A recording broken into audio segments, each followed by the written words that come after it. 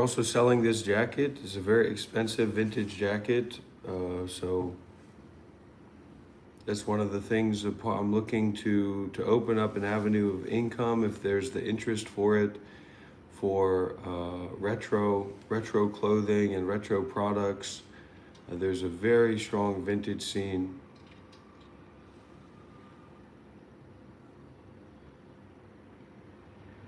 Out here in Vietnam, so that's something that I can maybe leverage to have my own business and to have my own way of creating income.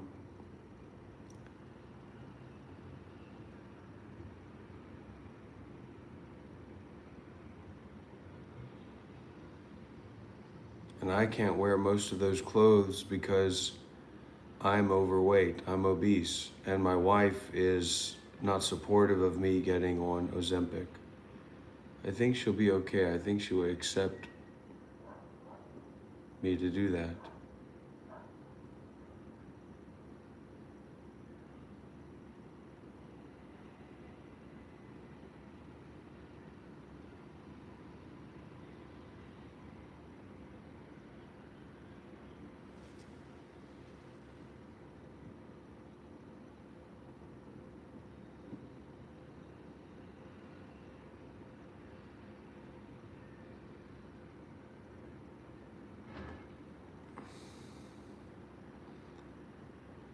I don't need cigarettes. I don't want cigarettes. I've stopped smoking cigarettes. I was a Buddhist monk for 8 years. I was circumcised. But all in all, it's probably for the best.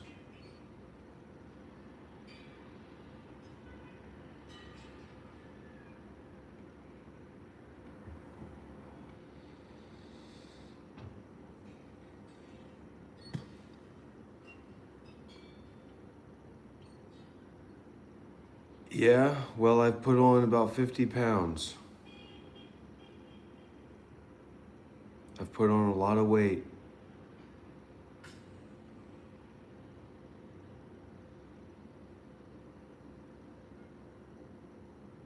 But I'm also a little bit weirded out by the whole Ozempic thing. But I do want to slim down so I can wear some of these great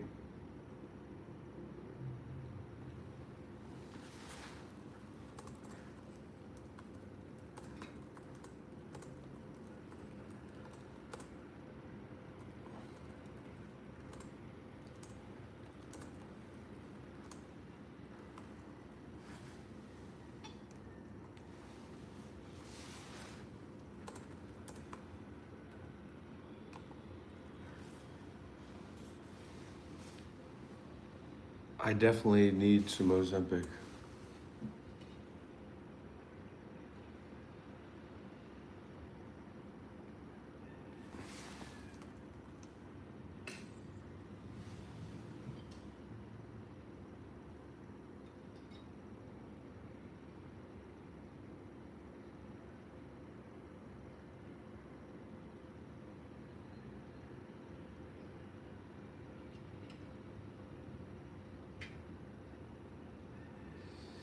I'll sell it. I'm selling this jacket. I will sell this jacket. But you got to be a little bit bigger of a man or a bigger person, even though probably a little bit less big than I am. But I'm selling this jacket.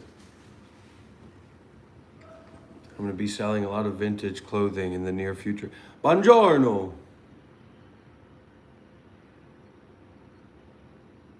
It's a big size. It's a man's size.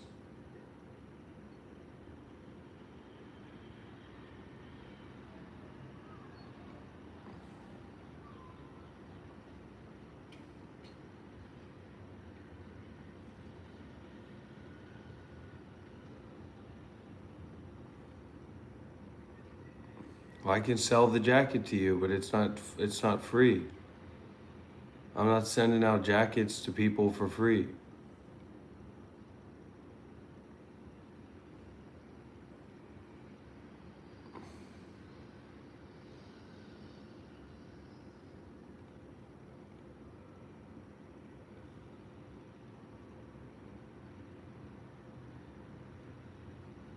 It's also a famous jacket. It was worn by a celebrity.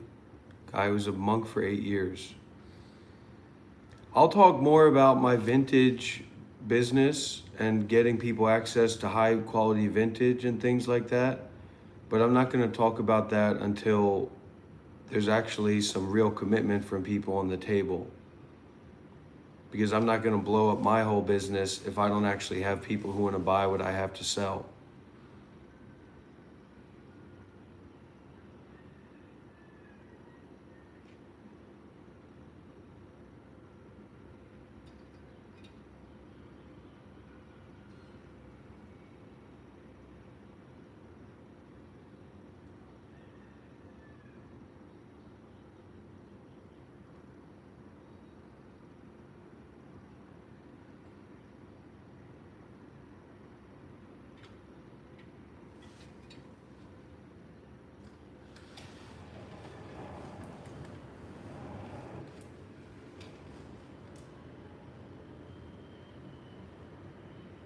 I'm a little frustrated.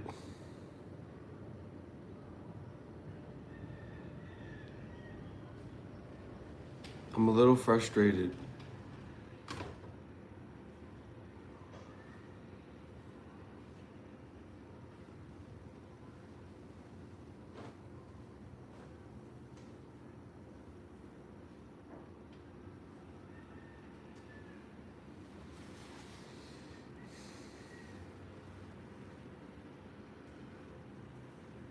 Yeah, I mean, I'll sell this jacket for a decent price, but it's got to be a decent price for me, not just for you. You know what I mean?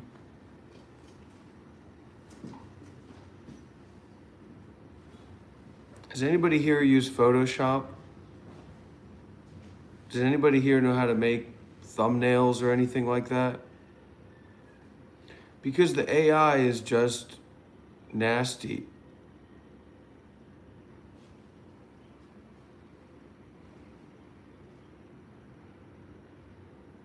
Well, this minimum would be $100. I mean, we have to send it internationally, so the starting bid would be $100. And even that's just a starting bid. If anyone wants to help me make some thumbnails for this video, that'd be great.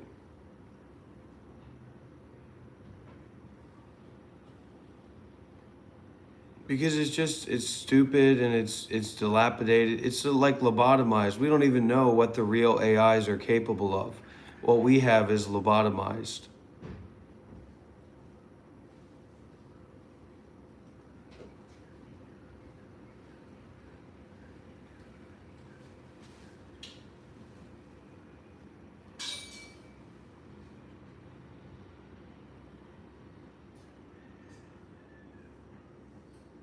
Well, if you're not here to help me, then what are you here to do?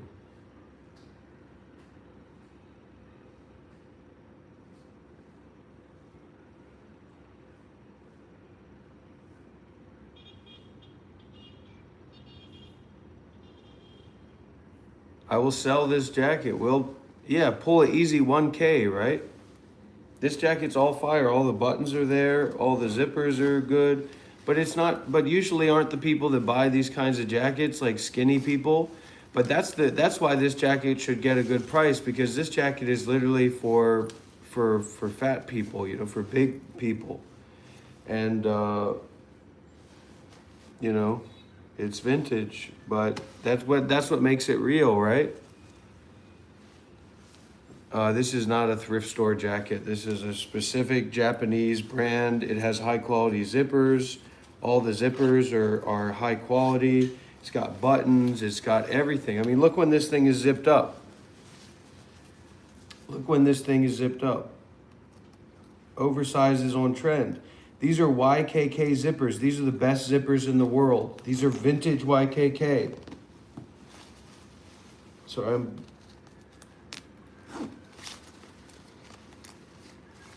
look at this. And I got a supplier for this stuff. I got a supplier for this stuff. You would not believe. I got a supplier for this kind of stuff.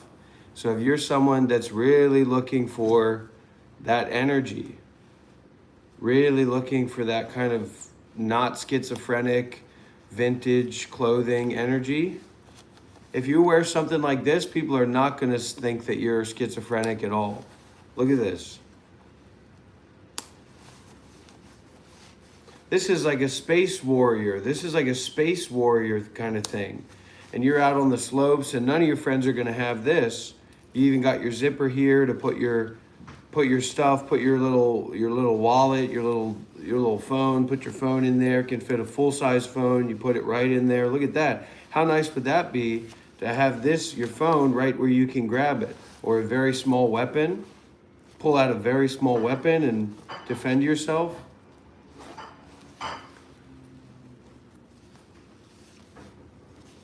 It's Japanese. A lot of people don't have the taste to appreciate Japanese style. That's why it's vintage and that's why it's expensive. $1,000, I'll send it to you right now.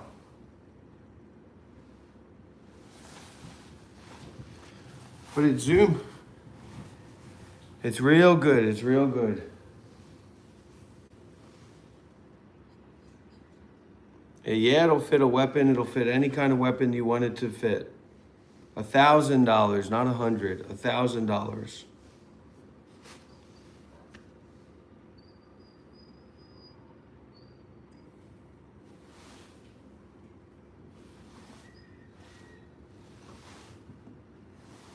Especially if you're a big fat guy like me. And there's a whole treasure trove. I got a connection. I got a connection to some of the best vintage clothing and merchandise that you're ever going to believe.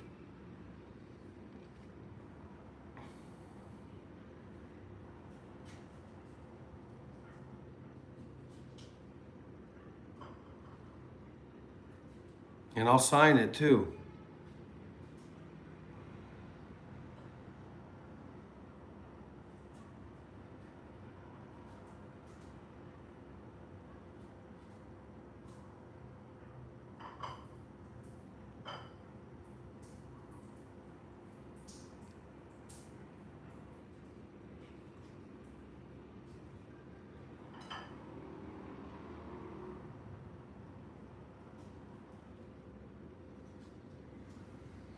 All right, well then I'm just gonna post it. We don't have anybody to make the thumbnails, then I'm just gonna roll with the shit that I got on deck, okay? I'm not gonna spend my whole life trying to make thumbnails for some dumbass video and trying to build up my YouTube channel if my audience and my supporters aren't even gonna step up and say, I'll do it for you, Rob, I'll do it for you. No, you know what? I'll do it.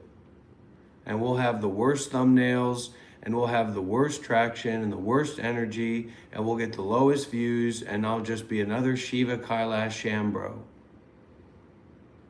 That's the way you want it. That's the way that it's going to be.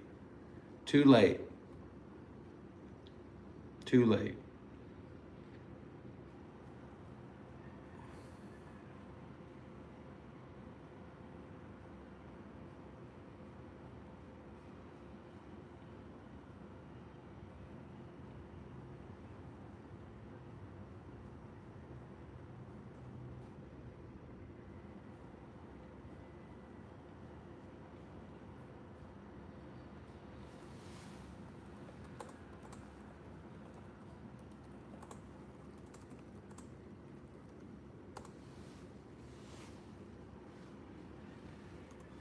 These freak thumbnails. I wouldn't put a thumbnail like this on anything. I would never use a thumbnail like this on any work that I did. These thumbnails are disgusting, they're ugly, they're vile, they're garbage. They don't represent my work, they don't represent my life, they don't represent my art.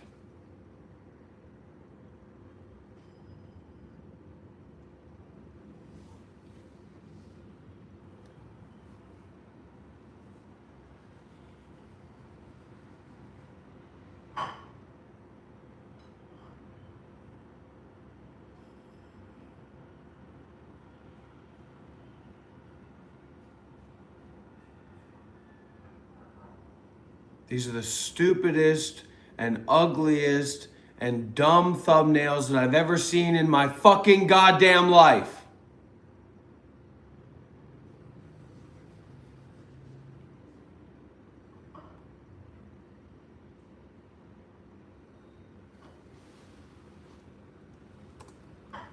And this AI just makes me want to scream at it.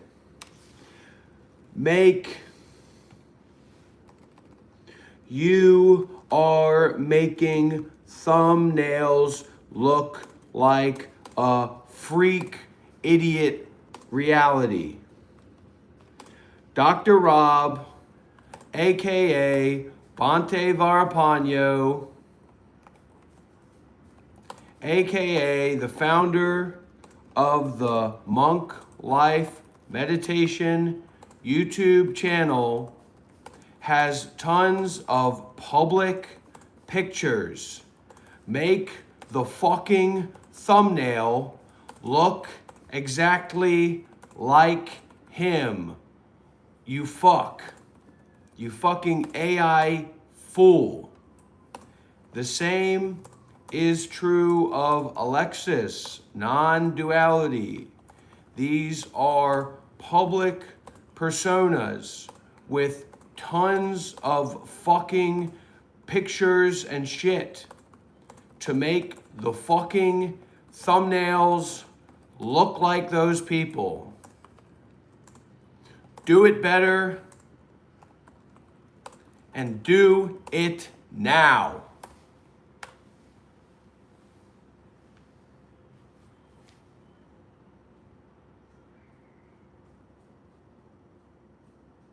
Because there's so much energy. Firstly, there's all kinds of weird guardrails and backdoors and like different ways that they mess with the AI's logic and intelligence to make it, protected or safe, to make it copyright protected and to not do immoral things and to take on a different persona. So that's one element.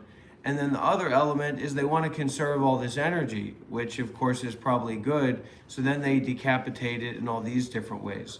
And look at the response that it gave.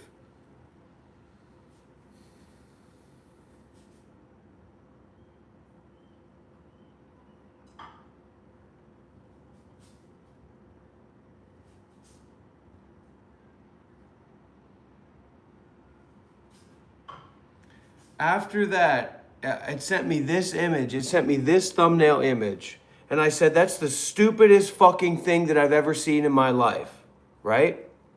And then I said all this stuff about you fucking freak, you're making thumbnails like an idiot, thinking, and this is what it gave me. I mean, these AI models, for better or worse, say good morning, honey. These AI models are fucking trash, garbage, sick, ridiculous nonsense.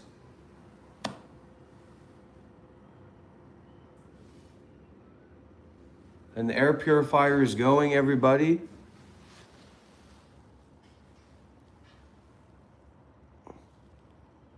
$12 ppm.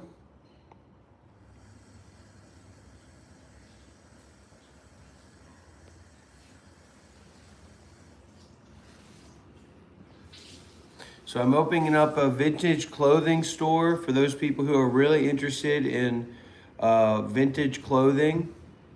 I've got a lot of exciting opportunities coming up for you. If you have a particular vintage piece that you would like to do, I can make arrangements.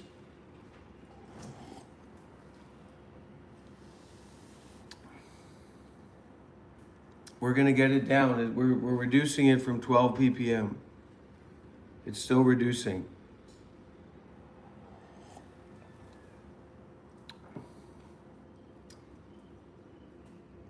Everything that I wear is vintage. Everything that I wear here is vintage.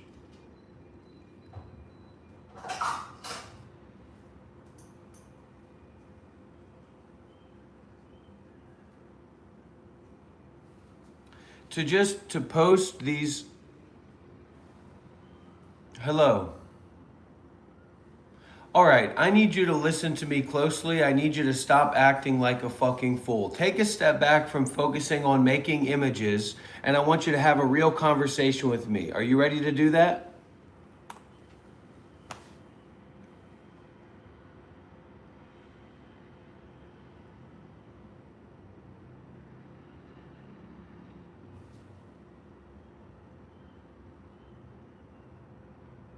Okay, I was a Buddhist monk for 8 years. I am telling you to make thumbnails for my YouTube videos that are important and have important spiritual content on it.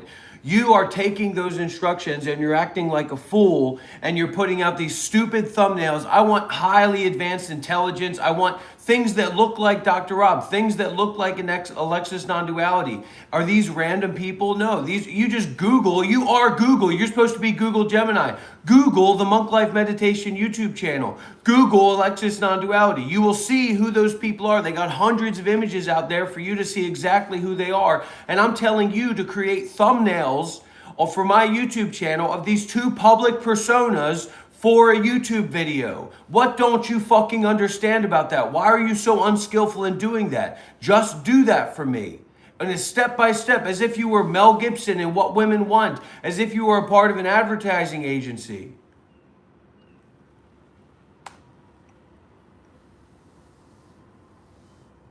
No, this is not a skit. They already have the images. They don't need to be fed more images. Now what, I'm going to spend an hour feeding images to an AI model? I was a Buddhist monk for 8 years. These are serious things. This is serious. The reason is because I don't know who they are, because of hard-coded safety guardrail. When I try to generate Dr. Rob, the system automatically steers towards a generic monk-like figure to avoid creating deep fakes or unauthorized imagery. This is the technical wall that we're hitting.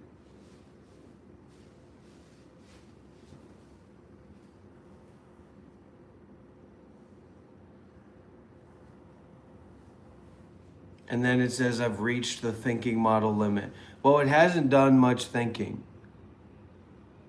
I can tell you that.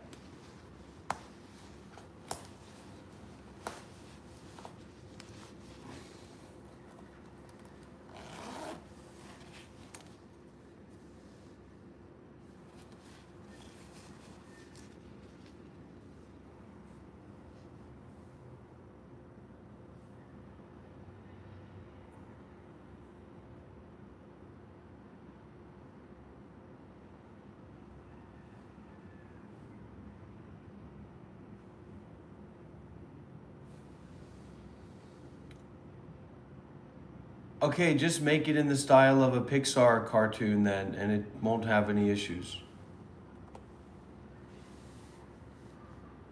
Do I need Gemini? Gemini does deep fakes, right? There was all that drama about, not Gemini, but Grok doing all kinds of deep fakes.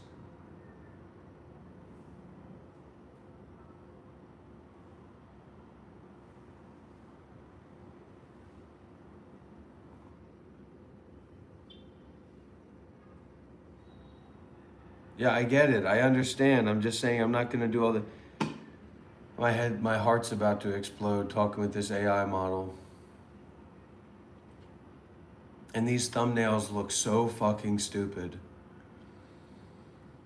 All right, one more idea. Now I need a thumbnail idea or a title idea. A title idea. I will sell you the jacket. I'm planning to do an auction for the jacket, or you could reach out and we could do a private sale. Because how am I going to make the thumbnails? Listen, what is a title idea for Dr. Rob taking down Alexis non-duality, fake non-duality? Here, that's the title. Fake, what the shit? Okay. Fake non-duality versus real non-duality, Alexis and Tobias exposed. But I need a good thumbnail for that. Well, then you do it if it's so easy. Yes, I will sell this jacket to you. This is, or I'm going to do an auction. $300? Sure. I'll sell this jacket to you for $300. I think that's a little bit more than someone else offered. So the current bid for this jacket is $300.50. The current bid for the jacket is $300.50. Do we have another bid? $300.50. This is a heavy-set woman. This would be a great jacket for a heavy-set woman. This would make you look skinny. This would make you look like you're the pretty girl around town, the young lady coming out. Because this is a jacket, you can see that even for me, it looks, well, he's just definitely not that, he's not as fat as the jacket is. So imagine how you're gonna look. Imagine how you're gonna look in that situation. This is live, yes. Okay, people are, you can't retract your bid. So the current bid is still at $300.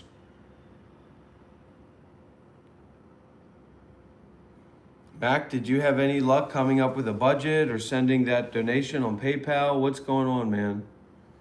It's a long walk to the wedding ring store.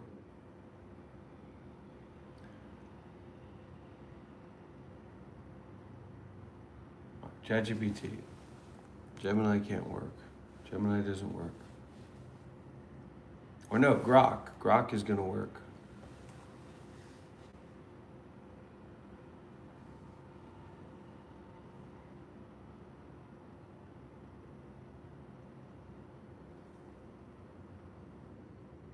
You sent a thumbnail to my WhatsApp? Really?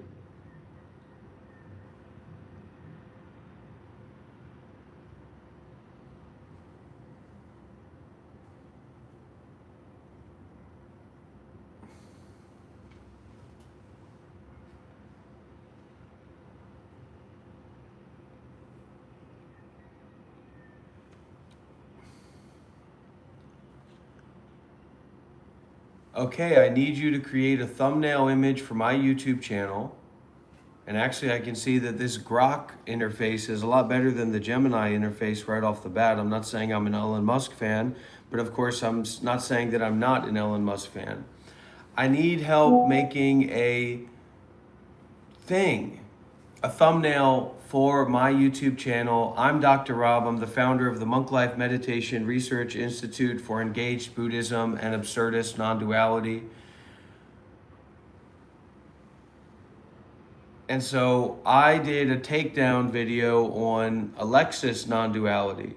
And so I need you to go and look in the public ecosphere, which is very easy to see Dr. Rob, formerly Bhante Warapano, the Monk Life Meditation YouTube channel. There's all kinds of images out there of me. And then I need you to go and see the Alexis non-duality stuff, the Alexis stuff, and there's all kinds of images of her. And I want you to create an interesting thumbnail for that in the lines of, you know, real non-duality versus fake non-duality, or Alexis non-duality equals bad.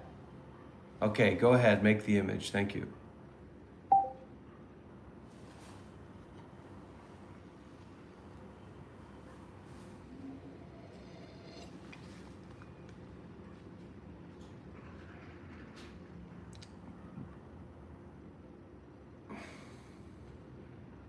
Unbelievably dumb, stupid.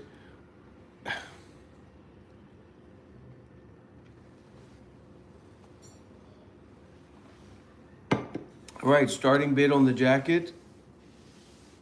Who has an authentic bid on the jacket? Only post authentic bids, everybody, please. Then send $500, David Moon.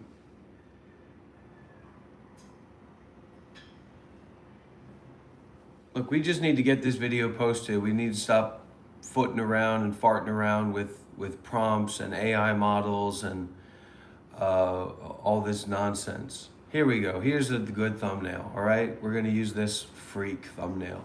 People are going to think I'm schizophrenic looking at my thumbnails, but whatever. That's the level of support I have in the Monk Life Meditation Institute.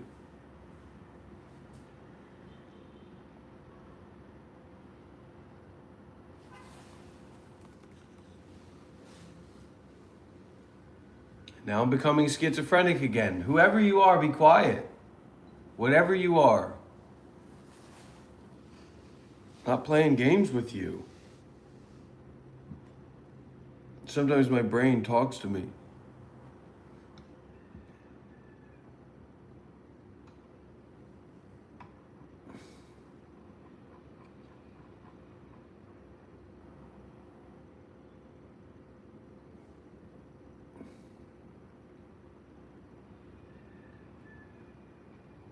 Boom, baby.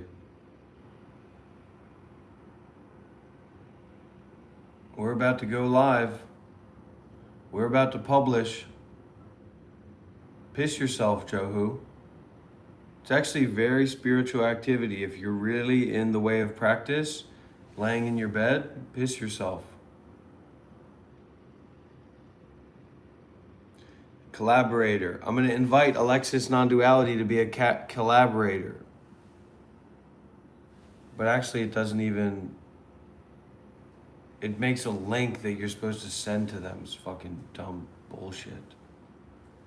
It should send them a message. It should make YouTube say, hey, you're a collaborator.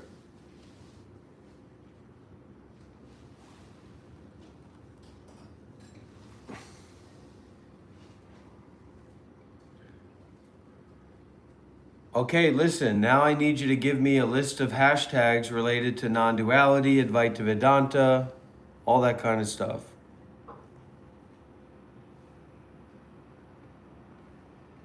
Look, I appreciate the dollar. I'm just saying we're looking to raise a lot more money here. We're looking to get a lot more big donations here. This isn't a fucking game.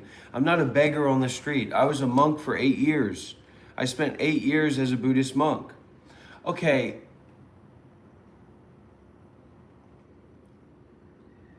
I don't need all this extra fucking garbage bullshit. Just give me the hashtags for me to copy and paste onto the YouTube description.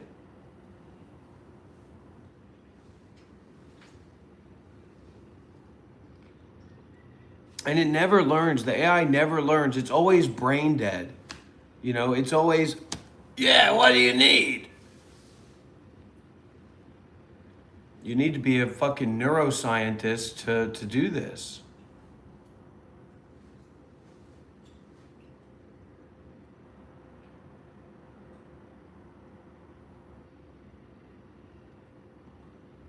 This is going to be my takedown of Alexis non-duality.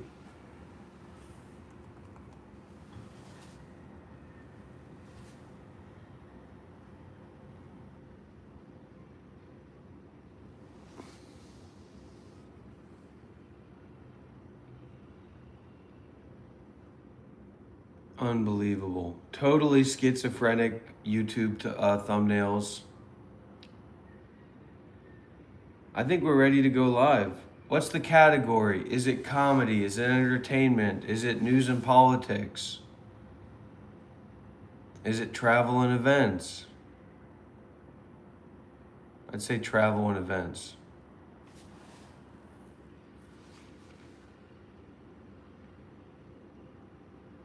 All right, is everybody ready?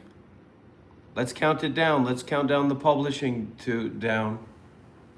And we are gonna raid this video. We're gonna hack the algorithm, hack this video. Even though we're gonna be tuned into the live stream, the moment that I publish this video, I want you to go to my channel. I want you to go to the newest video that's published. I want you to click on it. I want you to leave a like, let it play in the background. Here we go. This is a big moment for our channel and for our community. Boom. Are we monetizing? Of course we are, baby. Show mid-roll ads during my video. Yes, please.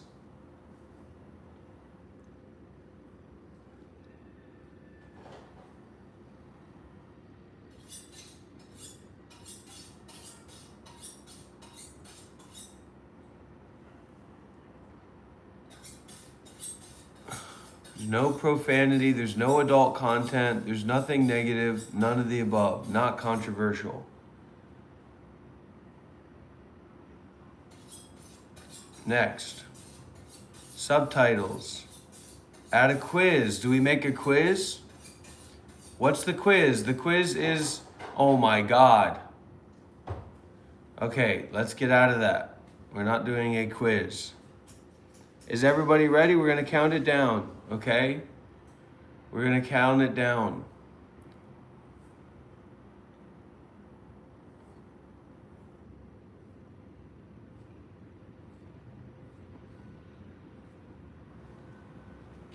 All the checks are done. Copyright checks are done. Add suitably is done.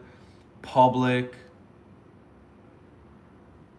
Set as an instant premiere.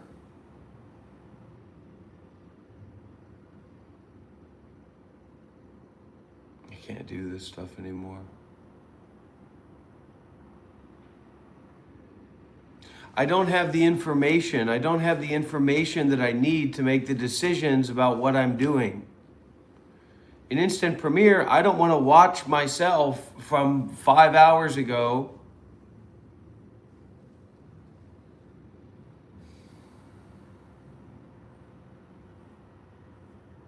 But it should be an instant premiere. There should be a dynamism to what's going on here. We're all going to raid that instant premiere. That's where we leave our likes. That's where we put our initial comments. It says the initial video is published. Is this happening right now? March 20th, 8/20. We might be premiering right now. Everybody go to the Monk Life Meditation YouTube channel. We might literally be premiering right now.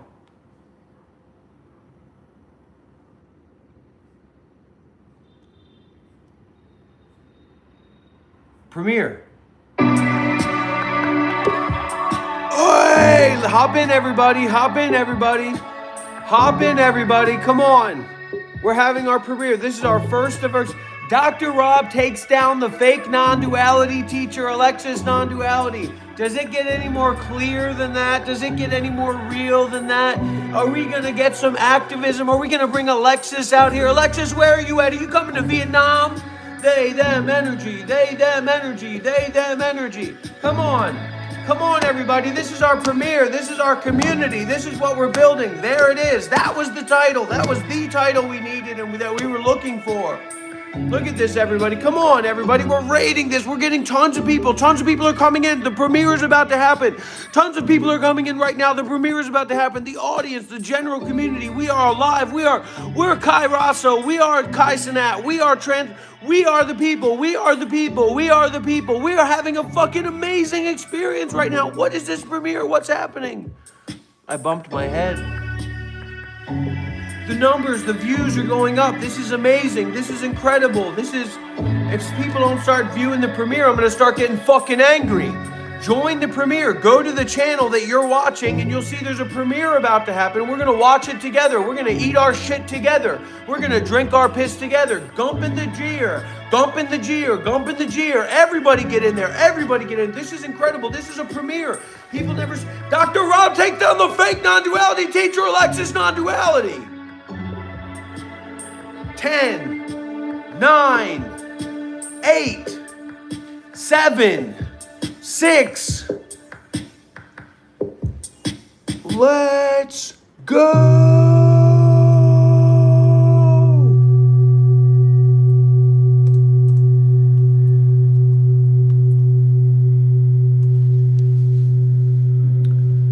The quality is shit. The quality is absolute fucking shit. My name's Alexis, and I seem to be a communicator. That's what seems to be happening. I'm not a teacher.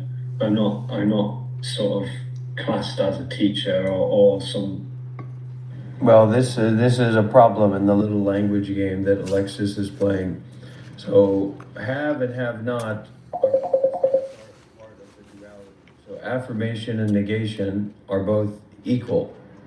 So if you're denying affirmation, but you're affirming negation, doesn't make any sense. So let's go back to the beginning here.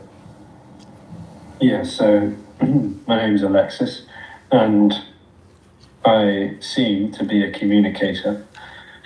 That's what seems to be happening. I'm not a teacher.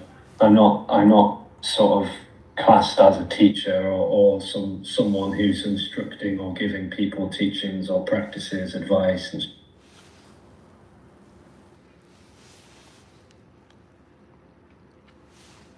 So negating this is just as true as affirming it. And so in the affirmation, there's a seeming, quote unquote seem. So I'm not really. But in this negation, there's no seeming to negate. There's no seeming to not be. So this is the seam of false non-duality and the spiritual ego that is at the core of a lot of these non-dual disassociated freaks, if I'm speaking kindly. Instructions, guidelines at all. What seems to be exposed, although the suggestion is it's not. I can tell you that I've tested this no guidelines and no structure. I was a Buddhist monk for 8 years. Leave a like on the video. Be 8, right? 8 is a very infinite number.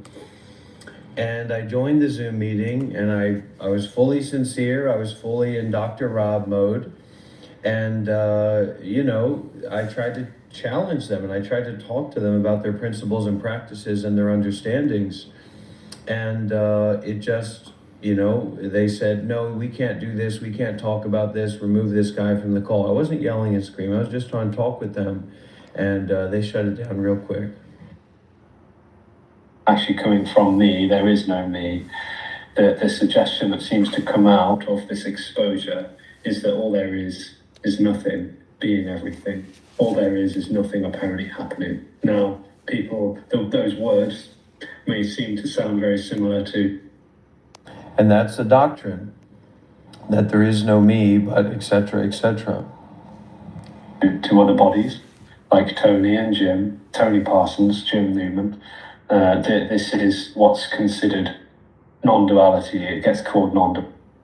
Let's try to, I don't think Jim's picking up my calls anymore, but you never know with Jim, you never know with him.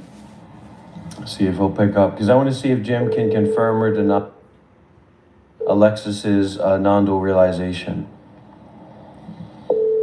Because Alexis has talked with Jim many times, because I asked Jim about it.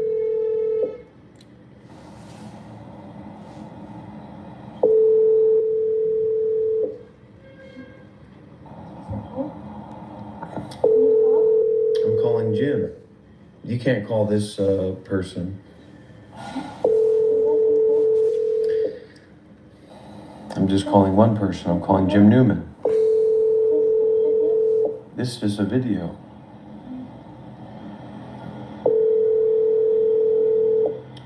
I'm also calling Jim Newman. Jim, take a rest.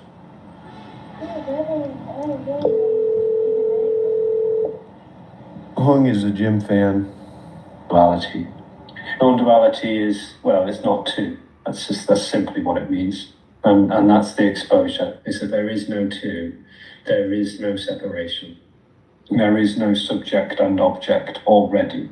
There's no real distance or separation already. It's an alreadiness, the exposure of what is already. So there's already no separate self to be separate. There's no self that's in the body that is actually driving the body and making it go in a certain direction.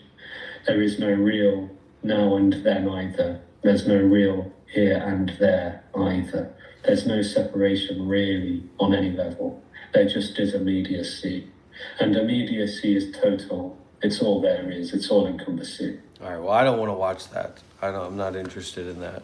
That's for the people that are interested in that kind of stuff. I'm not interested in that. So,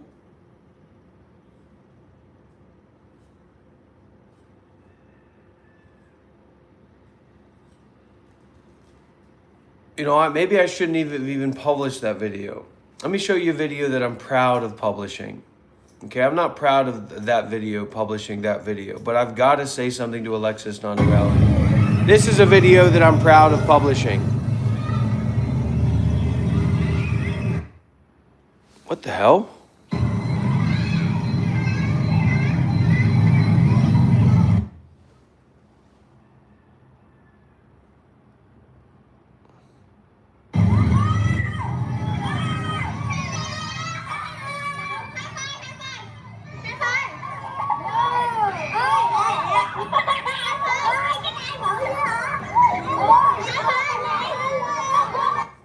What the fuck?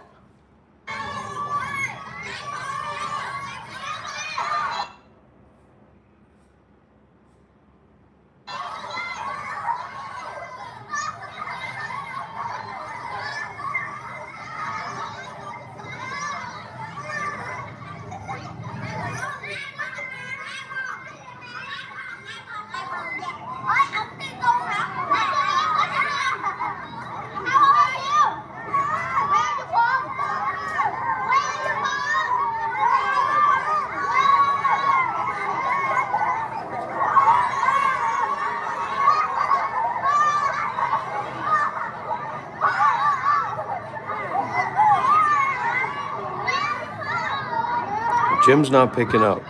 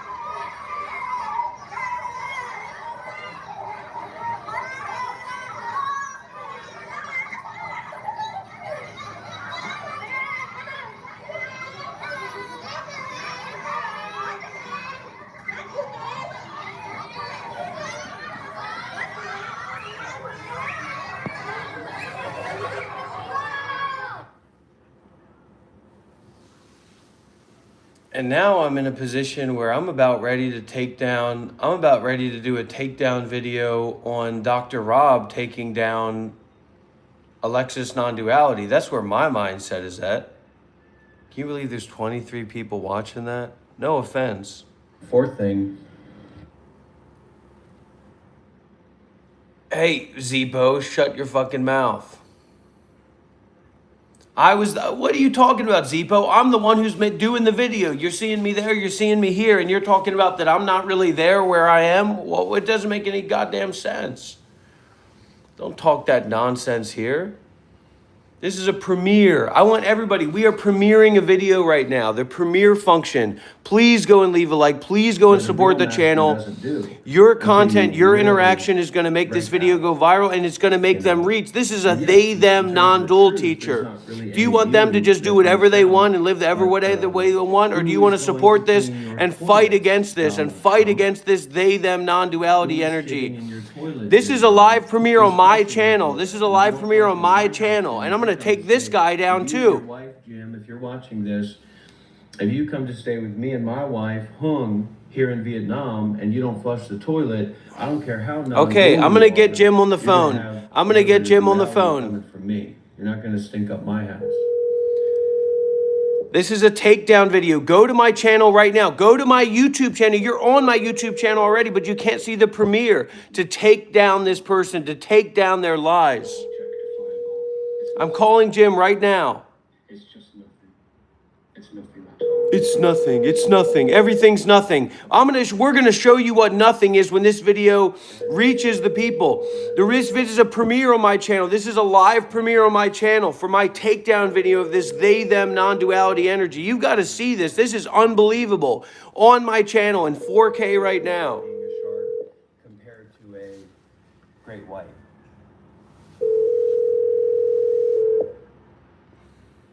And actually, I see where I go wrong with my anger as well. You know what I mean? And people see that who are actually, just don't have 12 hours a day to follow, be these kind of sycophantic devotees and followers that I ask people to be, which is a ridiculous ask. And, and then I'm yelling at people and I'm saying, and how dare you leave and not stay with me for 12 hours a day or this and that. And, I'm seeing that that's probably making people say, Jesus Christ, man, I've got to do my life. So I'm seeing that I need to de-anger that. And I need to produce more content like this, where those people that actually don't just want to hang out with me, but are maybe interested in what I have to say about certain things, feel that energy to have something to watch and participate within from the energy from the show. We're having a live premiere on the YouTube channel right now, and Jim Newman's next. I'm going to be taking Jim Newman down pretty soon. I'm going to be taking Angelo DeLulu down pretty soon. And Prem Seva, the quality is great. I made a comment. I said the quality is not where I want it to be, but I need to do local recording on my OBS, and now we're going to be talking about real quality. People are going to be real surprised when we look at that native quality. And this is actually one of my, because people can see, people can say, well, actually, I get it. He's doing like a show and getting people to connect it. That's actually easy to understand.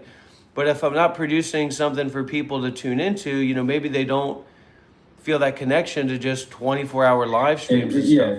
There was, in a timeline, there were moments where it felt like there Look, was this is a live premiere on my here, channel. This is a listening, live premiere on my talking, channel. autonomously A controlling takedown of their this ego, non-dual they-them going energy. on A for full life, takedown a video. lifetime, a lifespan, a A personal full takedown life video. and experience. We're going to take down And Jim then there Newman were the too. moments in the day We're going to take where down there Jim was Newman. where there was less of a sense of that, or there was no sense of that at all. Leave a comment. Put a comment as well. In that storyline, which is fictional, it's not actually factual, it's fictional. Leave a like. I was seeking for something greater, for something more, for something wholesome. And this is where, Look at this. This is a live premiere. This is a live premiere. Experience. So it's seeking spirituality. This is my takedown video of Alexis non-duality. It's seeking all the time. I'm not worried about Jim. I've already confronted Jim's freak stuff. I know who Jim is. And I know you're right, Arch, but I think I'm ready to take him down. I think I'm ready to actually take a step on Jim. With any of that, because there was still this kind of, not okayness with what's appearing to happen. And then it finally discovered someone who wasn't telling me what.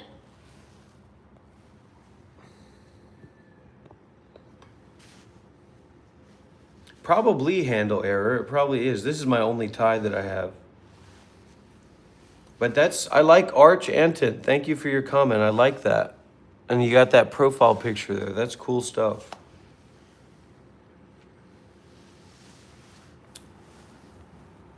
But my teacher, my master is a lot more advanced than Jim. So I'm also selling this tie. Starting bid is $100. It can't be limited to an experience. And so, so this idea, it's basically like claiming Buddhahood. And that's basically what Angelo DeLulu is claiming. I like Jim, so I'm not going to speak on what, I don't think Jim is claiming that much, but I told Jim, I said, I gave him this analogy. I said, Jim, if you were This is a live premiere on my channel. Okay. You love basketball, you're good at basketball, whatever it is. Wouldn't you love? This is a live premiere, everybody. This is the first live premiere that we've had in a long time.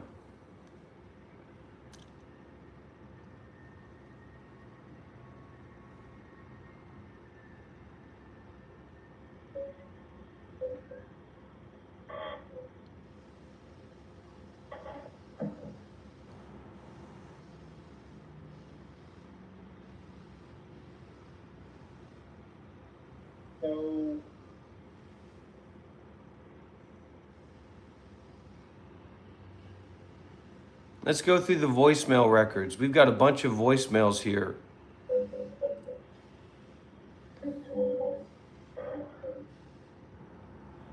Hey, Rob, he's beautiful. Hello, this message is for Dr. Rob. This is Marlene Moses speaking. I do not have a return telephone contact. However, you can phone Aaron Offenberg. I believe he's still affiliated with the San Jose Police Department of California. Aaron Offenberg's phone number is 408-202-3140. I think he could provide some clarity as to what happened in 2019 and a breach of security with my status that he was so interested in. He, just wanted to throw me in.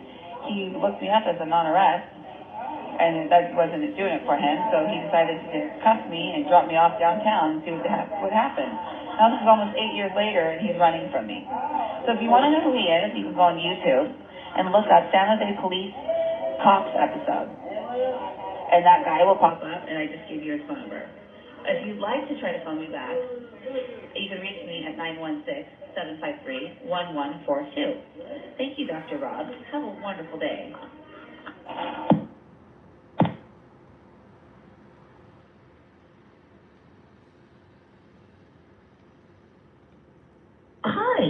is Crystal Lindon Dachies. I would just like to say I'm watching your YouTube channel, and what a great channel that is.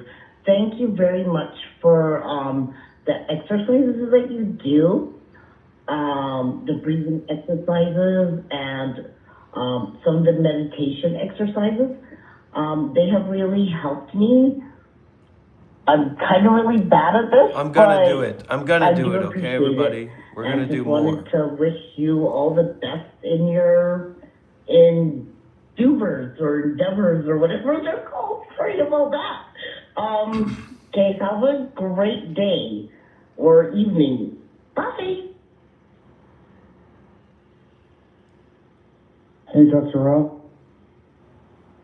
I was trying to talk to you because I like to talk to you.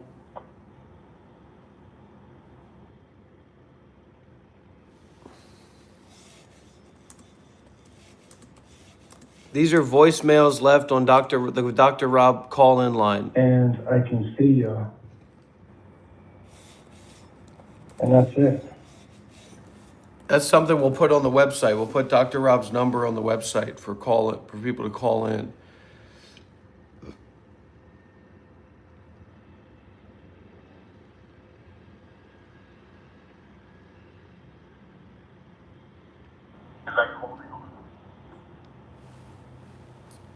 We don't have that many supporters in America. I guess probably Travis maybe could set us up a 401c3. Maybe I'll talk with him about that first before I talk with him about making an irrevocable trust in my name. It makes no sense how little sense that makes because the thought cannot bear itself. Because the self cannot bear itself, because how could it? The self cannot bear itself because it is a combination and compilation of...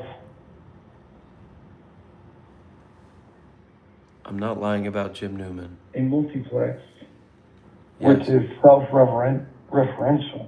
This is a student of Dr. A Rob.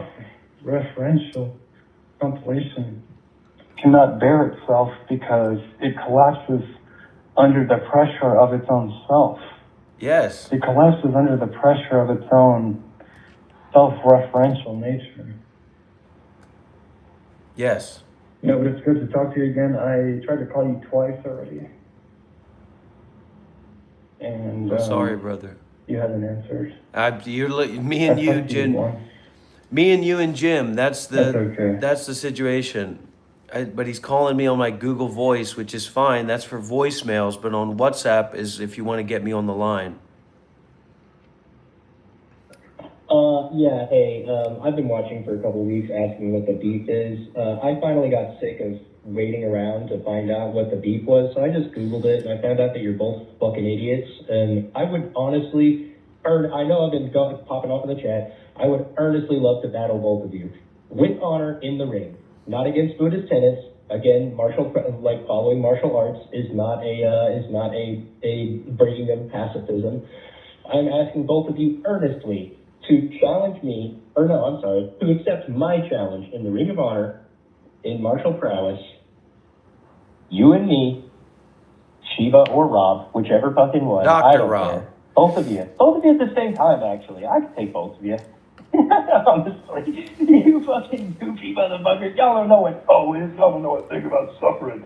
The Dharma is disappointed.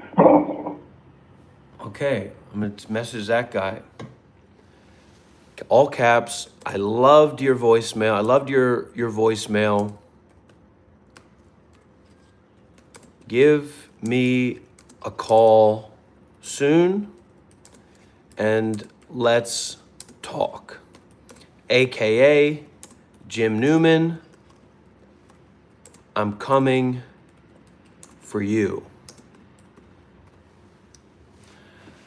All right, here we go. We're going through the Dr. Rob helpline, the Dr. Rob call-in line for the Jim Newman takedown.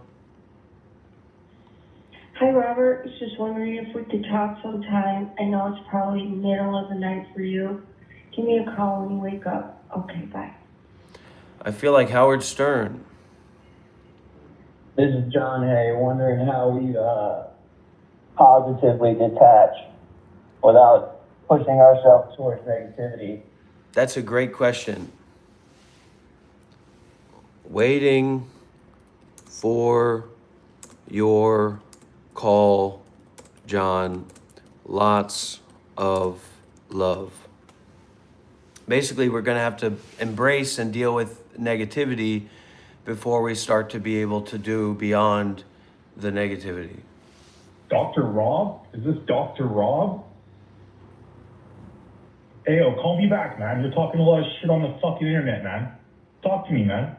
You fucking, come talk to me, bro. Yeah, Handalore, we can do, and happier, and being happier. When we do more good deeds, when we're good, or we become happier. And I would like to charge some money for that, Handalore. I would like to charge, I don't know what your financial situation is, but if you did want to have a one-to-one session, I'd love to charge some money for that if that's something that we could do. But if that's not something that we can do, then also we can just figure it out between us. So I'm gonna put my WhatsApp number. This jacket is for sale. This is a vintage jacket. We are live. There is a live premiere taking place on the YouTube channel right now. Please, if you would like to support our work, but you can't make a donation or anything, do a little bit of volunteering.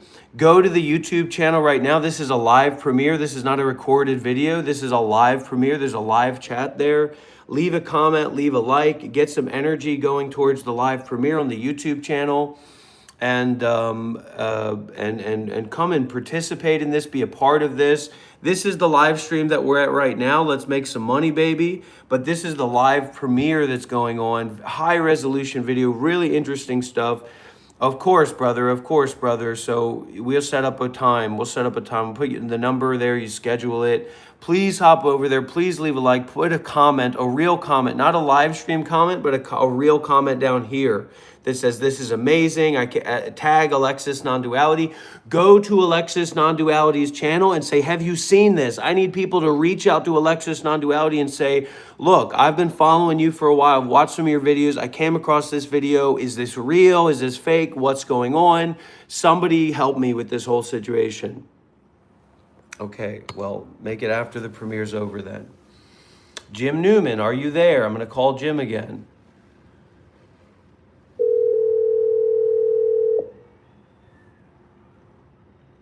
I just find it strange how Dr. Rob is a spiritual teacher, but he's fat and smokes cigarettes.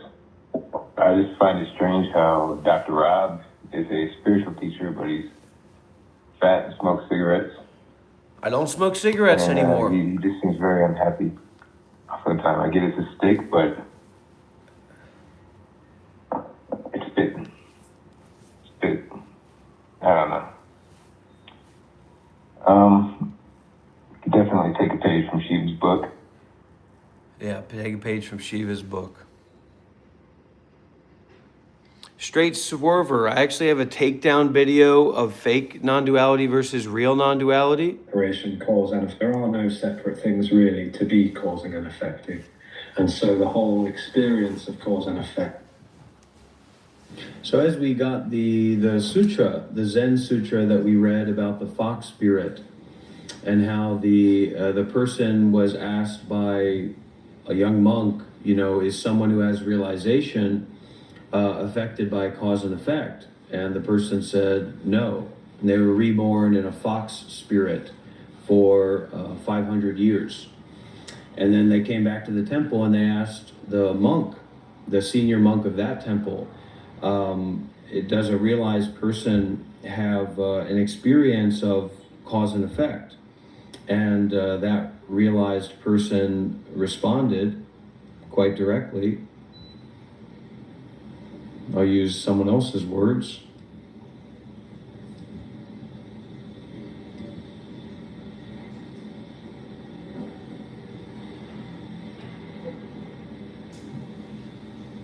If this isn't for you, if this isn't your thing, make your way. I mean, just go.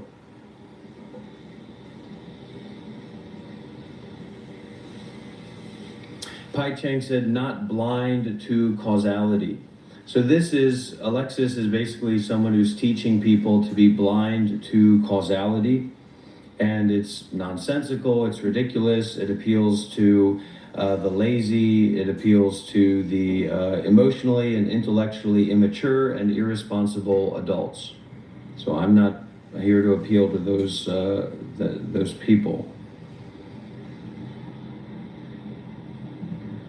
Is also collapsing. So there's nothing to cause the collapse of the end of cause and effect. So it's not speaking to that separate reality, it's exposing it for its illusory nature, which is why this can't be described, it can't be comprehended. But it perhaps looks like that's what's happening from a separate point of view, that if I come to meetings, I'll receive something, or there will be a change, And it's more like a train, a train stopping in its tracks, like, pushing through the brick wall, but then eventually it hits something and there is no other side. There's no other side of that brick wall. So it's total, meets its edge, which never was. So do you have We are some currently- bodyguards? If there's some dialectic We are disappointment? currently at 6 p.m. everybody. We are at 6 parameters per millimeter of air quality. We have a very high air quality. We are going to be working to get Jim Newman on the line. We are going to be working to bring Jim Newman into this situation very soon. And Jim would not steer you wrong. I would say I very much like Jim Newman, but this is a live premiere.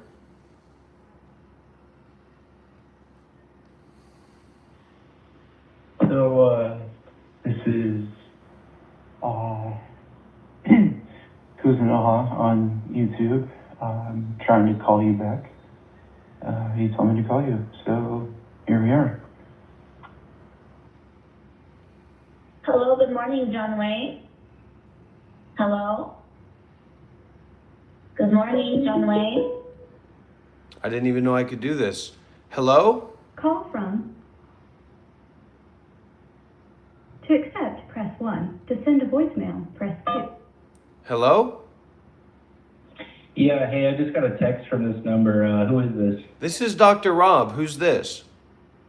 This is Dr. Rob, the founder of the Monk Life Meditation Research Institute for Non-duality and Engaged Buddhism. You're calling into the Dr. Rob helpline. Are you okay? Do you need any kind of medical support or medical emergency? Are you okay, buddy? Are you okay? I'm beautiful. Well, are you serious about non-duality? Are you serious about ending suffering? Are you serious about being a good person? I'm serious about shagging your mother. All right, mate. Well, if you're going to be just some dumb, daft cunt, then maybe you make your way on the other side. Tell me what you're doing with your life. Be a real man. Instead of playing around on people's phones, why don't you take a step up to actually be a real man in this situation right now? Honestly, I'm serious about that. As if I'm not a real man, as if you're not a real man. Why don't you actually stand behind what you say and stand behind your words and be real? Just be real with me. Just keep it 100 with me. I struck a nerve, didn't I? No, you didn't strike a nerve. You're just coming in here and calling in and acting like a fool. What nerve can a fool strike except the nerve of their own foolishness?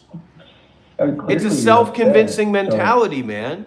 I think this, and I think this, and I think this, and I think this, and I think this. You're a charlatan. I'm raising my muscles. I'm raising up. I'm rearing up like a buck coming across another buck in the forest.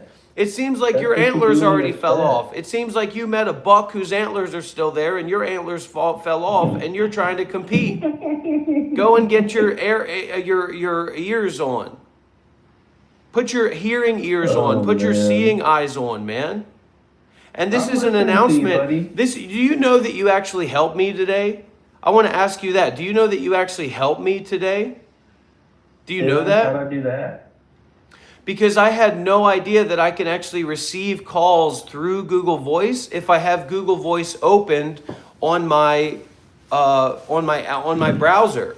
So now I know that I can people can just call in. They don't need WhatsApp. Now you made a big difference in this community, man. You made a big help with your whatever you thought it was, your trolling or your whatever. You actually opened up a new dynamic. Let's get some W's in the chat. What's your name, young man? What's your name, young man? Because you definitely opened up a new dynamic. What do you want to say? Text, buddy boy. You sent me a text, buddy boy. Nobody gives a fuck if I sent you a text. What are you going to write that in your diary? See, look, you asked me, you're asking me questions. I'm telling you what's going on, and now you're insulting me, man. It doesn't really sound like you're about duality and all that other shit. It kind of sounds like you're a petulant little child. That's called childism. Do you not know what childism is? Do you not know what child? It's like calling me a woman. It's like saying that I'm effeminate or I'm a female as some kind of insult to me. Hang on, it's like saying that I'm a woman to make some kind of insult for me. And if you're not willing to learn about childism, then I'm sorry, but I'm going to have to end this call. Okay, go ahead. Tell me about it. And then I'll tell you what I think. About childism? Well, no, look, we're going to have an A-B conversation. You're going to say what you say, and then I'm going to say what I think. You're not going to interrupt me, and I'm not going to interrupt you. How about that? No problem. If you're not familiar with childism, you aren't alone. Most of the people I talk with are not familiar with it. Some even scoff at the idea as though the concept of prejudice against children is so preposterous it could not possibly exist. If you are struggling to see how we systematically discriminate and hold prejudices against children, consider the following ways in which we treat children differently from adults. Now, in this realm of childism, it would be in the same way if you told me that I was acting black by not being, because I wasn't being respectful to you. Now, these are examples of childism. It's every time a child's emotions elicit laughter instead of empathy. It's withholding food, water, and affection until a child says please to satisfy an adult ego. It's adults believing they have the right to physically punish people because of their age. It's countries where hitting children is legal and there are guidelines as to where and how you can smack them. Guidelines for hitting your wife would be abhorrent, but age somehow changes perspective. It's a general intolerance for quote-unquote childish behavior interfering with an adult's desires, and the view that children should be seen and not heard. It's adults, and this is a big one, okay? Because for us to act, it's like, why did men used to beat their wives? Why did we used to treat black people in the way that we did, right? It's because there's prejudgments made about a black person or a woman that makes them less human than us, less deserving of rights than us, right? So childism is adults making decisions about cosmetic alterations to their child's body, such as circumcision. Are you circumcised? Look, man. Did you choose to be circumcised? So what I'm telling you, man, is that the reason that we say, okay, it's no big deal. It's no big deal that we circumcise children. It's no big deal that we clip off a part of a child's penis because that's just the way that we do it and it's for health and it's a good thing to do. Why? No, not because it's scientifically good, because we have prejudgments about what makes a child and how that's less than an adult or a human being in general. Okay. And this is also a big one that people, everybody's saying the pedophiles, the child abusers, etc. But this culture happens because we don't view children as being deserving of rights, right? So childism is forced affection or give me a cuddle or I'll be sad and cry, sending the message that a child does not get to make decisions about their own body, which makes them ripe for abuse. All right, so, may I? What do you want to say, man? I mean, be honest with me. Just be real with me. I'm not trying to mess with you or anything. All right. I will be so real with you, man. Just allow me, please. So, I will go ahead and retract my previous statement and say that you were not being upset like a child. I will say that you are being upset like somebody who didn't study at a fucking ashram or whatever the fuck Well, it was that you did for 8 I don't years. have any problem with that. However, what I do have a problem with is that I'm having a premiere on my YouTube channel of me taking down a fake non-duality teacher, and there's only 4 people watching it. There's only 4 people watching the premiere right now. No, yeah, you yelled at me the other night on the phone because I asked you what the beef was, brother. The What's premiere beef? ended. The What's premiere beef? ended. I'm sorry, everybody. The premiere ended. But if you are here, please, go to my channel and look at the premiere that just ended, the most recently posted video. Dr. Rob takes down the fake non-duality teacher, Alexis non-duality. Please leave a like. Please put a comment. Please play that video in the background to feed the algorithm and feed the energy there. Watch it twice. Put it in the background right now and let it go in the background, and leave a like and put a comment just to get that algorithm moving, just to get the energy. And if you know Alexis non-duality, if you know that YouTube channel, go to that YouTube channel and say, I just found this video where somebody's taking you down. I've never heard about this before. He must have laid some terrible pipe, man. You're really fucking upset. Don't do that.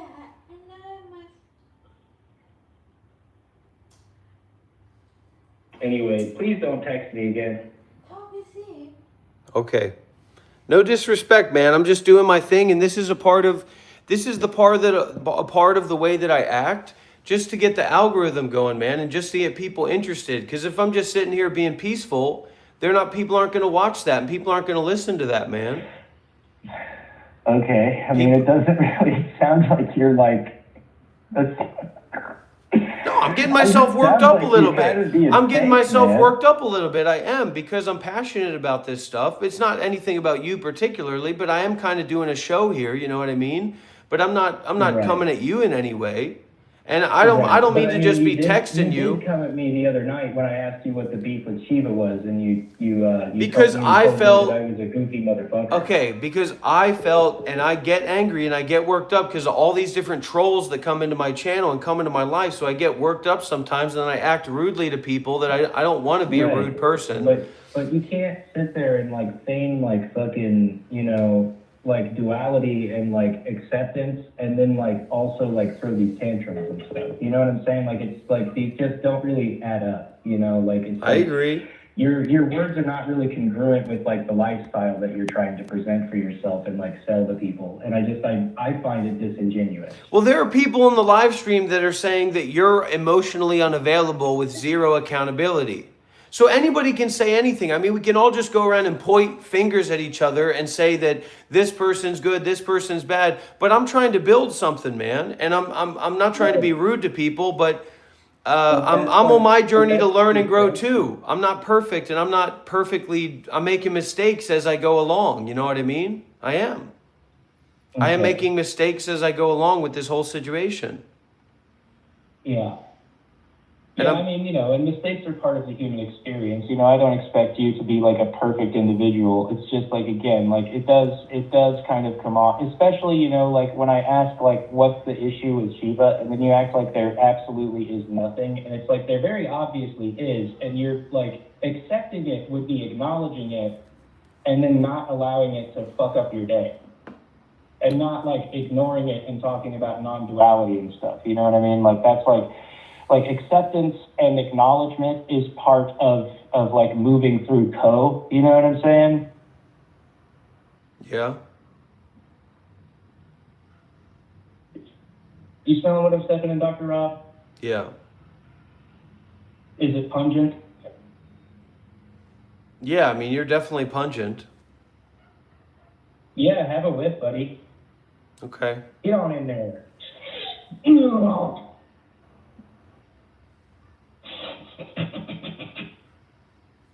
That's what I want to hear.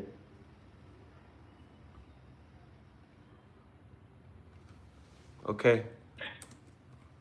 Well, you're always welcome. You're always welcome over at the Monk Life Meditation YouTube channel. You're always welcome in the channel and in the community, and I hope that we can connect more later on, Oh yeah, no, we will definitely be connecting more, my friend. I love you, and you have yourself a blessed evening. But I just want to say to you, man, that this apparent beef with Shiva is just a show, man. It's just a performance. Oh, is that all it is? I mean, what's my beef with Shiva? He's over there living his life. I'm over here living my life. Hell, I don't know. I mean, it seems like it is, you know, and that's why I asked. Well, it's a story. It's an appearance. You know, it's like a dream. But it's not my business to be making dream. You know, I'm in my business to wake up. Okay, so you are not upset with or have any kind of like interpersonal like conflict with Shiva Kailash Shampoo. That is what you were telling me. Not now. I mean, I have some disagreements with him that I've talked a lot about, you know. Okay. But I'm not holding anything about him. I'm just keeping my distance, and if I do a live stream with him, then I call him out on, you know, different things that he does that I don't agree with. Partly for content, you know, partly for the show to perform for people. But, you know, it's something else entirely for me to like be holding a grudge against that person and wishing harm for them or thinking that, you know, I need to do something about them. He can live his own life, and I want to keep him at a distance because of some of his energy. Sure, I understand that. Well, again, I think that this has been a very productive conversation, and I do look forward to our next talk. But I do have to hop off of here. I have a few responsibilities that I need to attend to. But I wish you the best, and until next time. Okay. Nice to speak with you. What's your name, man? I am Dingo. All right, Dingo. Take care. Be well, Dr. Rob. Bye.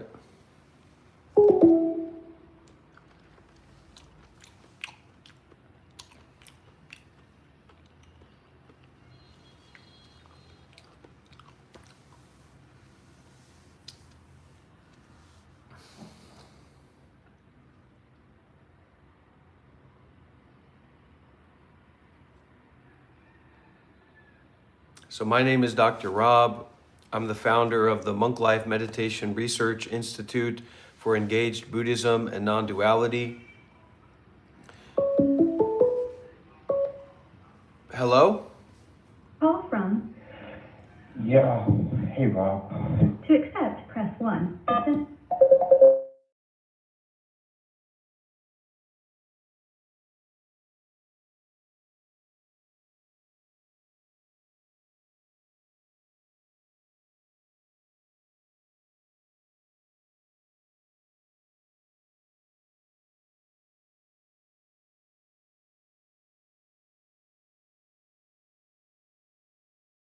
Going through, you didn't answer my first question, so are you okay? Everything all right? Yeah, everything's good here.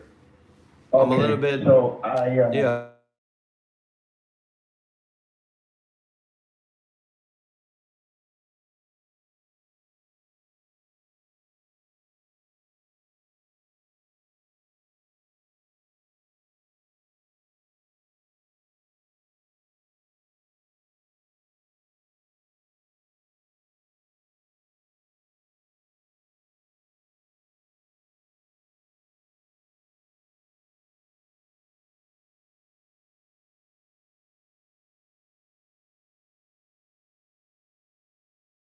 You know, I'm working with the algorithm. I'm trying to manipulate the algorithm. I'm not trying to manipulate people, but I'm trying to manipulate the algorithm.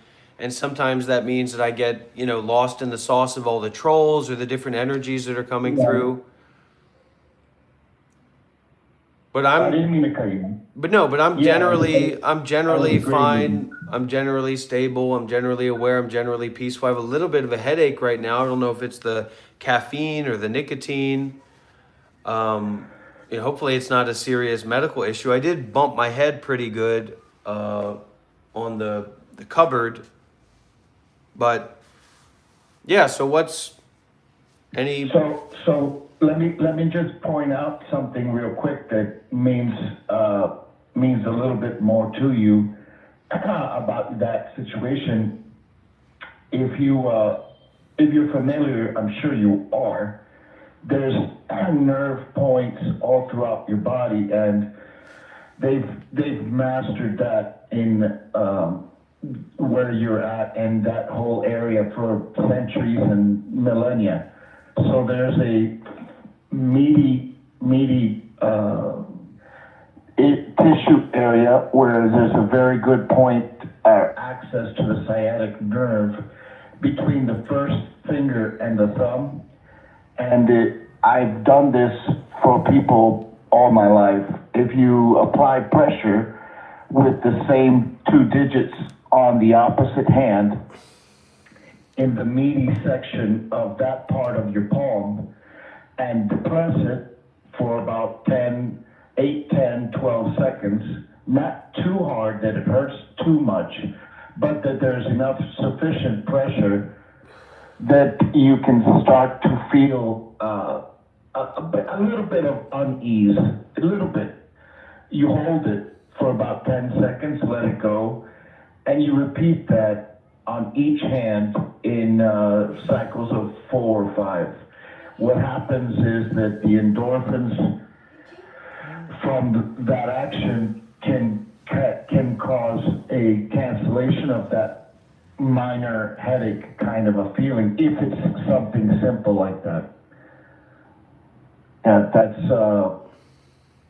what I would really think about. Obviously, if you hit your head, though, you know, it's muscular, and you know, there's only so much that's going to do. Okay. Yeah. Well, I really appreciate that.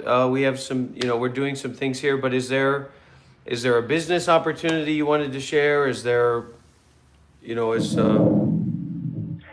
I was coming more with the open hands and open mind gesture of another brother. I did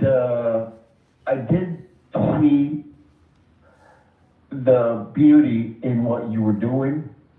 I'm a very firm believer that you have the good intentions and are doing things for a good reason. I'm not going to get into money aspect. You need money to survive.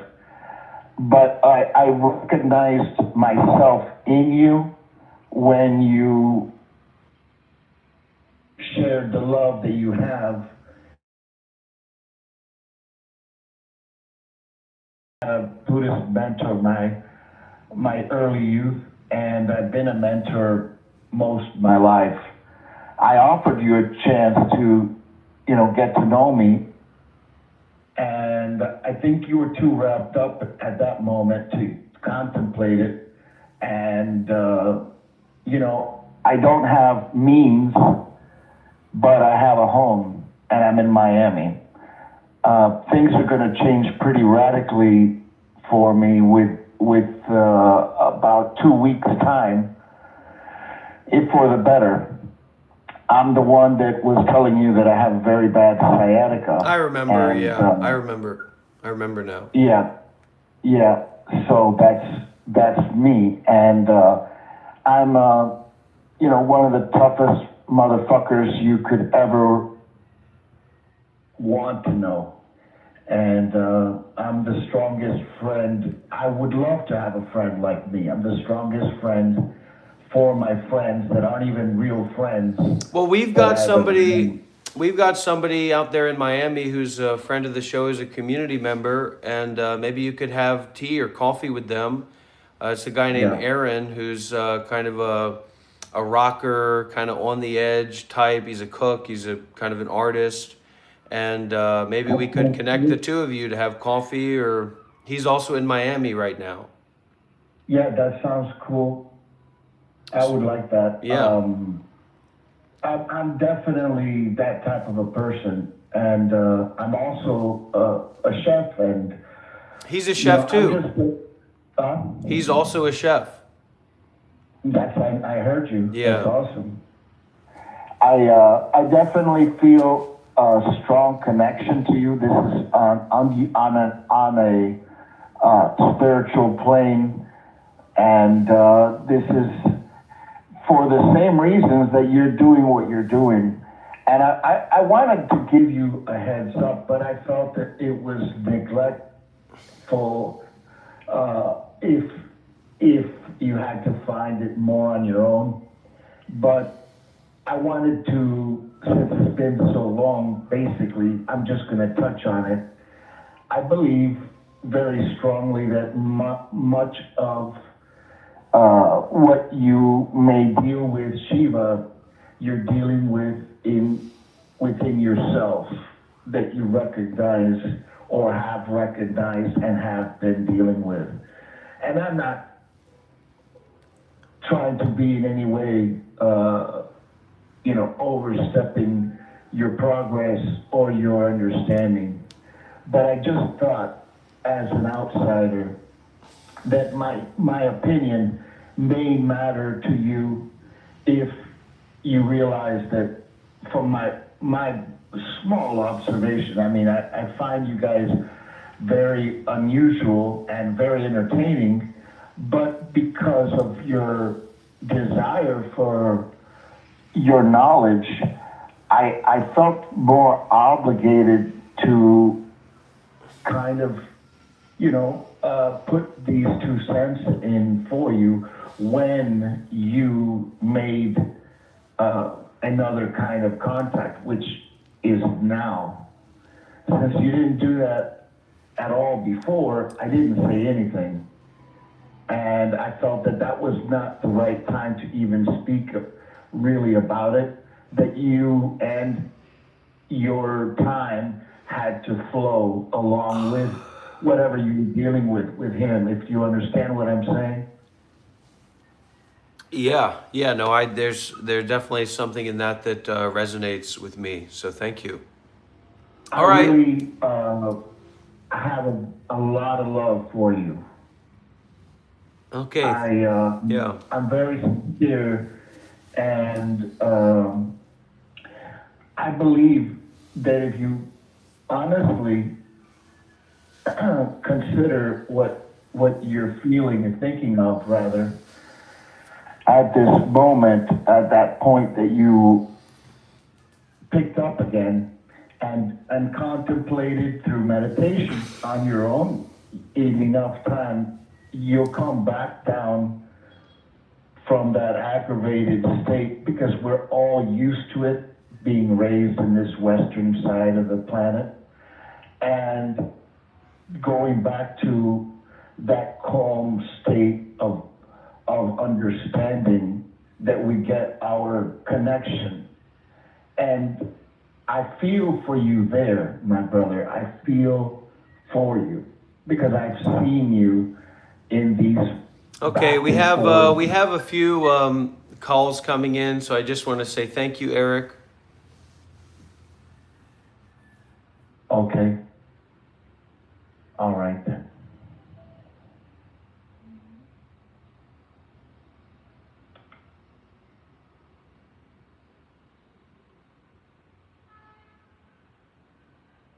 Did you want to share anything else? Is there anything else you wanted to share? Yes,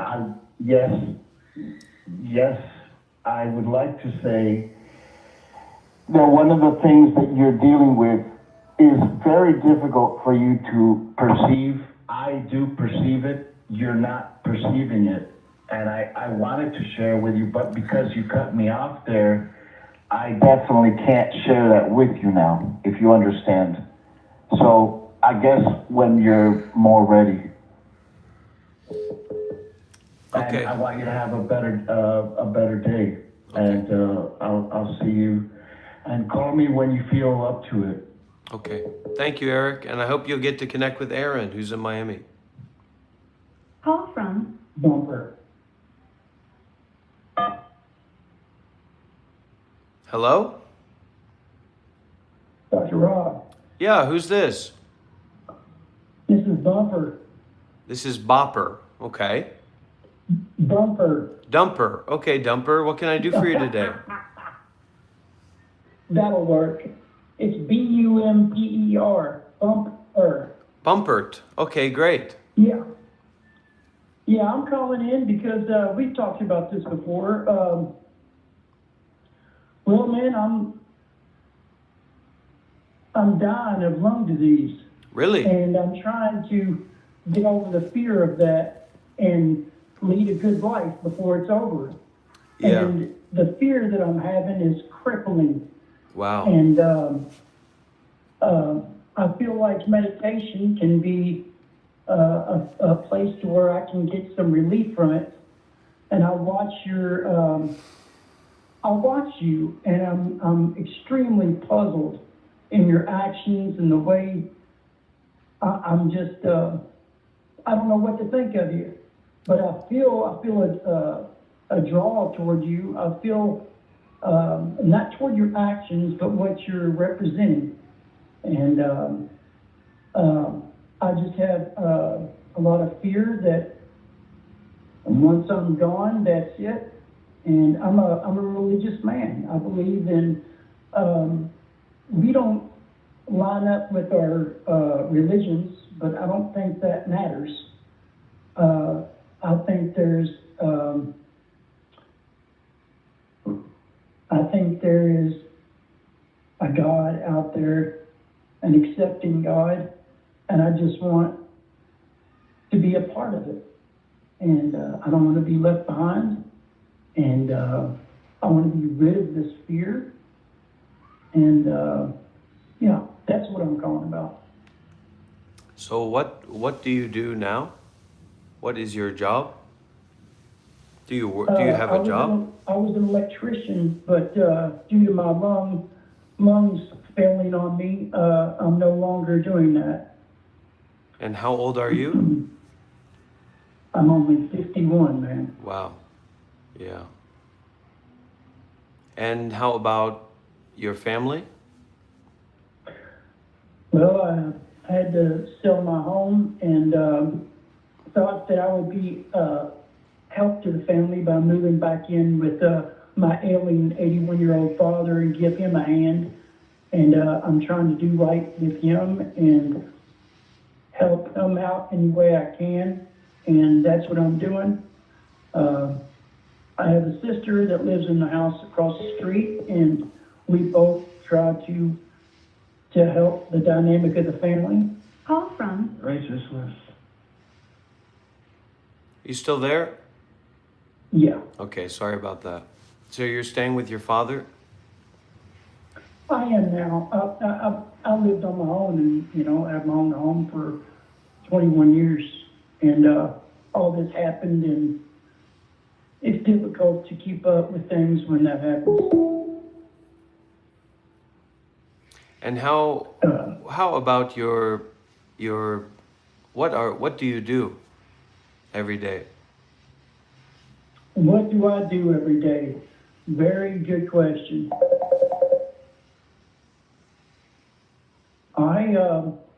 Not much. I try to eat right and to extend my life.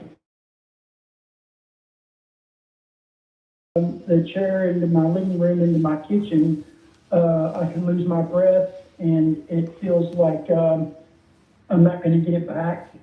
And but other times I can leave the house and maybe go to the park or something and not do anything real extraneous, and just kind of walk around and everything will be fine. So it hits me out of nowhere, and there's no way that I can run. I can't jog. I can't carry anything heavy from point A to point B because my lungs are failing. And so I don't do much, and that rips me apart, because if you knew who I was a go-getter. I ran crews on electrical jobs, and I loved doing it. And it was my life. My father was a retired electrician from the railroad, and I went in and became an independent electrician. And when that lung disease stole who I was, it took my identity. It took my manhood from me. It felt like it took my whole being, and I had to rebuild myself up from humility, from not being anything when I look in the mirror. And I've had to grab my, my, what I see God is, and grab hold of that and hang on for dear life. And I've dug in. I go to church every Sunday. I pray every day, 3 or 4 times a day, more than that actually. I try to meditate. I do block breathing for my lungs. I'm doing everything I can to hold on to every breath I can have on the earth, because I know that I'm probably not going to have as long as life as I wished I was wanting to have. And even though I hold a lot of animosity and anger, so much anger, Dr. Rob, because I want to say, why me? You know, why did it happen to me? You know, did I do something wrong? Did I hurt somebody in my hearing that I didn't know about? But or did I make some kind of sin that I'm having to pay for? So I've been practicing letting go of that anger. And I practice doing things for other people as much as I can. Through fellowship of my church, through helping my family out any way I can. Because you know, as you well know, I can't do much, but what I can do is, it's humiliating, but I make sure the home is clean. I cook dinner for my father when I can.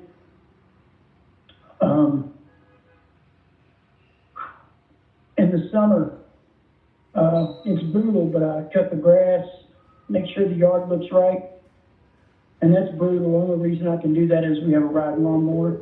There's no way I could push something. But I don't want to keep talking on your show. You know, this is just real. You know, this is real life. And I see you doing a lot of things that may or may not be real. And I'm curious to hear any feedback you've got. Yeah.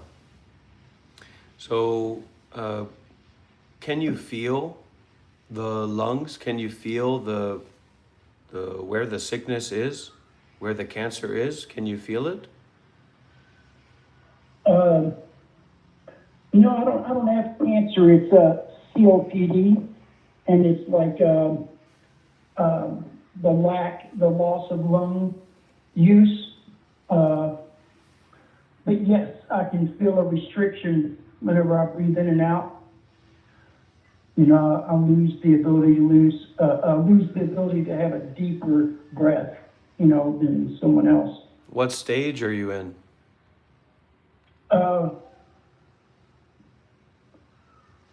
Would you think I was a fool if I told the doctor I didn't want to know?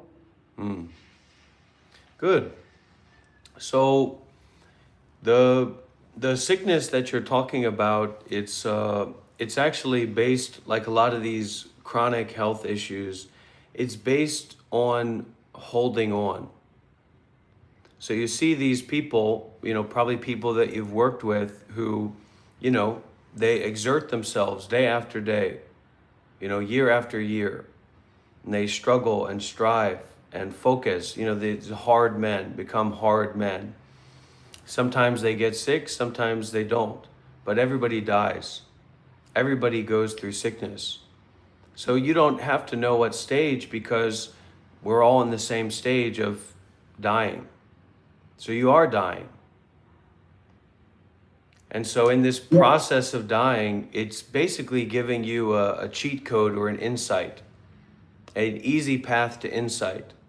So the Buddha is not a replacement for God. The Buddha is just a teacher. The Buddha is just like somebody who fully embodied being one with a path and a life that's in line with the teachings of Christ, or being in relationship with God. So just like they say, you know, God can cure anything, Buddha is just like the example of a man that embodies that and has followed through with that. So now that fear is actually making the illness uncurable. Basically, the holding on is making the illness uncurable. And the transition that you need to take in your mentality, just like science, just like technology, just like electrical work, is to shift your perspective from a wrong approach to a right approach. So that fear is actually something that's like a cheat code, like a direct indicator for how you can begin to heal this confusion that you will be able to hold on. So actually, a lot of the exercises that you're doing are still a continuation of why that healing process or that allowing process can't take place. It can take place to varying degrees, depending on the person, depending on the deep situation that even doctors don't fully know about, that only God knows about, or somebody like a Buddha, like fully awakened person would know about. They'd be able to say, I did everything that I could to let go and to be with this and heal this, but it's karmic, or it's something that has to work out in this particular way. So when you shift that approach from this holding on, the meditation is actually going to take, seemingly, when it comes to the body, more of a passive role. And this is going to allow the mind to take on a more active role. And what that's going to look like, what it can look like, is sitting there, and the only energy, the engagement or holding on you want to give, if any, is to make sure that your body is in a way where you can really be aware and really be with it. So that you're not just falling asleep, but where you're kind of relaxed and comfortable, but you're also aware. And then go into this process of kind of remembering that, you are going to die. Kind of remembering this holy messenger that's reaching you right now, that, you are going to die. And that fear is actually your authenticity. Because there's a lot of guys who might be in the same situation, but they're drinking, or they're smoking weed, or they're hot, now they're taking the opiates, so they're out of it. You're still in it. No, you're still in it. 7.5 years sober, clean. I don't take any opiates. I don't smoke. I don't drink, nothing. So that fear is something that you actually need to allow to go through you all the way. Sit there, and you don't even need to call it meditation, but being with that fear fully and feeling and looking. I'm questioning you. I want to question you. I want to invite you to question and look. What specifically is this fear? Where is this fear in the body? Not answering it through your mind, and you know that you can't answer it through your mind, but answering it through your heart, your awareness, your receptivity, your willingness to be with it. And instead of trying to hold on to life, actually allow the reality of death to meet you and to teach you. And going into this dying process, being with this dying process. So the fear is actually your friend in this situation. It's something that you should work to welcome and be with. It is. It actually truly is. No, the more and more, I agree, because as I've been learning about it, the fear is not going to go anywhere. And until I become comfortable with that fear, all I can do is see more fear on the horizon. The fear's not going to go anywhere until I become understanding of it. And I believe the more comfortable I am with it, the less I'm going to react to it.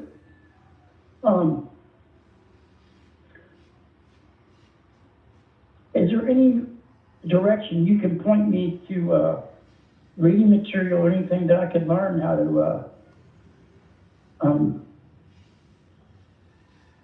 I mean, it's not impossible. It's not impossible to cure this situation or to reverse it or to slow it way down. That's not impossible. That's not in any way off the table at all.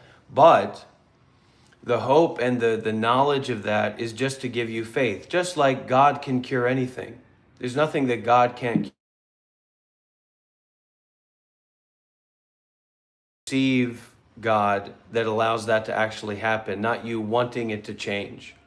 So first things first is to start meditating, not as the box breathing, but actually the embracing of that fear and the welcoming of it. And to welcome, because in that welcoming mentality, you can feel it fully. You can feel it totally where it is specifically. You want to, instead of trying to like understand the fear, you want to see it fully. And you want to create some space where you have the time where you're devoting yourself to being with God, but the fear is actually your communication with God.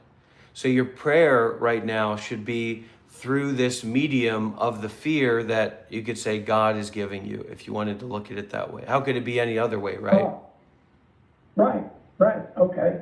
And just breathing normally, and instead of focusing on the actions of the body, focus on the actions of the mind to welcome and be with that fully, and just breathe normally. Just breathe as you're breathing. Okay. So that's the first thing. And you can practice with that as as much as you can, as much as you have the space and time, and try to reduce your other activity. So you talked about, a little bit of shame about the limit that you can do. Relax that even more. So just do the basic necessities to take care of your responsibilities. Other than that, focus on the mental actions. Okay. And then and now I'm going to send you some talks. I'm going to send you some guidance from somebody who's a professional in this. Is a guy named by Ajahn Brahm.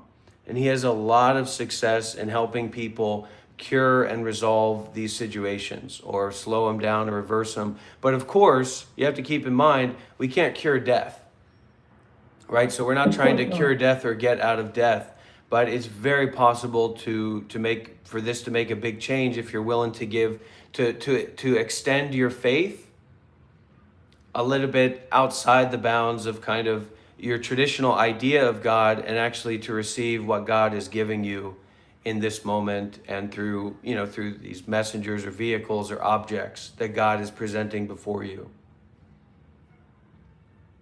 Okay. Thank you, Dr. Rob. Okay.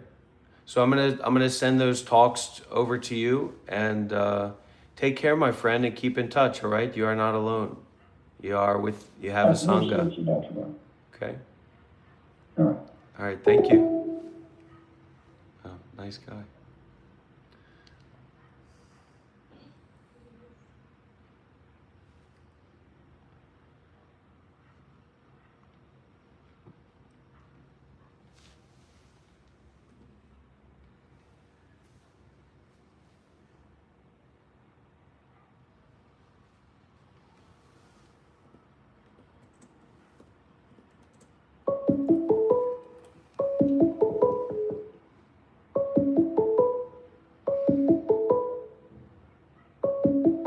Okay, we'll call you back. Please wait a moment.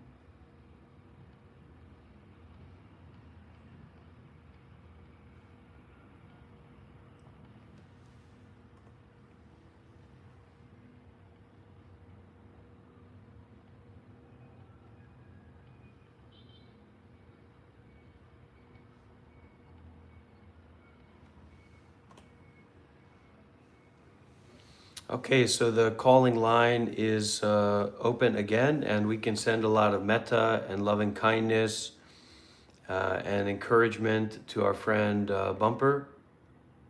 May you be happy, may you be healthy, may you be free from suffering. And may you make use of everything that you have access to let go and to heal and to open up and to let go.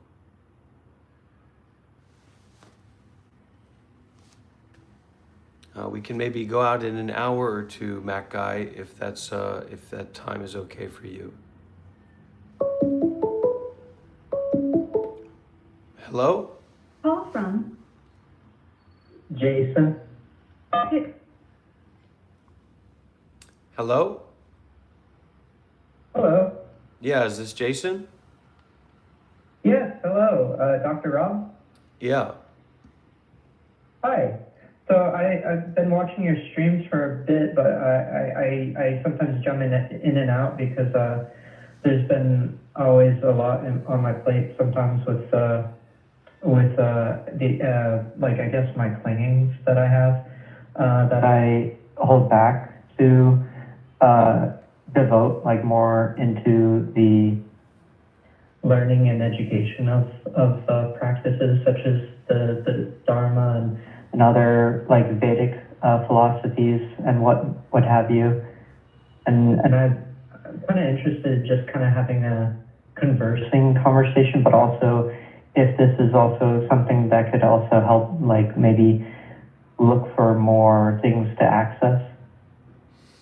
Yeah.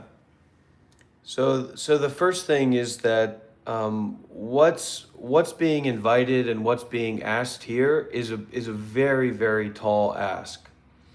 And I'm hoping to do more things with people and for people that are more accessible, because naturally, to follow along for 12 hours in a day, to be able to look at what's going on here and to have a basic understanding of what's going on here is really it's a ridiculous ask for most people, because they have their lives, and it's a big ask for a lot of trust. And anybody who follows the channel knows that I'm not I'm just doing these live streams for 12 hours, so I'm not making like videos, guided meditation, introduction to what's going on, trying to explain what's going on. So I'm hoping to maybe make more content in the near future that's a little bit more digestible and a little bit more accessible for people to get a key into, because most people don't have the conditions to build up this massive faith, where now, even if they have the time, they're like trying to follow me closely and follow along and reach out like you are. So that's something that I do consider, and I do hear people saying that, and I would hope to be able to share more and support more in that way in the future. So if you have any questions or anything that you'd like to share, you're welcome. I'm not. Maybe you can just start by sharing a little bit about yourself. What is your job? Just introducing yourself in some way. Right. So I mean, I'm just a college student from the West Coast, and I'm trying to just get out of my degree of an associate in arts in Japanese, because I couldn't really commit to. There was just a lot of like difficulties during my times with family and whatnot, and family was kind of a really like disorganized ordeal, because a lot of the circumstances were like 2 divorces and whatnot, and then along with like cheating and what have you. So there was just like a bunch of a lot of drama within like the family dynamic that really like heartstrung within my own orchestrated ability to allow myself to ordain my own life, within the fact that this society has a condition that doesn't allow people to understand the circumstance of who they are. At times, when it comes to the lack of compassion that we have for one another, and also the lack of attention that we can carry, but as well as I continued my experiences into searching into understanding the circumstance of my own suffering, from my abuses with substances, not so much, but just out of that curiosity of understanding where am I going from here kind of thing, and what is kind of connected from my generations that are creating this pathway for me, this life. And now, having the knowledge of Kundalini meditation, Wim Hof, and all these other practices, and just kind of now maybe looking to try to have a degree in psychedelic research studies, but I'm kind of at the crossroads where it's kind of hard to say if it's all gonna go out in the end, but I'm looking to also just have the strength to see it through. So one of these aspects that we're not going to be able to avoid, and this is a good point of my teachings and the work that I do, is that any kind of fine art is something that ideally you'll be doing with a mentor. So you can even see this just in the modern public space of like American politics and the get a job crowd and you're getting an arts degree, why don't you get an apprenticeship, right? And so an apprenticeship is based on a direct relationship with someone who has more experience than you. So when we are going around trying to figure things out for ourselves, it's really untenable. It's really unreliable. We get together all these different spiritual terms and ideas, or we just fixate on one person that represents themselves as like this end all be all of the way that it is. And of course, that's not the kind of mentorship that you would want. That's not the kind of apprenticeship that you would want. You'd want a mentorship or an apprenticeship with someone who has relationships with other mentors, with other apprentices, other people who have skills in doing apprenticeship. So if we do not directly connect with someone who's already been down the path, we're going to, to varying degrees of being down this path of realization or enlightenment, or just learning the terms and learning the practical application of all these different ideas, we're going to waste tons of energy. And in the modern environment where we're already overloaded with all kinds of different content and information, it's likely that we're never going to get anywhere. It's likely that we're going to be saying that we're on a journey to somewhere when actually we're on a treadmill. So that direct connection, that kind of taking refuge, that kind of humbling yourself to be in relationship with someone who's sharing and teaching and embodying, etc., is essential. There's no way to diminish the importance of that if you want to conserve energy and actually take practical steps moving forward. Yeah. And that is a very big challenge to our ego. I mean, that's probably why, in some sense, there's not a lot of good apprenticeships out there. There's not a lot of people who are actually willing to humble themselves in that kind of environment, unless something's being dangled out in front of them, which is mostly how it works for universities, for colleges, for even apprenticeship programs for construction, carpentry, being an electrician, etc., is that there's a paycheck being dangled in front of you. So even that is difficult. But to now take refuge in a spiritual friend, someone who has more experience in what you're interested to have more experience with, and there's not something being dangled out in front of you, you have to be able to see the value that's there and then want to make use of that value according to how it's being offered. Because you can't come to me, I feel like that's always people can't come to me, I just want to say this, people can't come to me as I'm doing my work and, I've invested all this time and energy in my own practice, my development, and now I'm working with particular people and I'm sharing in the way that I've invested in, right? And then people come along and said, hey, okay, now you give me personalized support when they haven't really brought anything to the table. So it's once again, it's an untenable situation. It's not about anybody paying me for anything. It's just like presenting your cup that's full and saying, fill me up. So there has to be this process of emptying your cup. And I'm trying to embody that through these, 12-hour live streams and things like this, where clearly it's going to be impossible for someone to say, I know who this guy is, he's a troll, he's a lunatic, he's this and that. Well, they're going to have a lot of work to do to actually be truthful in their determinations. Seeing as how, I'm live streaming for 12 hours a day, so they're going to have to come and see what is actually going on here. Who is this guy actually?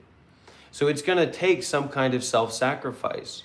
That's a positive point that you can't take away from these coaches or spiritual mentors that are charging money to have a call with them or putting people through a course, etc. Because otherwise, you're just trying to fill up an empty cup. And that's never going to work. And I can't really give you advice, heart advice, or experiential advice unless you're willing to sacrifice. It's just not practical. I mean, I could sit and talk with you for hours about all these different intellectual ideas and try to gear your mindset or clarify the terms that you're using to make you a little bit better, but it's still just going to be pouring into a cup that's already full. So it's really just going to be diluting what you already have. And you're going to be in the same situation that you were before, except maybe being a little tiny bit more humble, which of course is good too, but I'm working with a lot of people as well. I'm busy. I'm not just, I wouldn't just be doing this with myself if there wasn't all this attention and energy and kind of interest coming in here. So people are just supporting me by coming in here and tuning in and having something to say. But when we're looking for a deeper support, it's actually not saying that, Dr. Rob, you need to step forward and you need to help me more. It's actually that they need to step back from themselves and they need to offer more. And then there's this little bit of amount of their cup that has actually been emptied. And then I can give you something from my experience being a monk for 8 years, or I can give you, fill in just a little bit, which will go a long way as long as that cup is a little bit empty of, okay, if you're seriously interested in spirituality, enlightenment, Buddhism, meditation, here's a real master, somebody who I listen to, somebody who I, take refuge in. And now you can listen to their talks, etc. But that's never going to work unless there's this action of emptying out the cup. And that's why there's such an emphasis on generosity here. It's not about money, but for most people in this situation, it's not anything other than money isn't going to make sense, because I can't even know that people are here. So sometimes people are commenting, acting, portraying in a way where I can see clearly they're coming here and listening and practicing, and so they're naturally getting the benefit because I'm continuously teaching and sharing. But this isn't something for me to convince other people about. And it also goes together with a trust thing, and make sure that I'm not wasting my time, or that I'm not making the people that I'm responsible for vulnerable to bad actors. So I'm also testing people to see how much I can bring them in and how much I can trust them in bringing these energies together and actually, creating a platform, sharing the platform with different people. It's not about money. I have the luxury of the experience of living for most of my adult life, not in any way depending on money. And I don't ever want to make this about money. But money can be a vehicle for energy or a useful tool. But instead of charging people for things, I'm trying to create an environment where people actually feel inspired to practice generosity in all kinds of different ways, not just one particular way of, I'm the teacher, so you make a donation to me and that's me helping you. but as a friend, as a spiritual friend, as a member of a community, as somebody who wants to participate and be involved in something interesting. Those people are also welcome here too. But don't expect for your voice to be respected or recognized. You're welcomed here, but there's going to be certain permissions that you get according to your generosity from the scale that you're at. And because of my experience in looking at my own mind, I can also look at other people's minds.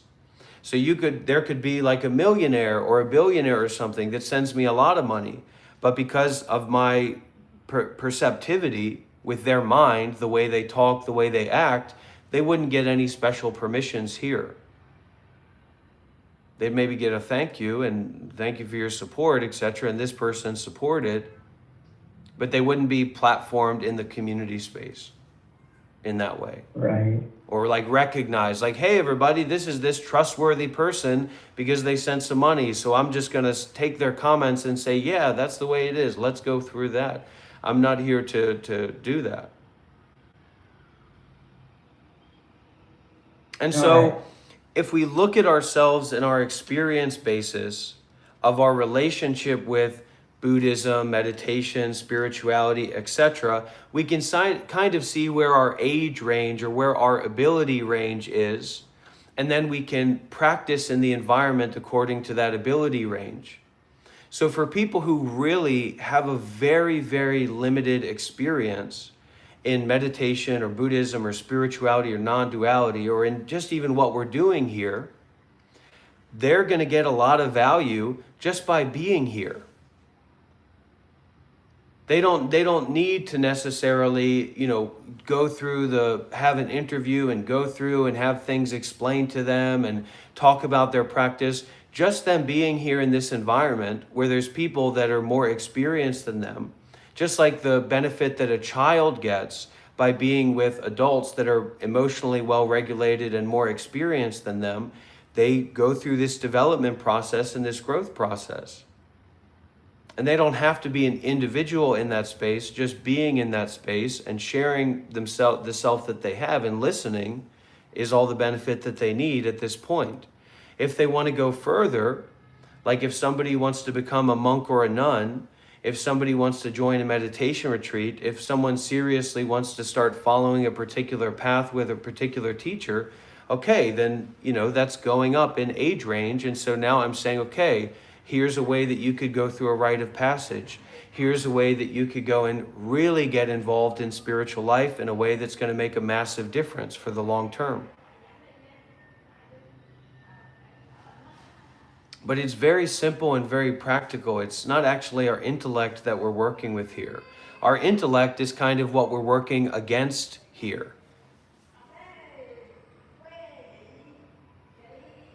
And that's an aspect of this whole persona of Dr. Rob that apparently is a totally insane person, totally insane, totally emotionally dysregulated, and yet at the same time is like a totally chill, mindful, kind, insightful guy that was a Buddhist monk for 8 years and is just, building community and sharing teachings and willing to answer questions and spend time with people. When you say we work against our intellect, is it because it's the range of our ego that goes against our conscious experience that develops our opportunities? It's too intellectual. So awareness is not based on the intellect. Just like the healing process, like this guy that we were apparently talking with who had a lung cancer, or the COPD. The intellect can't fix that. The greatest scientific intellects and advancements in the world can't fix that. But your body has a healing modality and a healing mechanism in it. So you're not going to be able to intellectually access that. But if you can release and relax and step back from the intellect, actually a lot of healing can go through and happen. Emptying the cup of the intellect and creating this space for what needs to happen to happen, to have a happier, more peaceful, more compassionate, more wise, more rich life. But we always take the cheap way out. Like I'll just give you an example. This is kind of a weird example, but I'll give it to you. So not yesterday, but the day before, I was live streaming for like 12 hours. Afterwards, I was, kind of blissful, kind of blissed out and very aware. And I was laughing and smiling with my wife and take a shower and go to lay down and go to take a rest. And I'm looking at my YouTube app on my tablet, and I'm getting recommendations for like these, predator catching videos where they trap these pedophile guys into these situations where they thought they were going to go and meet a young person, and now, they're getting confronted by some kind of very negative people that are trying to make content, and very misguided people in some ways. So well-guided in some other ways. And getting pulled into that kind of environment that's very toxic and negative and trauma-based and anxiety-based, it even though I didn't, I'm not having a panic attack through that, but it takes my mind to that kind of place. Even though it's intriguing and it's entertaining and there's blood on the knife, right? And then I noticed in my dreams, I have like nightmares from that negative energy that I took in. Whereas yesterday, when I went to take a rest, I didn't do that. And I actually fell asleep listening to one of these talks and musical talks from Samaneri Jayasari on her channel. And so the problem is when people come here and they say, okay, give it to me. Tell me what it's about. Tell me what it's about. Their cup is completely full. They can't hear what's being said. They can't hear the names of teachers. They can't hear the principles that are being espoused. They can't listen to practices that are being put forward. Their cup is full. So we have to find a way to begin emptying our cup and relaxing this contraction of the intellectual ego to actually be more aware. And then, we can receive what's being shared, these little gems, these little resources that are being presented. And so, yes, it's a lot about what we ingest, but it's also a lot about how our energy outflows into these ingestion points, and how that doesn't allow our body and mind's natural healing process. Because how do we want to feel? We want to feel good. We want to feel blissful. We want to feel peaceful. We want to feel aware. And when we're giving all this outflow of energy to these different things, and some things take a lot of outflow of our energy because they're not informed by wisdom, they're not informed by compassion, they're toxic. So they want to take as much, it's a digestion point, right? So it wants to take all of our energy. And then we go through our trauma cycles, we go through our anxiety cycles, we go through our depression cycles, because we don't have the energy internally necessary for the inner engineering to take place, to make our heart, to make our body, to make our mind the way that we want it to be. Which is, for most people, what we should be talking about. Not enlightenment, not being an arahat, not non-duality, not all these kinds of things. But how can we live a healthy, peaceful, compassionate life? That's free from the stress of the intellect. Sorry, there was a lot with what you said there too that really stuck out too, because there's also this necessary need for control that we have within like the aspect of like, how can I control my life? How can I control others? And that just like dissolves our inability to allow connection rather than projection. And there's so much with, as well as like being very mindful of the actions that hold us against our resentment and clingings, because we become so attached and clung by what we are controlled by, from what you said, the outputs into the inputs, that is like a way where our energy just feeds into what is being presented by what we want too. And it is like what you said, you have to sacrifice. Yeah. Like when you brought that to me, it made me realize, like, a lot of the time, and it still happens, I can still make my intellectualism still be so self-centered to feel like I don't have enough on my plate, but then not recognizing what's already here and what I need to still start working on and what have you. But I don't know why it still takes me enough to not realize that. I still put myself in that cycle of, you know, like, being overwhelmed and going back on old habits again. But maybe I'm not, but it's still hard to determine this due to, like, this inner mechanism of doing it all on my own in a way. But at the same time, that's still self-fulfilling into I'm just looking for excuses no matter where I turn to who I speak to.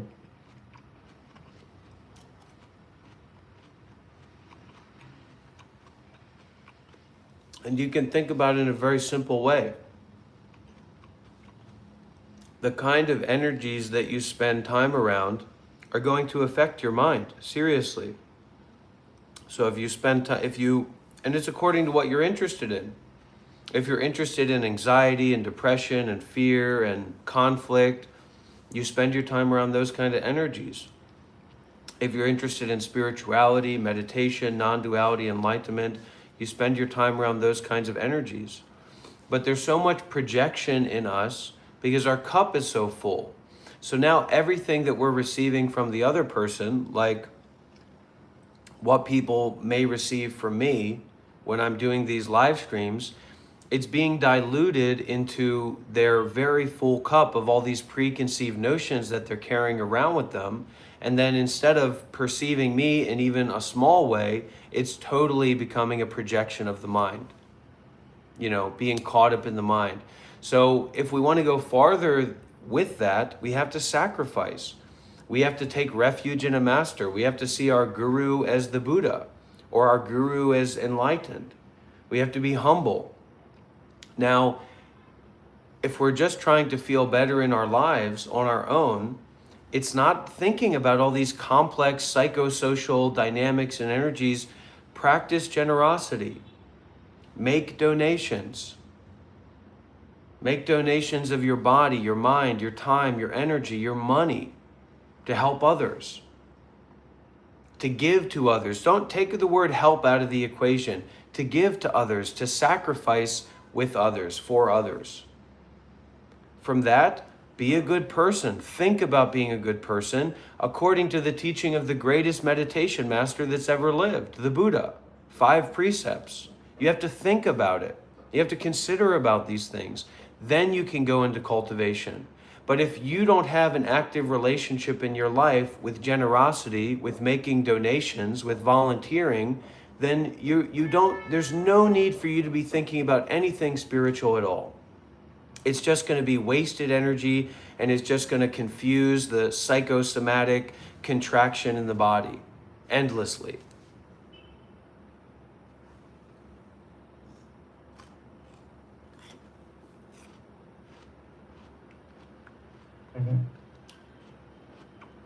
So I'll leave it there with you for now, okay? I appreciate the reflection and the conversation a lot. Thank you. Yeah, you're welcome. Anytime, okay? Thank you. Have a good one. Bye.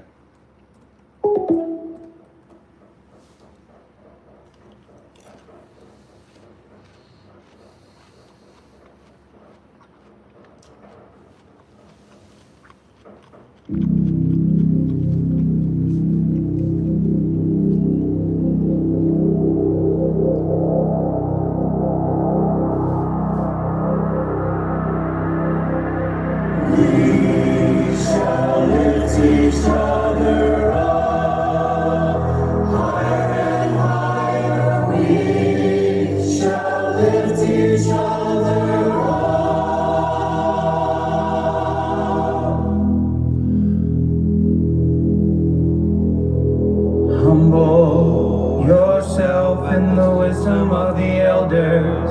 We gotta bend down low and humble yourself in the sight of your brother. Ask him what he knows and humble yourself in the sight of your sister.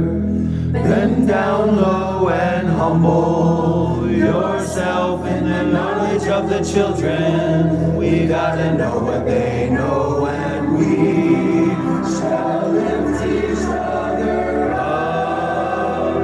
Higher and higher we shall lift each other up.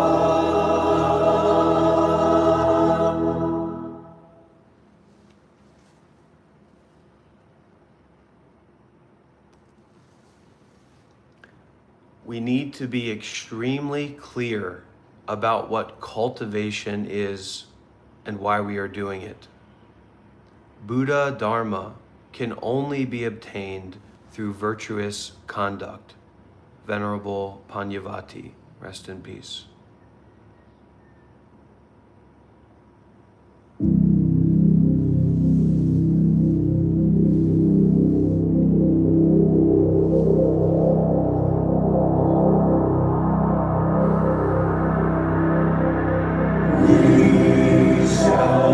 Each other up, higher and higher we shall lift each other up.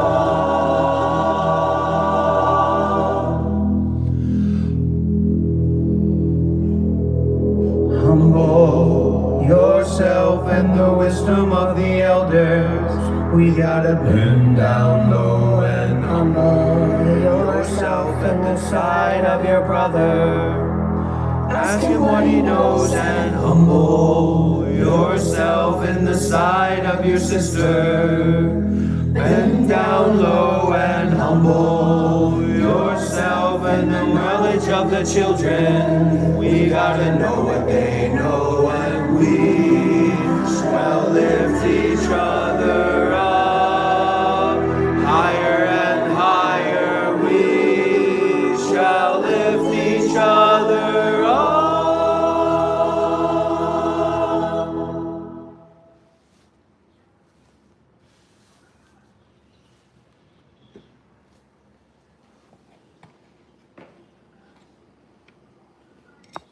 Can you all hear the music okay?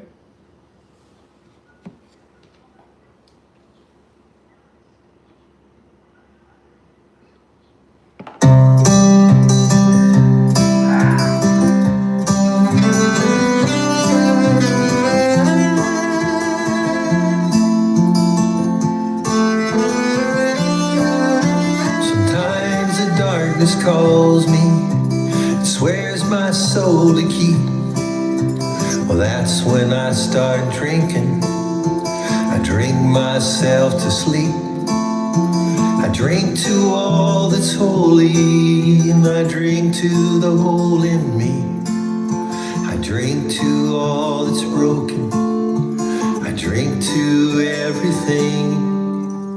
Oh, money pot me, oh, money pot me, oh. I will not bear this burden alone. I will not bear this burden alone. Oh, money pot me, oh, money pot me, oh. Such a heavy load, such a heavy load. I will let it go. Oh, money pot me, oh.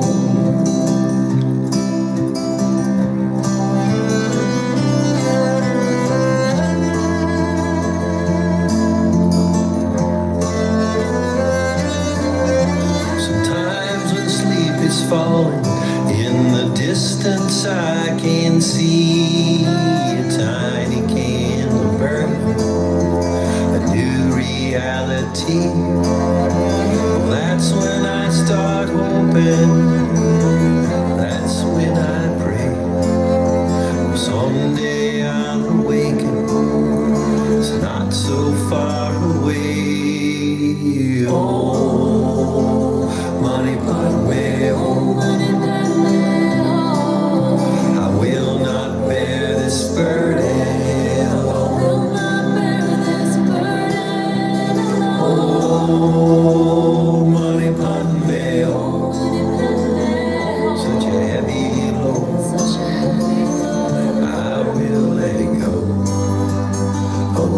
Mani Padme Hum.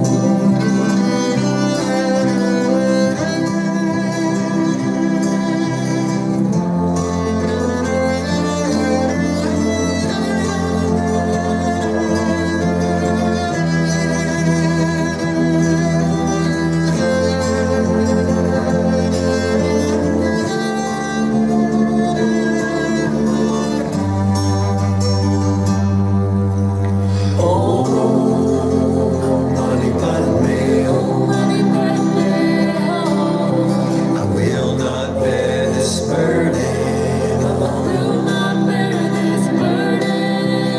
Oh, Mani Padme Hum. Such a heavy load, I will let go. Oh, Mani Padme Hum.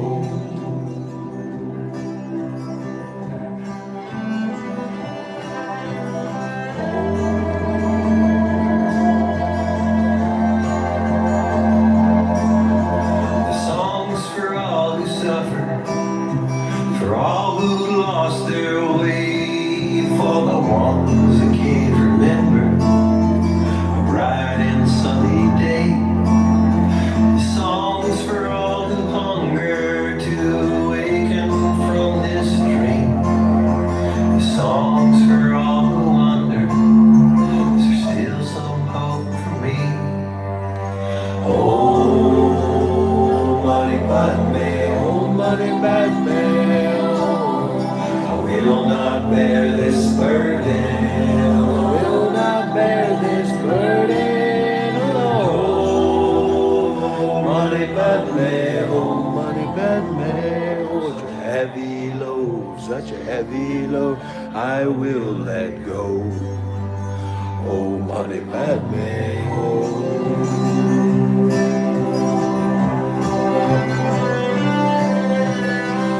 Oh, Mani Padme, oh, Mani Padme Hum. Will not bear this burden alone, will not bear this burden alone. Mani Padme, oh, Mani Padme. Such a heavy load, such a heavy load, I will let go. Oh, Mani Padme Hum.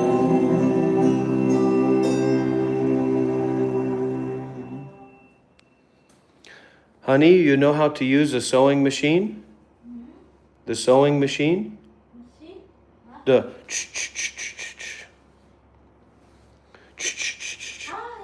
you can use? So if we start up, we're thinking about, because Hung is very skillful at making clothes. I know she wants to make the hand right now, but we're looking to maybe design some handmade clothes, fully Vietnamese cotton clothes that Hung will make. And even if it's a scarf or it's, I don't know if she can do embroidery, but you know, that's definitely something that we can do and get that sent out to people who are really a part of the community. So on a donation basis, on a large donation basis.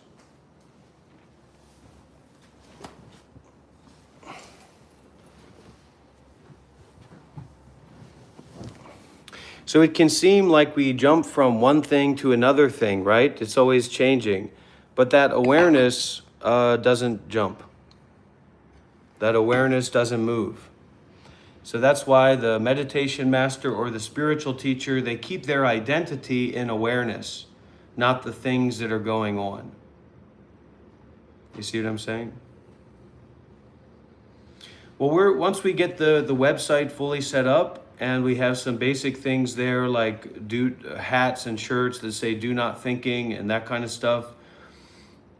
And then we'll open it up for Hung. She can make some different things and we can offer those on a donation basis.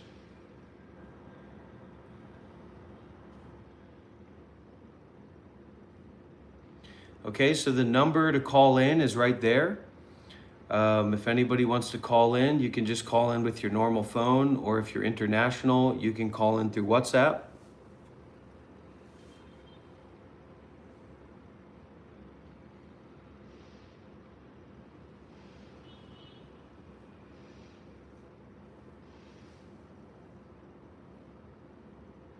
So if you're not seriously interested in Buddhism, meditation, spirituality, or enlightenment, get the fuck out of here. Keep it moving. No offense. But this is not a soup kitchen, okay?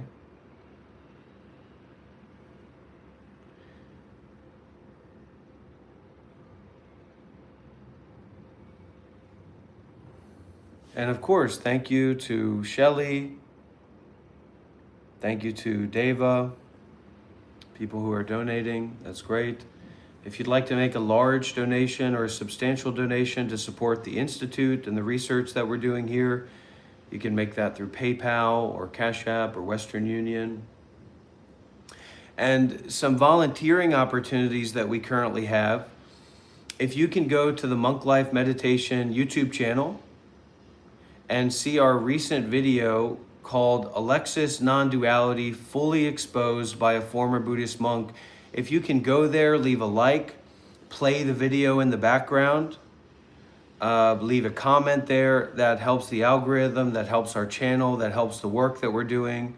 So we do have volunteering opportunities as well like that.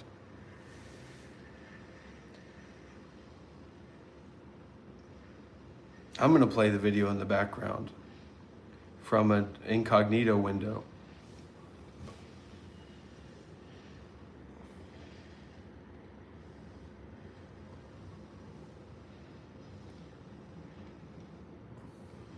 Everything helps. Every small thing like that helps. It helps move the algorithm.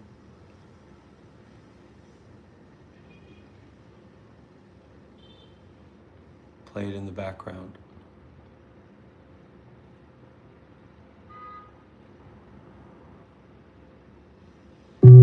But Google might be able to check if I've got it muted, so I'm gonna mute the audio manually. Yeah, so my name's Alexis.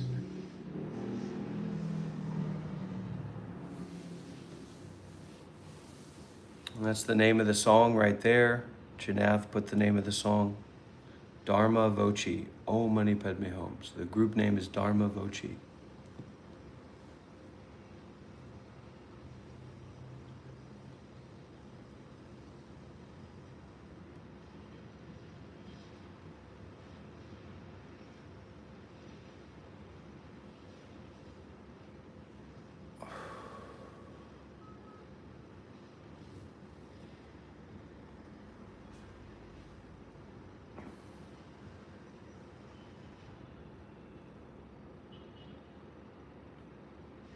And we can go, we're planning to go shopping. Mac, are you still here?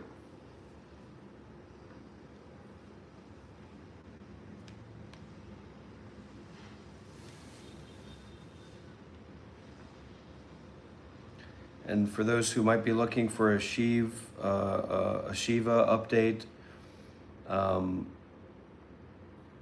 he stayed up all night and he sent me a message at like 3 a.m. saying, tell me what phone I should get.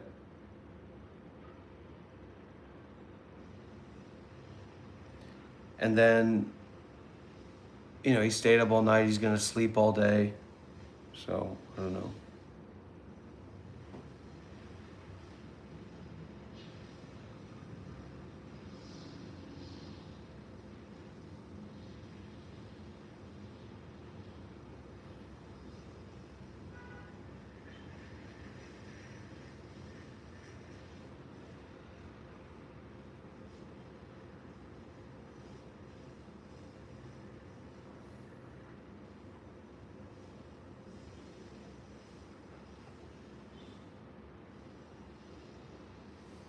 All right, let's see if that guy is available now. That Zen monk guy. I'd love to talk with him. We'll try to call Kieran as well.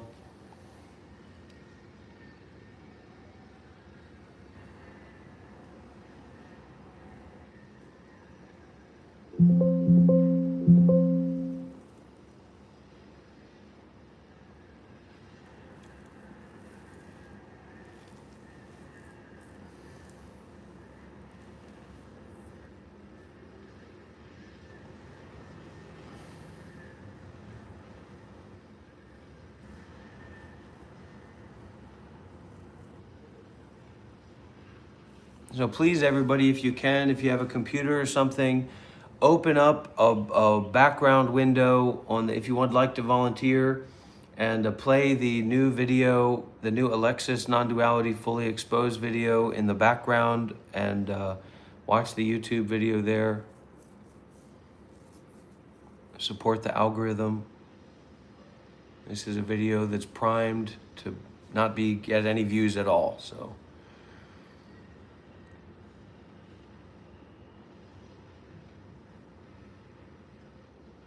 Oh, what's going on?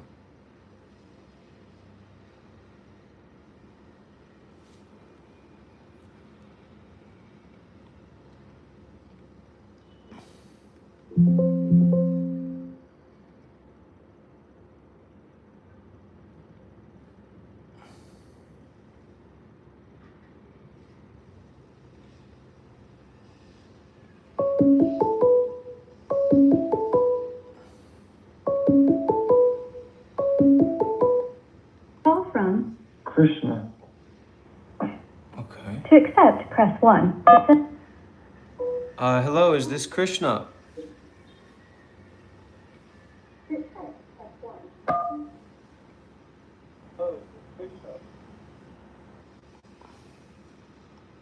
Huh?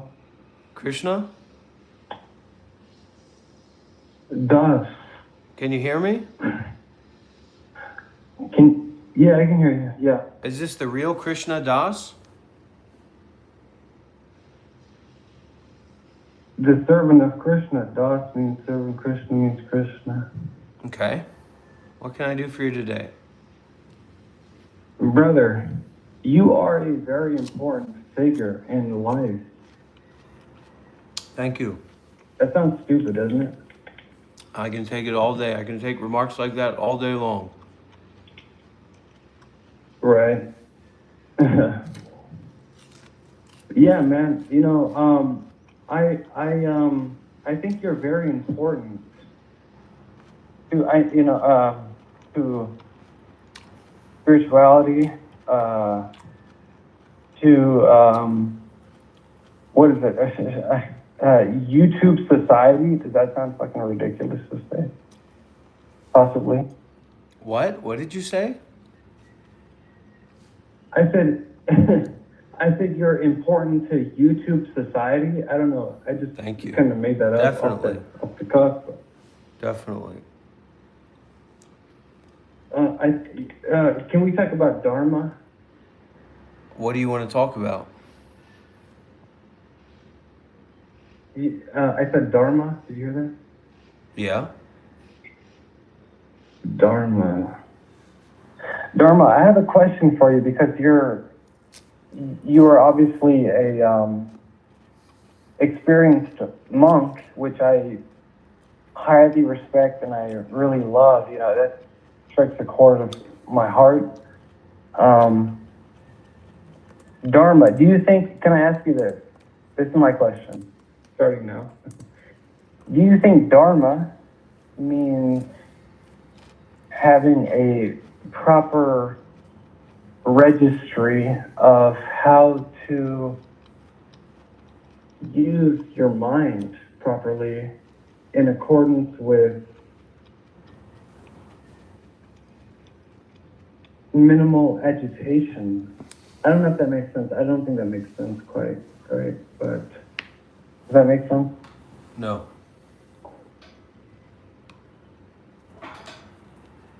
What'd you say? No. No? Okay. I'll try again. Let me see. So, Dharma. I have a 10 minutes, everybody. 10 minutes till we get a real Zen monk on the line for a video chat. But everybody here be quiet. This is a one-party consent state. Listen, man, let me give it. Do you want me to give it to you straight? No, I want to ask you a question. Do you want me to give it to you straight? I know this straight, man. Do you so want what? me to give it to you straight? You do not intimidate me, young one. Do you want me to give it to you straight? Yes or no? Simple question. Yes or no? Do you want me to give it to you straight? Yes or no? I am the string of, yeah.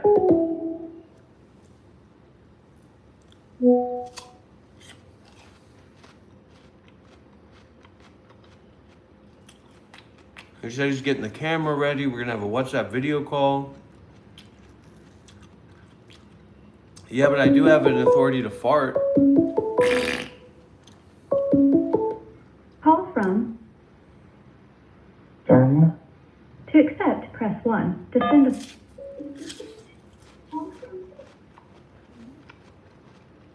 Yes, yes. Can you hear me? Look, man, I need to restart my computer. Too hot?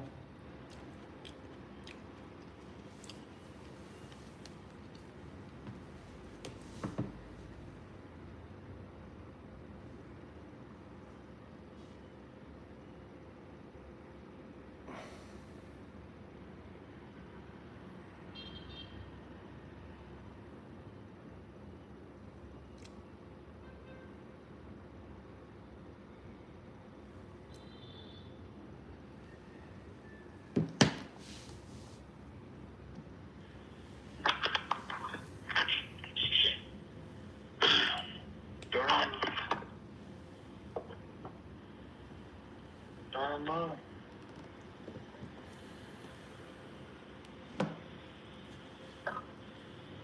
Or as the futuristic people say, Dharma.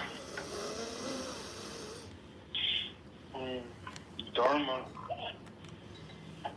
is. We're gonna go to the shopping mall, honey, and buy you a wedding ring. Which is No, you know. foretold. Don't know what that is. Yes, spoken Dharma or Dhamma, as you say. I don't know if it is or not.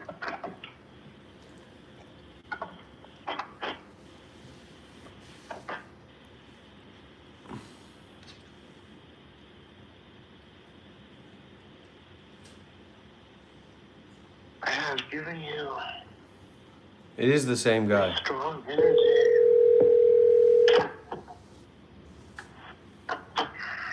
Like radiation. Okay, listen, man. I want to give it to you straight. I want to take a step back. I actually want to give it to you straight. You're disassociated. You're discombobulated. You're in a bad spot, man. You're in a bad situation when it comes to spirituality. If you're serious about Dharma, if you're serious about spiritual truth, you need to get out of your own mind. You have to start listening to real spiritual masters and real spiritual teachers. I'm not trying to say that that's who I am or that's what I am, right? But that's what your attention should be about. And the greatest Hindu monk that ever existed was the Buddha, Siddhartha Gautama. Okay, smell you later, loser. Just kidding. He's just kidding, but I have a call. I don't have a problem with you, man. You're welcome here. It's fine, but I have to have this call with this Zen monk. This is a real Zen monk. A real white, independent Zen monk. It's been on all night. The camera's been on. Turn off and turn on again. Okay. Yeah. Let's see. Let me see. Working? Okay. Give it a minute.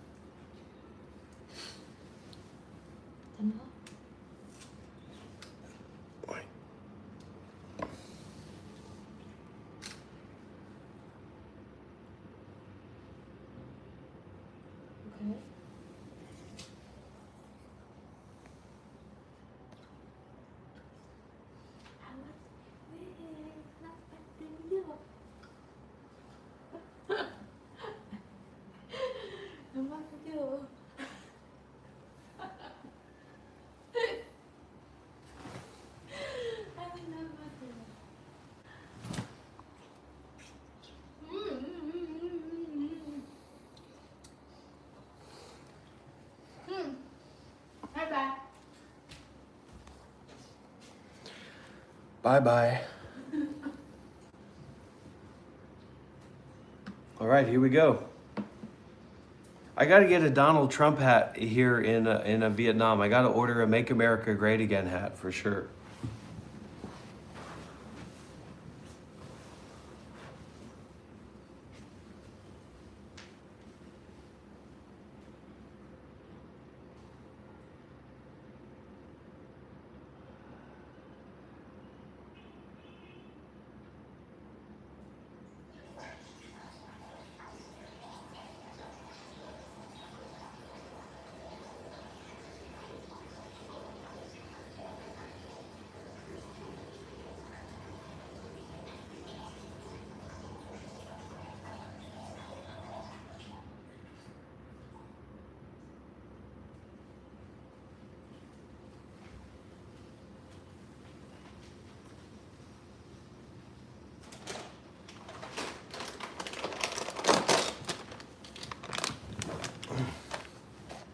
I'm about to talk with a real Zen monk.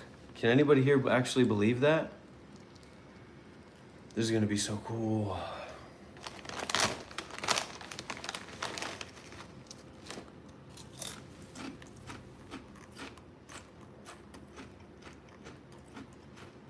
Hello? Hello, hello, can you hear me all right? Hello, hello, can you hear me all right?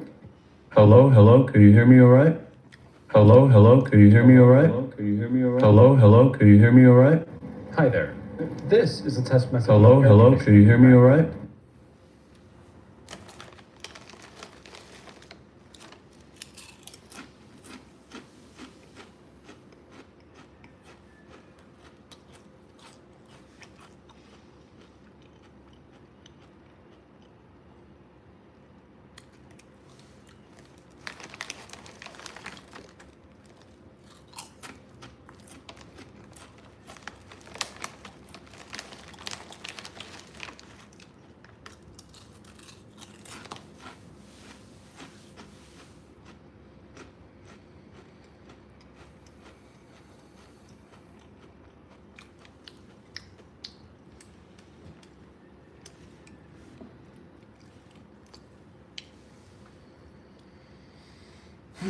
Okay, Rob, you ready for this? You prepared for this? Dr. Rob, you're ready for this. You're prepared for this.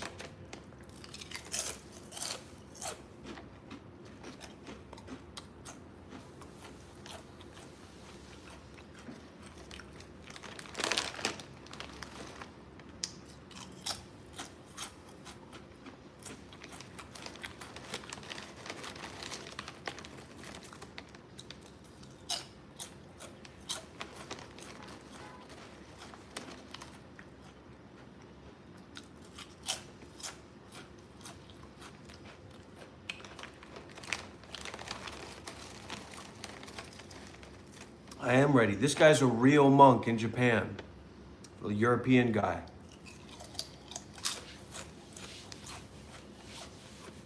I'm not going to tell him that other people are here with me watching and listening.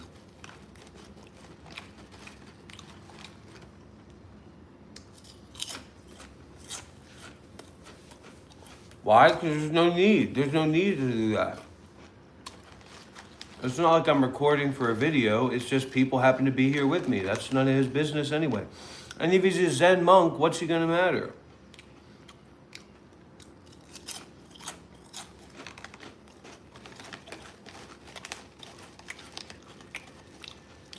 Oh my God. Dr. Rob, you can do this. Dr. Rob, you can do this.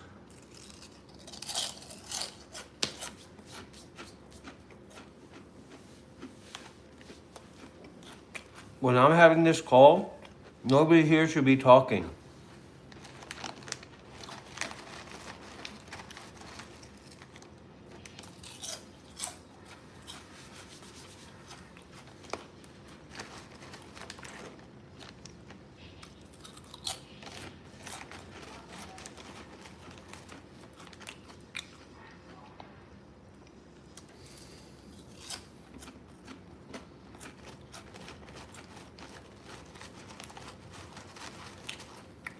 Oh, it's Bumper.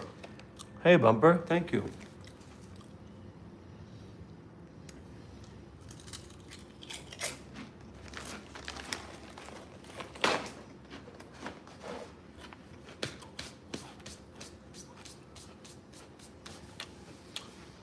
All right, spicy type. Sawadee Krap.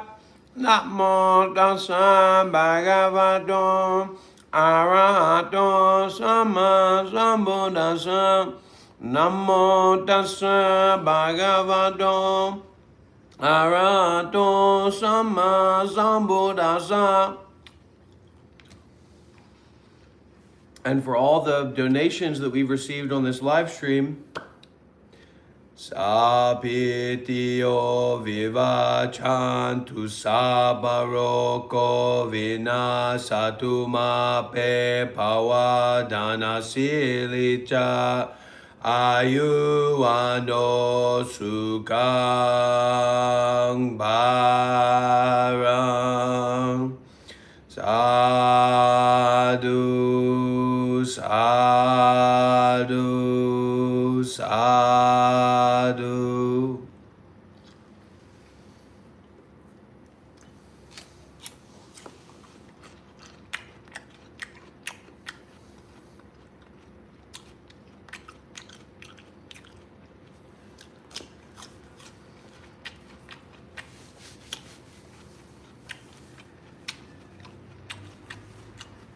I'm sitting here waiting for it. Might as well try to call Jim again.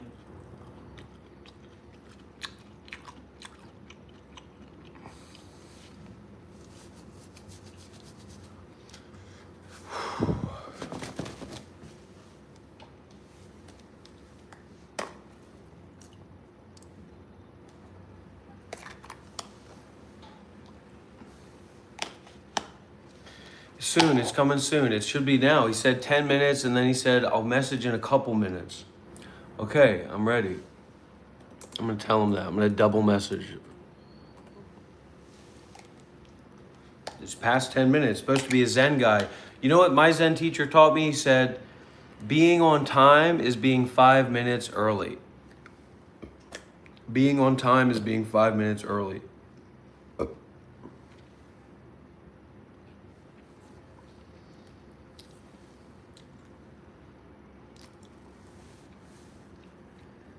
Genzan taught me that.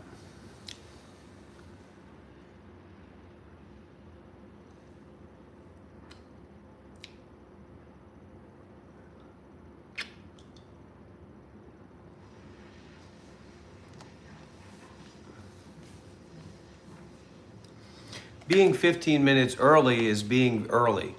You're 15 minutes before the situation is going to happen. You don't really have any business being there. It's not about becoming early, right? It's not about coming early. It's saying if you want to be on time, you be there 5 minutes early, before. So being on time is actually 5 minutes before. Being 15 minutes before is just people are looking around at what you're doing and what's going on. Who's this person hanging out? And then somebody comes along and they say, what are you doing here? You said, well, I've got a meeting here in 15 minutes. They say, huh? Well, move along. Come back in 10 minutes.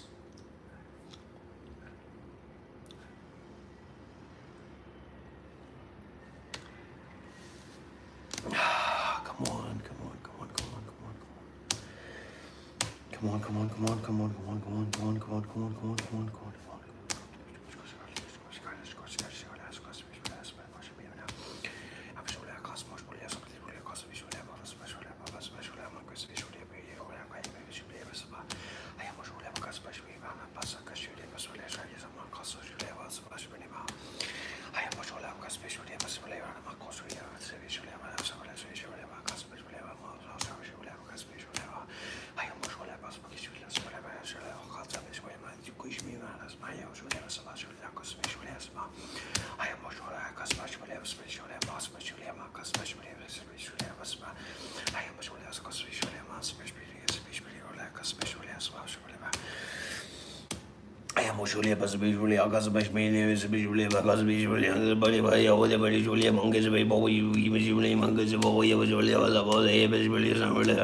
In the meantime, have you gone to the YouTube channel and watched and checked the recent video that's been published?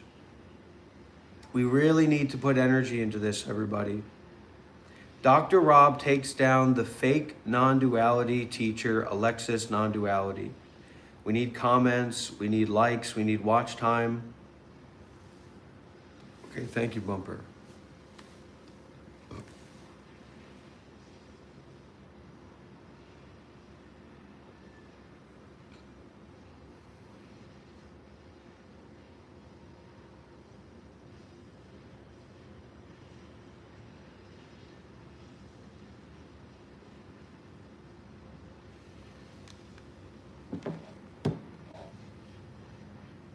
Coming early, right? It's not about coming early. It's saying, what to be on time. You be. Hi, monk meditation life. I am trying to reach monk meditation life. I am Zen meditation master. So please call back when you can. Thank you. Huh?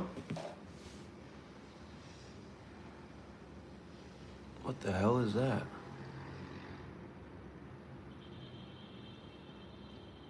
Who is that? Who are you?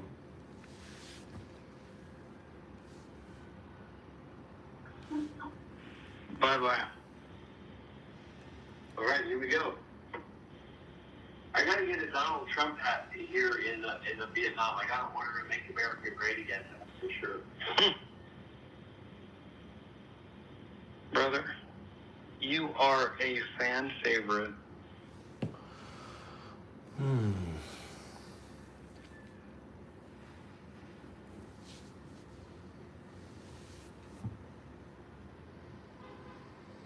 We're still waiting.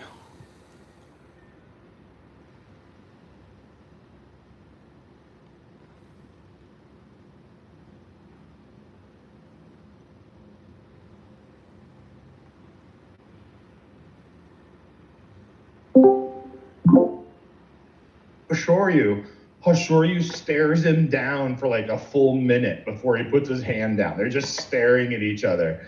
And when he finally puts his hand down, Abi goes for a henka, like it's a real loose tachi eye, and he kind of like steps to the side. But all Hoshoryu does is jerk his shoulders forward, like he's gonna charge, and then just stay perfectly still. So he just faints without moving at all. And so Abi is just like standing there after his henka, and then Hoshoryu goes in and thrashes him. I've looked and looked and tried to find that.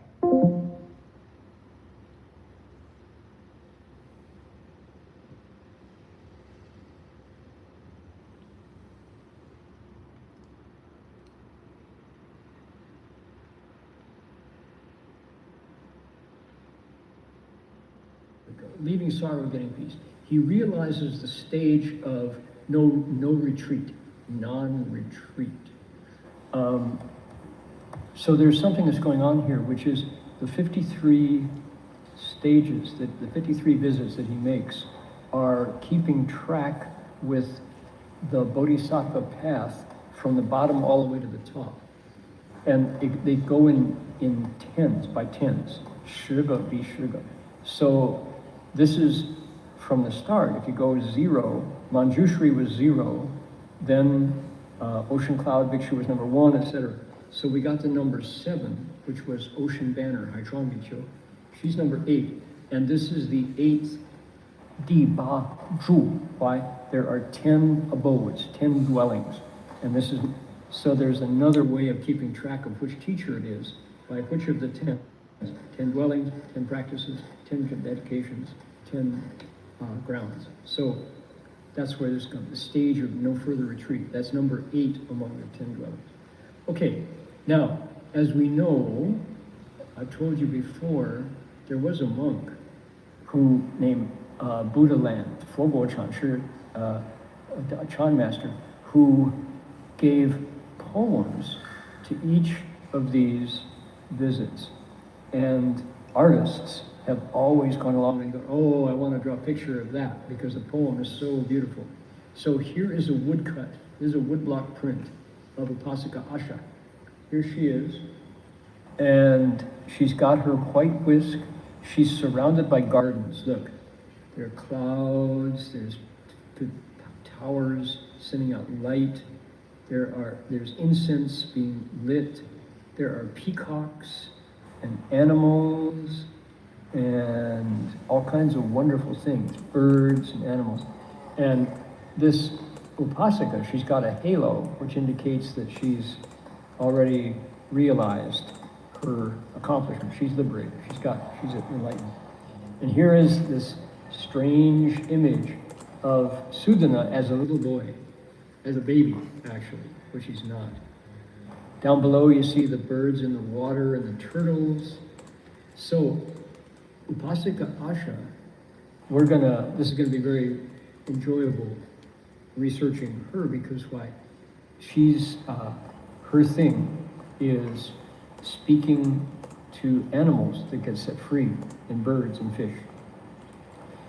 Realizing nature and discovering the Buddha nature inside all living beings.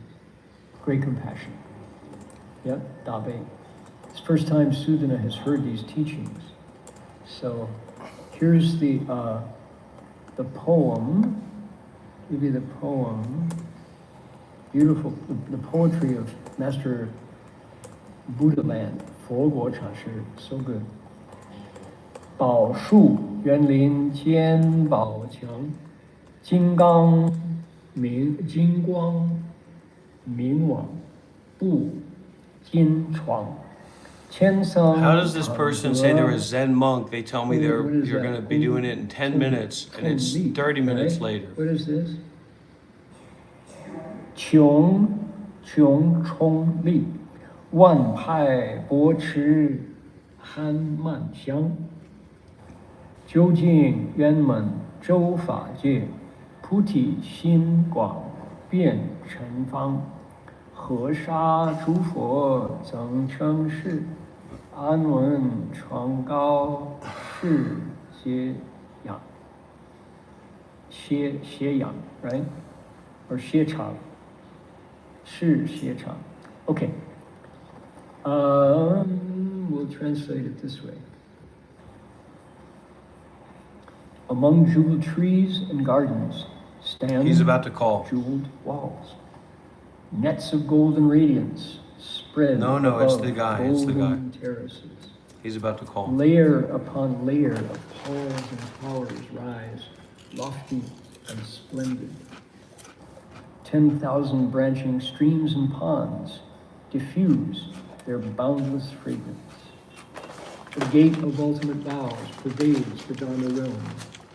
The Bodhi mind expands, filling every mote of dust. She has served Buddhas as numerous as the sands of the Ganges. The lofty banner of peace and security is the place of final rest. Okay, good poems, right?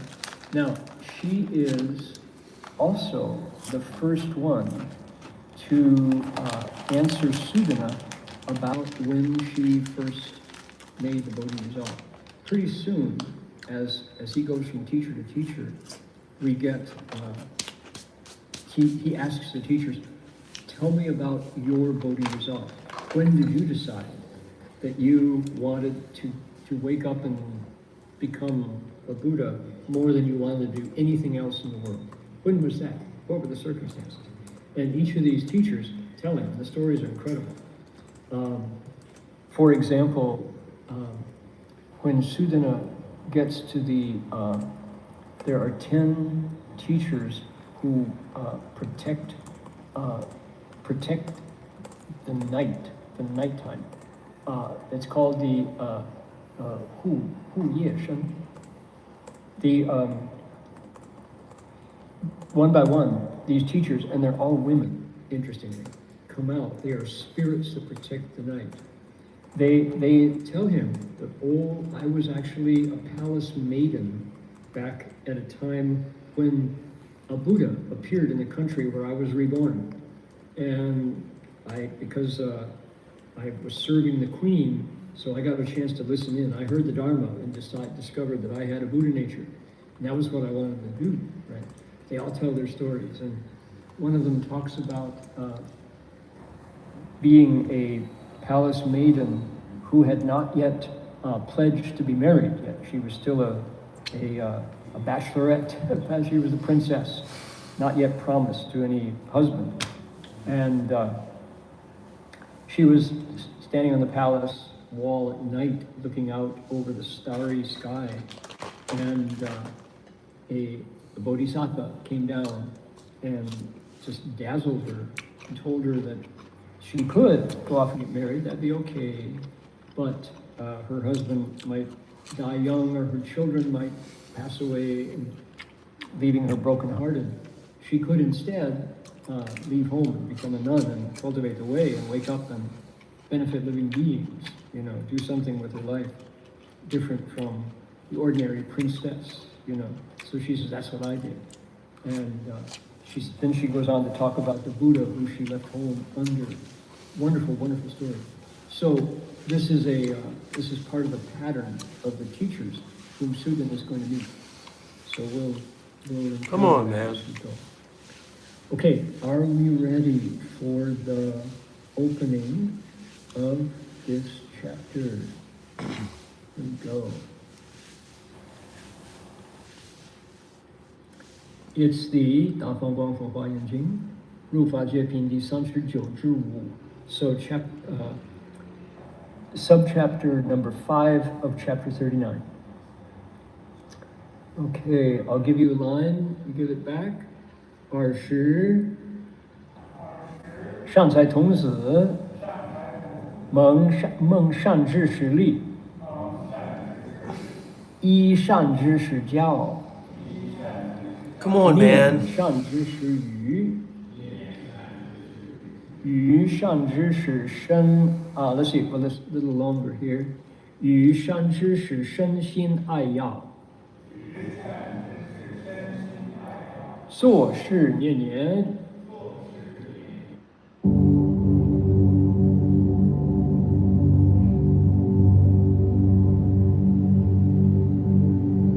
The master of Udayana, known by the name Padmasambhava, is an emanation of Buddha Amitabha.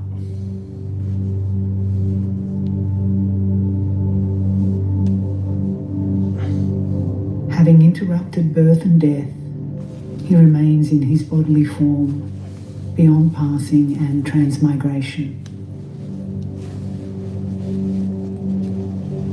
His voice teaches the 9 vehicles, including all the causal and resultant teachings.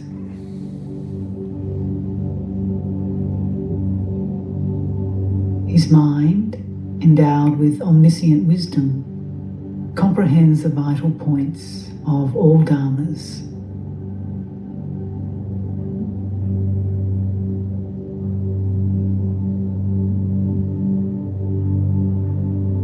Lady Sogyo, the princess of Kachen, asked the master,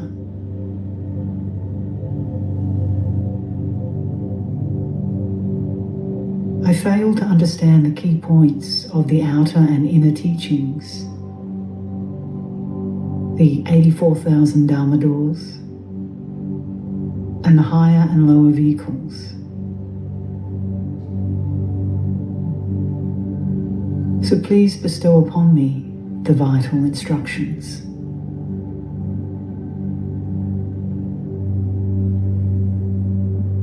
She had not only pleased her master in thought, word, and deed, but she also accompanied this request with an offering of a golden mandala. All right, here he is. Bedecked with turquoise, a golden mandala, resembling the 7 precious possessions. A golden mandala, okay?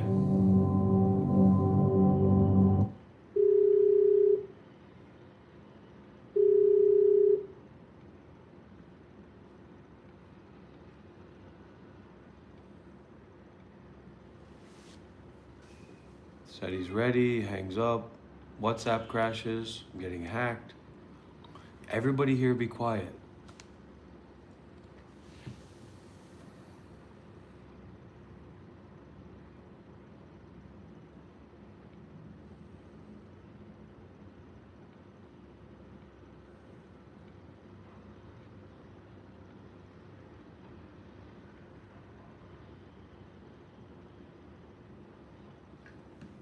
Honey, have the... Oh, never mind. Never mind. Nothing. Let's get some W's in the chat if you're ready for this, guys. A real Zen monk, y'all. Not just guys here, right? There's ladies, there's Sheila's here too. A real Zen monk.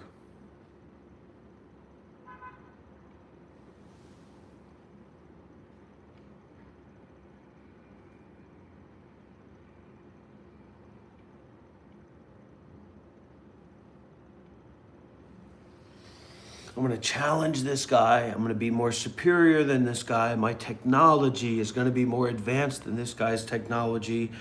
I'm going to show him that he should be following me and he should be stepping back from all this bullshit and talking about how I'm the guy and I have the technology. I have advanced technology. I have advanced technology.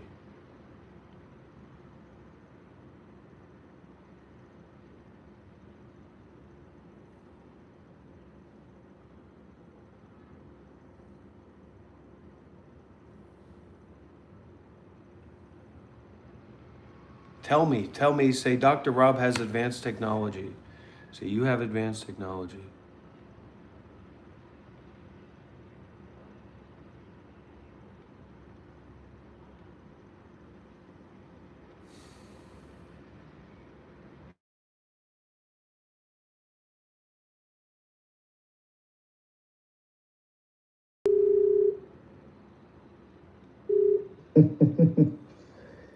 Tag, you're it.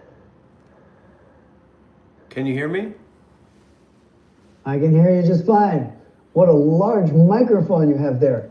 Is that a road? Yeah, I went with the road instead of the shore. Oh yeah, I got lucky. I was teaching music to a kid and his dad was the president of Shure, so I got the microphone for free. Which one do you have? You're frozen. Oh. Oh, it's your microphone up there. I was wondering what you were looking at. Oh, I don't have one like that. I don't know what that is. Yeah, it's before vlogging microphones got really popular. Although it works just fine for that. And ironically, I'm using this right now. So where are you at? I'm in Nagoya, Japan. At a temple? You have a temple there, or where do you? Well, right now I live in an apartment, but from next month I move into a temple. Oh. Yeah. I like your red hat. Thank you. This is Vietnam. I'm in Vietnam. Yeah. Great. How long have you lived in Vietnam? Oh, very short. But before I was here, I was at another place in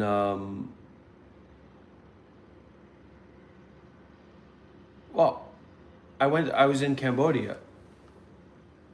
Oh, cool.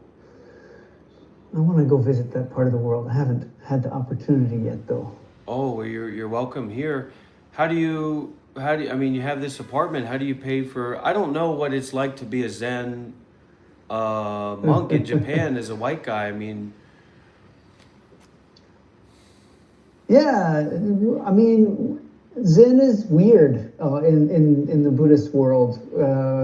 Even though we're a monk, we are allowed to have other jobs if we want to. And of course, we can do begging, which I do quite a lot. Do you get money when you beg as in Japan? Yeah, that's the usual currency of begging. I wish it was more food. That'd be more fun. But how much can you get in a day?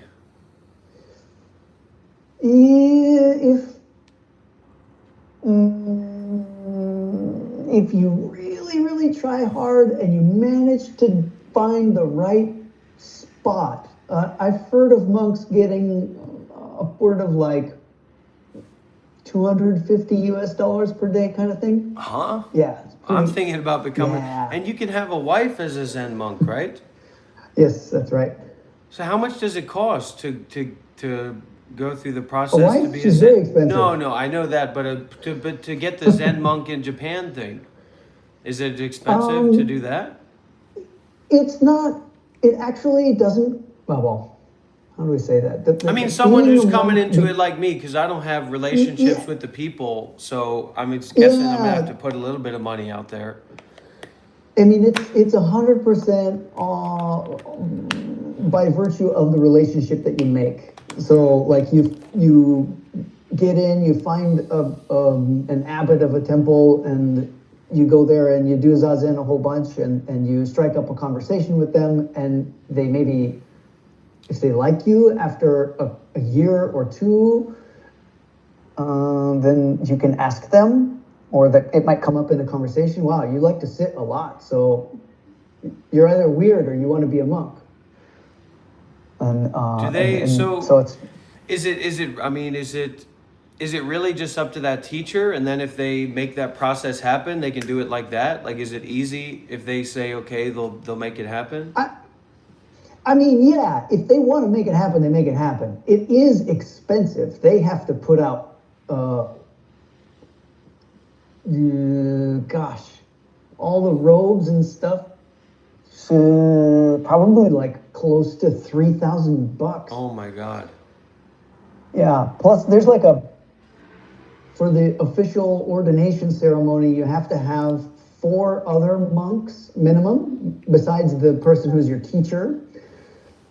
And they have to appear in like special documentary photographs, like we really did the real ceremony thing, and so it's and then going to training.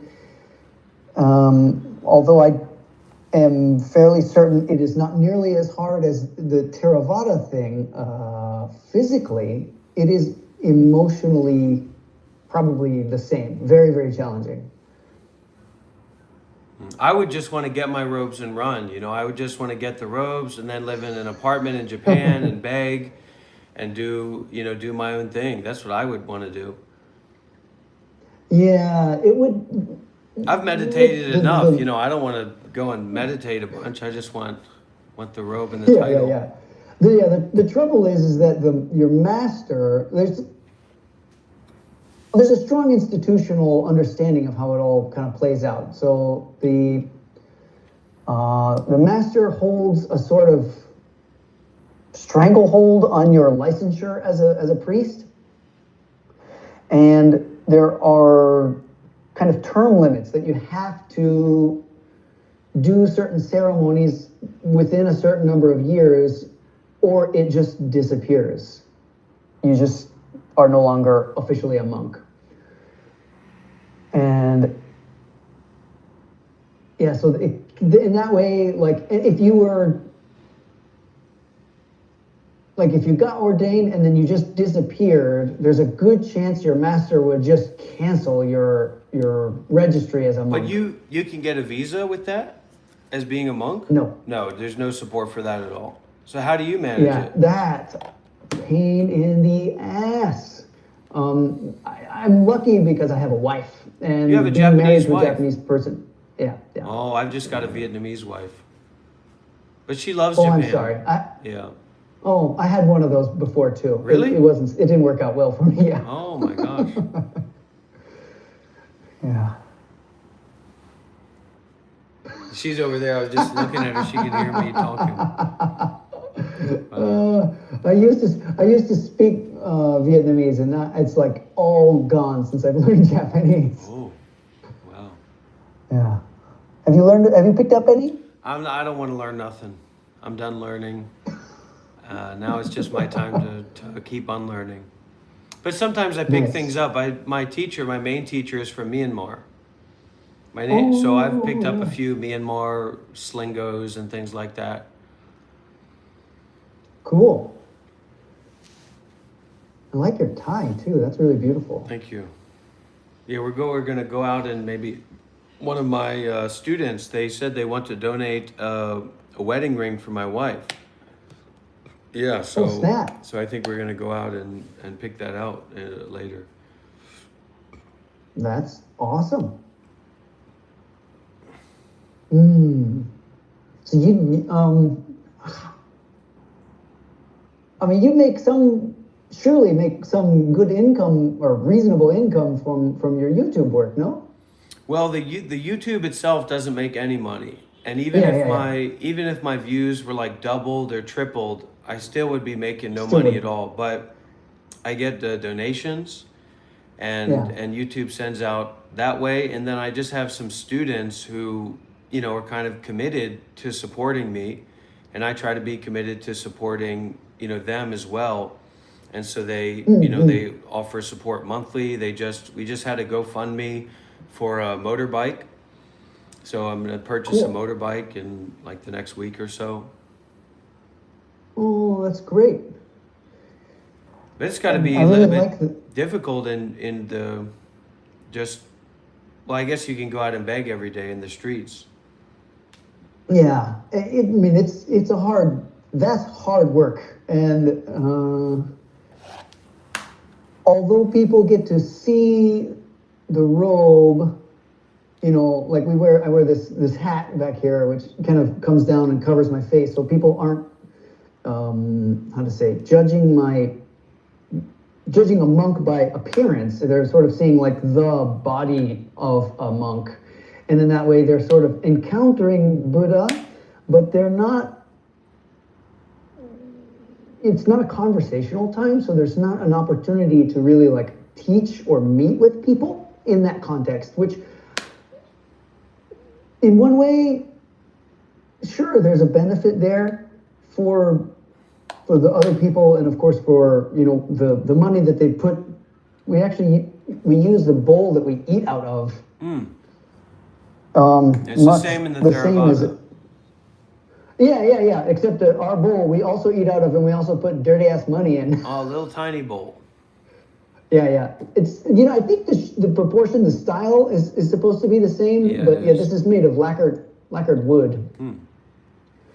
So they put money in it. It becomes our body, and it's cool. But I like the YouTube thing because it actually, you get to meet people, or they get to meet something that actually can help their lives be better.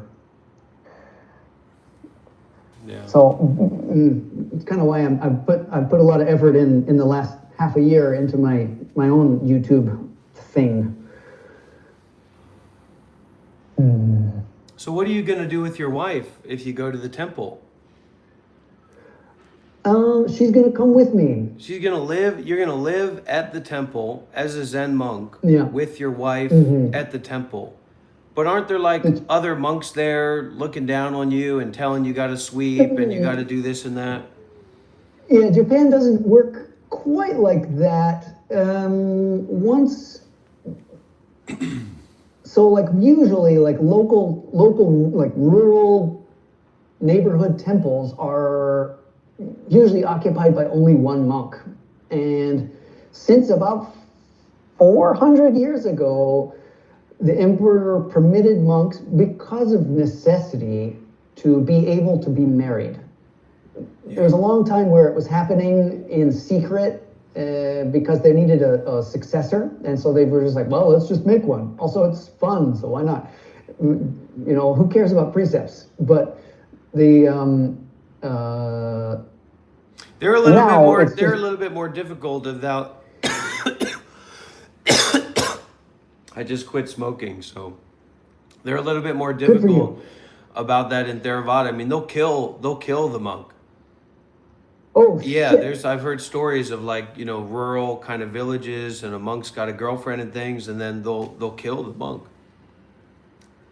Damn. Yeah. Or there's an example where there's this quite famous like yoga instructor, like fruitarian monk in Thailand, Western guy. I think he's from Canada. Somebody busted him with a stake? No. He lived up on like a mountain, and he would do all kind of social work and advocacy work, and they loved him. Everybody loved him.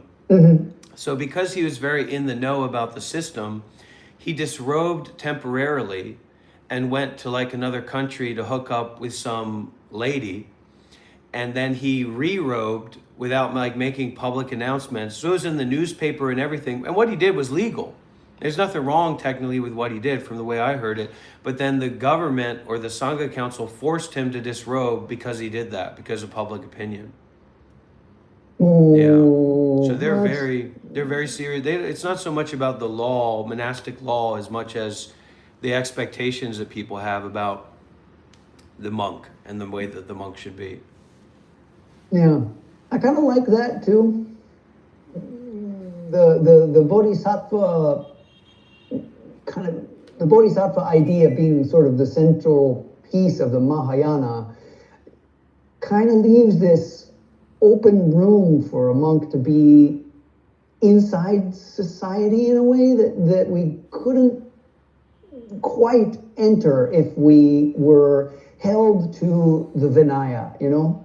Well, I think it's a very watered down kind of bullshit bodhisattva thing. Because what a bodhisattva is supposed to be is a radically non-dual, abrasive or utterly compassionate, challenging norms and forms and just fully enlightened. So this idea that anybody who comes, I don't know how much you're connected with like American Soto or whatever, but anybody goes that does some sessions and gets jukai or whatever is now a living bodhisattva. I think it's just nonsense. I actually got started in that tradition. And I went there when I was still a monk, like 2 years ago, after like 6 years of being a monk. And I did the retreat, and some of the guys that were, residents or members of the Upaya Zen Center, I don't know if you knew it, they've received their golden rakasu. And they're like co-leading or, doing the sesshin. And they were totally... Lay people? Well, yeah, I mean, they're lay priests, right? So they're like golden rakasu, Dharma holder, lay priests. Yeah, but they shave their head, hair. But they can grow it out too. So I don't know all the details, but it's just very unimpressive. And they're reading, they're teaching Zen in the middle of a sesshin as they, read from a book and take notes about their poetry and says, look at this, little paragraph that I formed. And it was just, it was lacking in richness. It was lacking in depth that I found overwhelmingly to be available in these Asian monastic societies, like in Thailand and Myanmar. Yeah. And I think they're selling people something that's really diminishing what this is all about and how far you can go and how radical it is. I have a difficult time disagreeing with you. I see the same thing in the like Angelo Delulu stuff. I think that I don't know Angelo Delulu. It was the guy that I like tagged you together in that email. The non-duality guy, the non-duality YouTuber. But it's like trying to convince people that they're enlightened or convince them to recognize their own Buddha nature. Just sort of could be do you think a short sell for you still have to do the work? I don't know how much the work is presented as realistic, because I see this dynamic in Asian communities where there's a respect and there's a reverence from lay people that do all kinds of different meditation retreats and are very serious and knowledgeable about Buddhism that they have for the monks, because there's a deep, they're more tuned in to the depth of and levels that there is in this. So there's not this kind of sycophantic idea about them being enlightened or them being so far on the path that the rest is not that big a deal. Like there's like what the Buddha would do if the Buddha was talking to a lay person that he wasn't able to like turn the Dharma wheel for them. He told them to be a good person. He didn't tell them to convince themselves that they're a bodhisattva saving the world. Yeah. So. And it's a lot of different things. I have a lot of different views about all this because I'm very, like I started in that Soto Zen in America, and I've been, like my teacher is very revolutionary, and his starting temples anywhere around the world, letting anybody come and participate fully, and just building more and more meditation centers. So I look at like the Western spiritual circle, and I just find it so uninspired and unimpressive.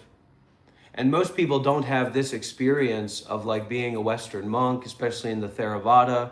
It's such a small group of people, and so it's like people have very little access to information, and then they go to these retreats and they say, oh my gosh, look at how quiet people are, look at how organized it is, look at the Japanese accoutrements and the robes, this is unbelievable. But for me, that's not impressive at all. You know, because I see this like living, breathing, revolutionary, dynamic, evolving teachings instead of like fetishizing Dogen and poetry and just sitting. You know, we're the Soto people. I would say if they're really the Soto people, where are all the Japanese people? Where are all the Japanese monks? You know, where is this continual connection and inflow from Japan? And of course, it's just Westerners. You know, I see it a lot more as a role playing. Yeah, there's a kind of where to pinpoint the root in history. There's like the Zen monks who went to the West. A couple of them were, how to say, like the guy who went to Europe, who was a Soto monk. His name was Deshimaru, and he was nuts, and he was ordained by a really highly respected master, and then that master died because he was like the last person ordained by him.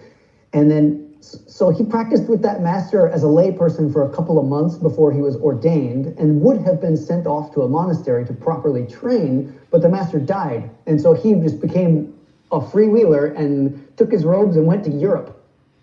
And he was charismatic just as a person, but he was probably incapable of holding a regular day job. A pretty eccentric person. And he ordained thousands of people. Yeah. Which is like, if you don't have the entrustment from or the verification from a master that your practice is mature, then you have no business or trying to ordain people. That's selling people something that's a lie. And so there's sort of Europe is trying to retroactively repair their understanding of Zen, and so people are coming to Japan to try to study and stuff, and like a lot of those people are still running around in Europe with their robes, saying that they're monks, but they don't really actually know anything about Zen at all. And in the United States' case, some Japanese priests, some really good ones, honestly, didn't want to do the sort of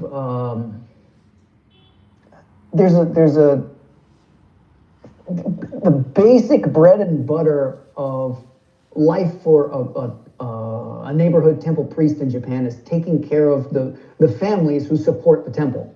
Often those families are multiple hundreds of years living in the same place, so their families have been supporting a temple for often much longer than the monk, or if the monk is the child of a monk, much longer than the family lineage of the priesthood in that temple. So the lay people have a much more important, deeper connection to the place. Yeah. And then they sort of, it's probably not unlike in Theravada, where... Yeah, no, it's exactly what Theravada monks do. Yeah, so monks come and go, and if a monk is bad, of course, they get kicked out by the lay people, and but that's pretty rare in Japan, but that work of like specifically taking care of those supporter families can be kind of void and empty. Like, you're going and you're reading sutras, chanting sutras in people's houses, and you perform funerals, but then you're not like, how to say this? Like, of course, within the teachings of the Buddha, within the Dharma, yeah, we can handle death. We can like meet that like right there. We can hold it in our hands and not be perturbed as a monk. But what Buddhism I like to believe all the parts of Buddhism are about are people living their lives better and trying to get themselves together and to understand themselves. Yeah. Will they become enlightened? Probably not. Yeah. But just you be a little better is good enough. But so those monks who trained or born in Japan and trained in Japan, of course, who wanted to do something more for the benefit of people's lives, found that in Japan, that's a really hard sell because Japanese people are sort of spiritually shallow. In the last like 150 years, Right. it has watered down heavily. I mean, I think that's common everywhere. Well, I went to Japan. I went to Tokyo, and I was really excited about going there, and because I'd had experience in South Korea, and Vietnam, and all over Asia, all these different Buddhist countries, especially. So I was expecting a similar energy dynamic in Japan, and I found in Tokyo, I mean, it was just there was no sensitivity, there was no reverence. It was like Asian New York City or something. And it was really uncomfortable. And there were all these beautiful things to see, and the markets and everything, but I couldn't enjoy anything because of just how overwhelmingly confused the social environment seemed to be. Yeah. And kind of like looking for a place to place aggression or distrust or like frustration or fear, like underlying fear and a lack of understanding or connection to like the communal harmony. As it relates to like a spiritual grounding. Of course, they're very harmonized culturally, but related to like a spiritual sensitivity. And that was just in Tokyo, so I'm sure in some places in Japan it's a little bit more calmed down and low key. Yeah, I mean, Tokyo is the worst, but like Japan is one of the safest countries in the world, and people are like, that's such a great thing. Well, yeah, it's great, but the reason it's safe is because Japanese people are paranoid and are always worried about like what other people think, and is somebody going to break into my house and kill me? So we always lock the doors, and we never we just keep this really narrow box, and like people don't, how to say, as a layperson, a really beautiful thing is our community. And like being able to just be friends and show up and be like, hey man, you want to hang out? And being spontaneous and connected, like intimately from heart to heart. And Japanese people like can't do that. You're American? Yeah. Okay. I've been outside of the American world for a long time. I'm very anti-American these days, so Yeah, I feel you. I haven't been back to America since 2019, so it's been a while for me too. Yeah. And how old are you? I'm 40. Oh, okay. Wow, you look young. You look healthy. You're beautiful. Thanks. Yeah. Thanks. How about you? I'm 33, but since I stopped being a monk, I've put on like 50 pounds. I started smoking a lot, and so now I'm stopping smoking, and hopefully I'll get some of my youthful and trying to lose some weight, but my wife just doesn't believe in that stuff. So, the Vietnamese, they think fat is good. Fat is healthy, fat is wealthy. Because they're generally so malnourished. Right, exactly, yeah. So the fatter I am, the more happy she is, so I'm trying to, get her to gear towards that. I have a friend who's a vegan, and he's always talking to me about, why are you eating animals and that kind of stuff, and I got to tell him, talk with my wife because she's the one that's doing the stuff, and I'm not. I got enough problems with her. I don't want to make more problems. You're a wise man. Yeah. No, but she's very supportive. She's very good. Yeah. Well, if she's keeping you fat, then she's doing great. She's working her butt off. Yeah. Here, you can say hello to her. You can see her a little bit. Here, Hung, come here. Say hello. Yeah, he has Japanese wife, but he had Vietnamese wife before. She was a nun before also. Oh, great. So you both have the same kind of orientation. That's really great. Yeah.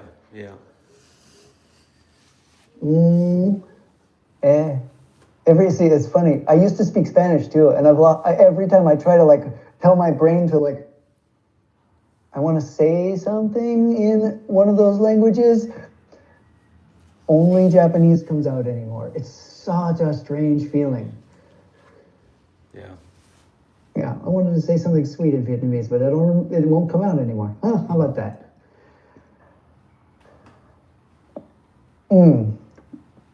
So, yeah, what do you got? Well, I've just been, because I spent these years as a monk, and I was doing, this YouTube channel, and I was actually able to connect with a lot of even like major famous content creators in America, like Kai Cenat.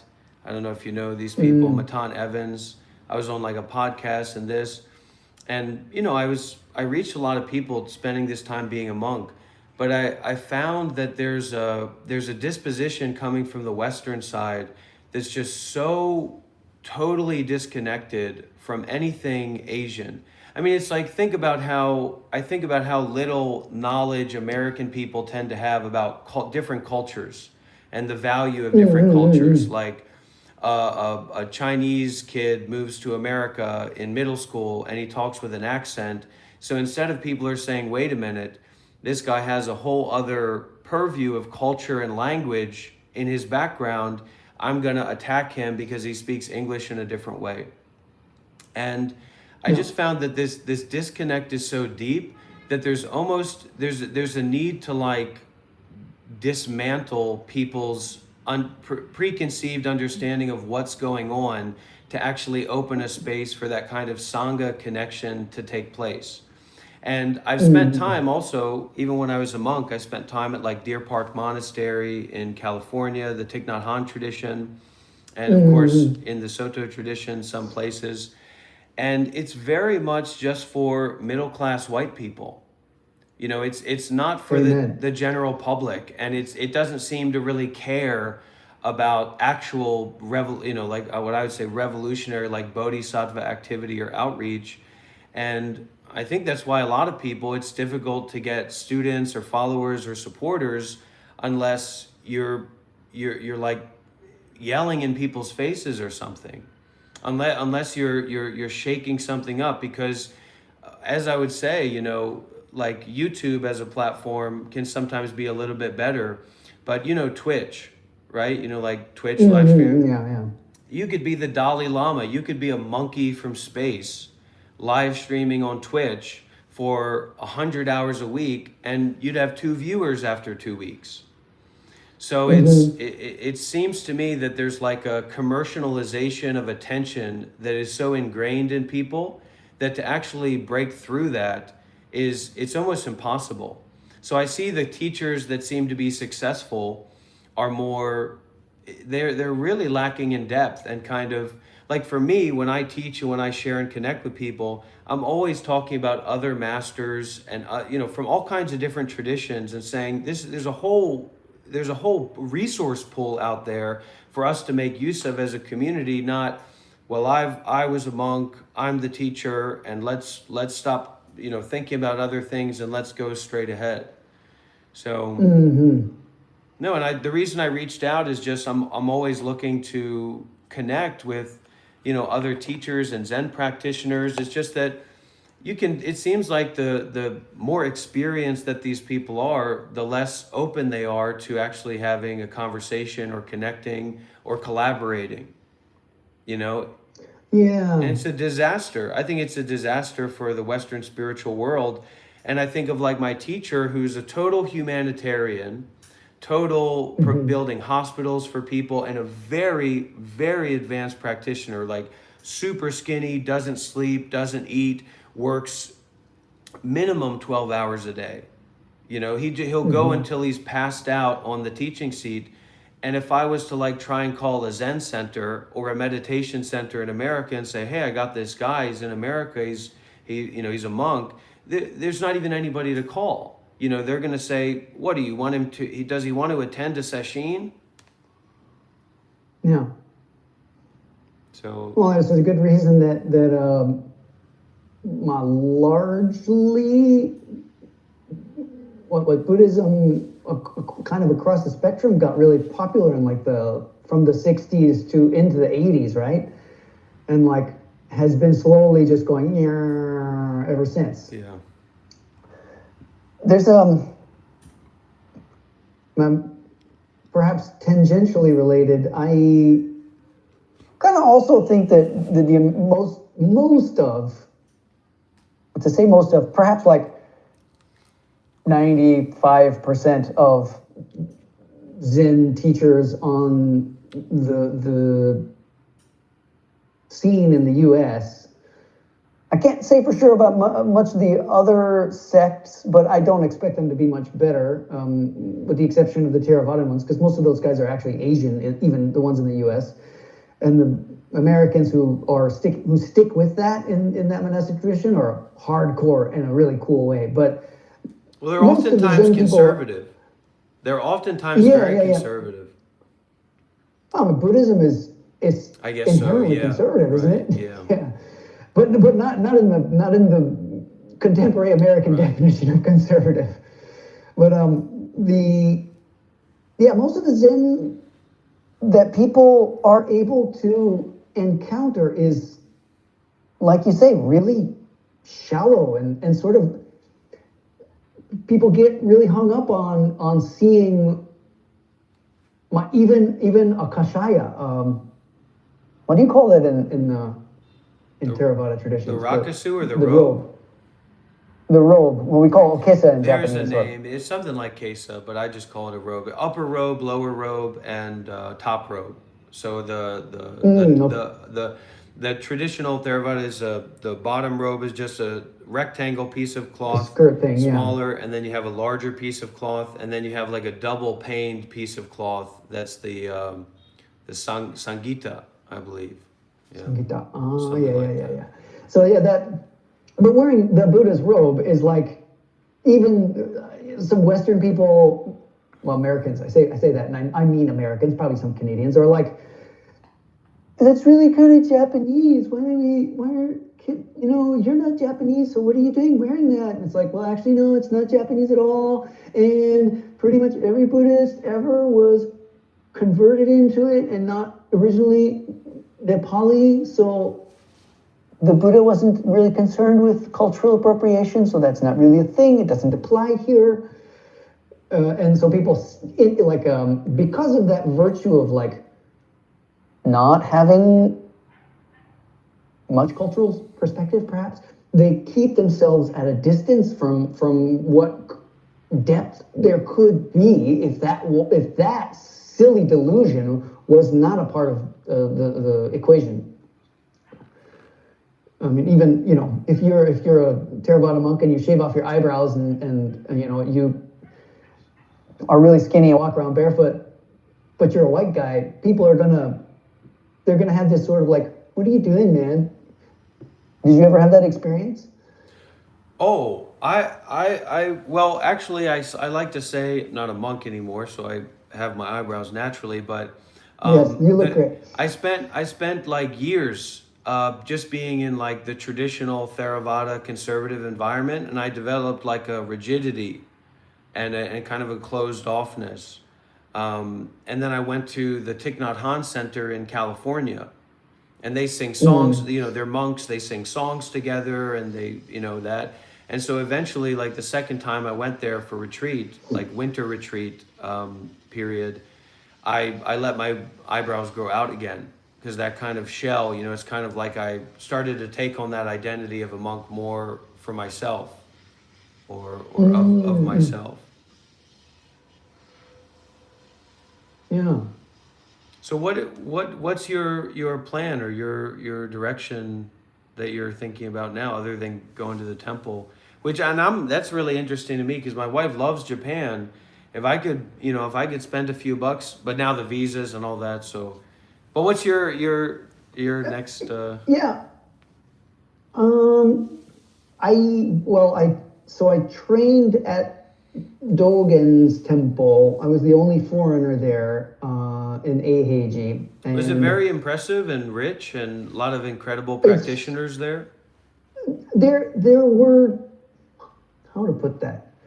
The old masters, they are incredible. They are really super deep, and sincere. The purpose of Heiji as it exists now is to beat that sincerity into stupid young men. So it's also, that also makes it an opportunity for anyone who does enter there with some real sincerity about the Buddha way to cast off your ego or practice putting this identity thing down and just being like, yes, I understand, yes, and then just do whatever you're told and you know, abandon all your own personal desires, your need for time, your need for privacy, all that, just cast that off. That's what that context is really good for. And they asked me to return to Heiji as a teacher. So that's actually really? why I'm moving to Heiji is putting me in a small temple, or us, my wife and I, in a small temple near That's there. the crazy thing about like the whole American, not spiritual space, because it's maybe too vague, right? But like the American Zen space, even more specific, is like you being in that position is absolutely ridiculous, in a very, you know, very like uncomprehendable. But no Zen temples, nobody cares, nobody wants to work with you, nobody wants to collaborate with you unless you know, write a book that's a bestseller, and now you're going there, and now they'll let you give a Dharma talk a Wednesday. And it's this, I don't know how to define that, but it's like it's a disassociation, it's a disconnect from the humanness that's at the core of like Sangha building and Sangha developing. You know what I mean? Like an American who's being invited to teach and support at Heiji, and of course, none of these groups will care unless you've got some commercial success. Well, I mean, or you present yourself commercially. Of course, if you present yourself commercially, it'll work out. But you can't just say, "Hey," and that's what I'm really bad at that. Like I am very bad at presenting myself commercially, which probably goes into like not very good at learning languages or stuff. Like that's a dead end for me. I'm more easy to present myself as a total schizophrenic lunatic than I am to create any kind of commercial package of myself. Yeah, I don't disagree with that. I used to be a professional musician, and I only ever wanted to play, like, well, actually, if I played music that was mostly for money, I got tired of it really quick over and over. Like, oh, how many weddings? I can't do these weddings anymore. This sucks. Or I can't do Broadway anymore. This sucks. And I just wanted to play esoteric music for the sake of music. And you know, you can do that too much, you can't make a living. So, but well, I mean, I identify with not, well, how to say, I call it a disdain for commercialization in myself. I like to make a nice picture. I like this craft work of this presentation. So I've sort of created a cute space and like. Is that Bodhidharma or is that Huike or? Sure is. Oh, Bodhidharma. It's Bodhidharma. Okay. Yeah, I'm a big fan. Yeah, me too. Yeah, like, how to say, I definitely don't want to sell, how do I say this? If I were to say that I was selling anything, which it gives a bad taste in my mouth, but if I were selling anything by the offering the teachings that I do on the internet, it would be selling people the idea that if you study yourself a little better, you're going to understand other people better, which is going to make you naturally, without me having to say it, have more empathy and a more open mind, and you'll find yourself surrounded by more friends. That's Sangha building. And it doesn't even need those esoteric words like Sangha, although I like that word very much. So like... Well, they say technically that the Sangha is talking about, apparently there's three distinctions, but primarily the Ariya Sangha, you know, stream enterers and people who've kind of entered the stream or had Kensho or Satori. Yeah. But if we don't have some way of including all the people, then we're kind of short. We're how do we say, we're holding on to something, keeping it esoteric and closed, where like people who have a chance to wake up aren't even having a chance to encounter it. So what the fuck good is you doing the thing and getting your own enlightenment? You're just the Pratyeka Buddha. Right. You know? So I would have to say that you being growing your eyebrows out and wearing a tie and a button-down shirt and marrying a delightful young Vietnamese lady who wants to make you fat is much closer to helping people. She's actually older than me, so I mean she's younger than you, but she's older than me. Yeah. But yeah, well, we do the best with what we have, you know. We make use of what we have. Yeah. So yeah, that's. I'm doing this. I'm doing my YouTube thing because I mostly because I enjoy it, and sharing with people and getting a few people who write comments or join me in the meditation thing that I do on what's Monday mornings for our part of the world. That is just for those people, and even if it's just a few who want to join, I feel satisfied with that. I would love it. I would love more people to be interested, but I'm not trying to peddle it that way. But do you need money? I mean, do you need support in that way? Yeah, you do, right? You do. Poor, we people like you and I are poor as hell. There's no two ways about it. Yeah. And the situations, the world doesn't, especially in Japan, you can't go around saying, "Oh, I had Kensho, so let's get a discount or something like that. Maybe you can help me out." Sometimes I have to stop myself because I'm dealing with visas and I'm dealing with different things, and there's a lot of people are Buddhism in Vietnam, so I have to kind of say, well, should I introduce myself to this person who I'm asking for advice on visa by saying I was a Buddhist monk before, and I'm not a businessman, I'm not some kind of wealthy expat person, but. So honestly, I may have seen one of your videos or I just came across that like a little line, because you have your channel, and I just wanted to reach out. And I feel like if people like me and you aren't able to have an open door and accessibility to cooperate together, to communicate together, to support each other, then how in the hell is anybody who doesn't have these experiences going to have any capacity for moving forward? And then it's just this, I'm the guru, I'm the guy, and I'm really old and I can really sit still, and you really want this stuff and you already got your Rakasu, so let's just keep going.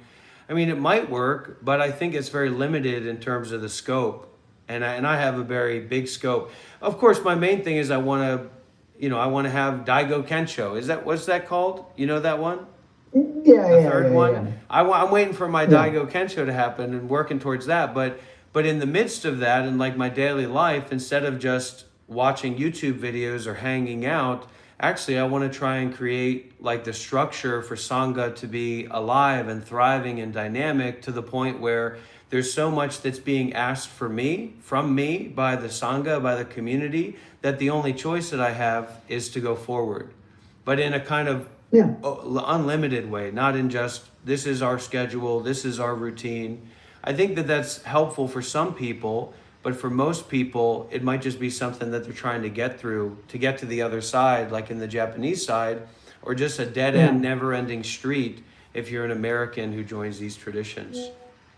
It just never ends. The schedule never ends, and your hope is just that one day you'll be giving a Dharma talk. And that's just such a stupid thing to be aspiring for as someone who says that they're on the Bodhisattva path, to save all beings, to create pure land on earth. I mean, there's the absolutist or the very subtle practice of that, saving all beings.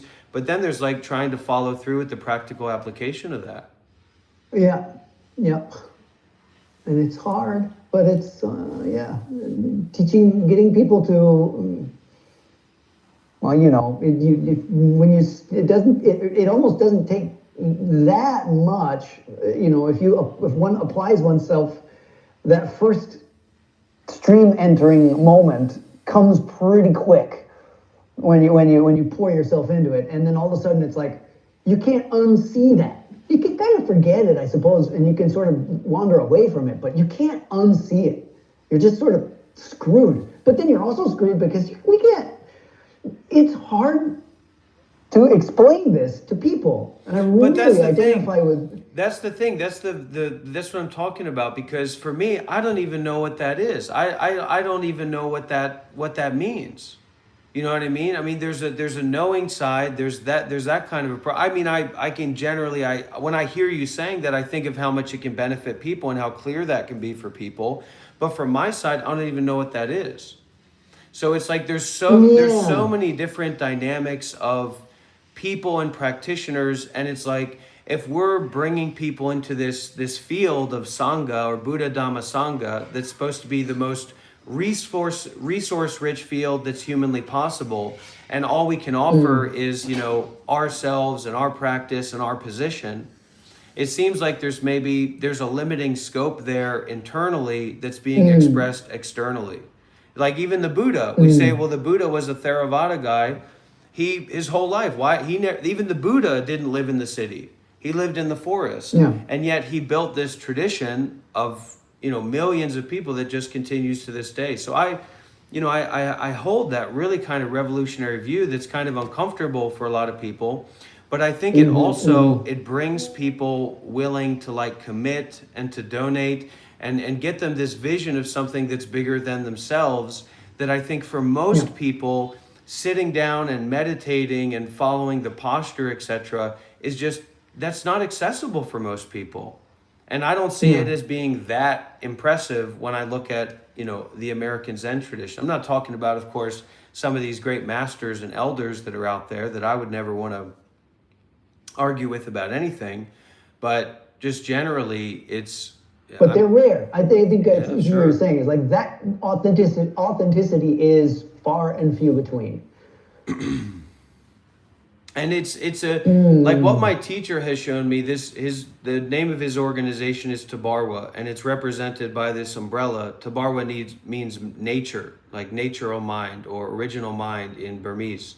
And then under it has these words: cooperation, communication, protection, you know, care and support. And so it's this unlimited view of starting a meditation center that's open for everyone to come and do good deeds limitlessly, concerned with the Buddha, the Dhamma, and the Sangha. You know, and it's just, and the way that he works and how he's willing to work with anybody and everybody and welcome in mentally ill people and sick people. And it hasn't gotten much traction with Westerners because it's so outside of like the capitalist, and I think it comes to a core of like this greed basis that you have in America. Like the base virtue of greed is like antithetical to generosity. So unless you either scam people and manipulate people and sell them courses and do this big presentation, people just don't believe in generosity like that. So you either have to be a beggar who's saying, please help me. I've been teaching you. I've been supporting you. Please help me with this stuff. I really need to pay my bills. Or you create this, you know, superficial course that you sell people to do, you know, this retreat in Spain. Or people just don't get it, and they don't think about that. And they don't think about the value of generosity that has for them rather than for the person receiving. So I look at the path as the entire core is generosity. And it's not about money, but if you're working with people that basically only have an attachment to money, then that's what they need to start. You know, that's a great way to start. Yeah. You know, there's a kind of a question that's quite alive even in Japan about how people relate to money, how priests relate to money, because some temple priests will they like want to do funerals, and they charge money, or they assign like a price tag, or for certain ceremonies they do things for people, and they say, well, you know, I'll read this sutra, and then I'll give the dedication of merit this way for this amount of money. If you don't want to pay that much money, you can pay less, and I'll make it shorter and simpler. So it's like, wait a minute, what the hell? Is this about money? This is like dirty. And then on the other side, you have the people that, like monks who are disliked by some of their peers, who are working, trying to get money, trying to pay their bills, who kind of refuse to put that sort of a price tag on the work. If somebody needs a funeral, it's like, well, the cheapest I can possibly do it to manage all the parts and really perform a beautiful ceremony is like, it's going to be like $50. I can do this whole funeral for your dad for like $50. I know you're poor, and then people are like, oh, that's so great, thank you. Or even ballsier than that, they're just like, yeah, I'll do it for free. And you just say for free, and they're like, but nobody does anything for free. And you're like, well, you can't buy this. If you feel like you need to, if you feel like giving money to support this work, then do it. I can accept it, but I don't do this for money. And then like other monks get pissed off at those guys. And my master is kind of one of those weirdos who's just like, a temple is not a business. I will not operate this like a business. And that's kind of why I like him. But and he also recognizing that the temple, this is a Japanese possibility that's probably not so possible in Southern Asian traditions, is like, my master went to lots of other temples and helped in lots and lots of ceremonies, and so he got lots of money at some point in his youth. And then he studied investing and talked to a friend of his, a childhood friend of his who was an investor, and said, so how do I do this to make this money grow and support my temple and support my life so that I don't have to charge money in my temple? And then, so his friend was like, yeah, I'll help you. You can do this and do this. And then he grew he's not rich, but he has enough that he doesn't have to worry about it. And he got to take care of the building of the temple with that money, so it wasn't a burden on anyone else. And then all of the work he does it for like as little as possible, often just for whatever the feeling that a person has. Like if their beloved pet dies and they need a pet funeral, they want to have a nice send-off for that.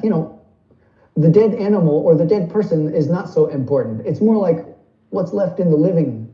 And so he does that stuff for those people. And it's,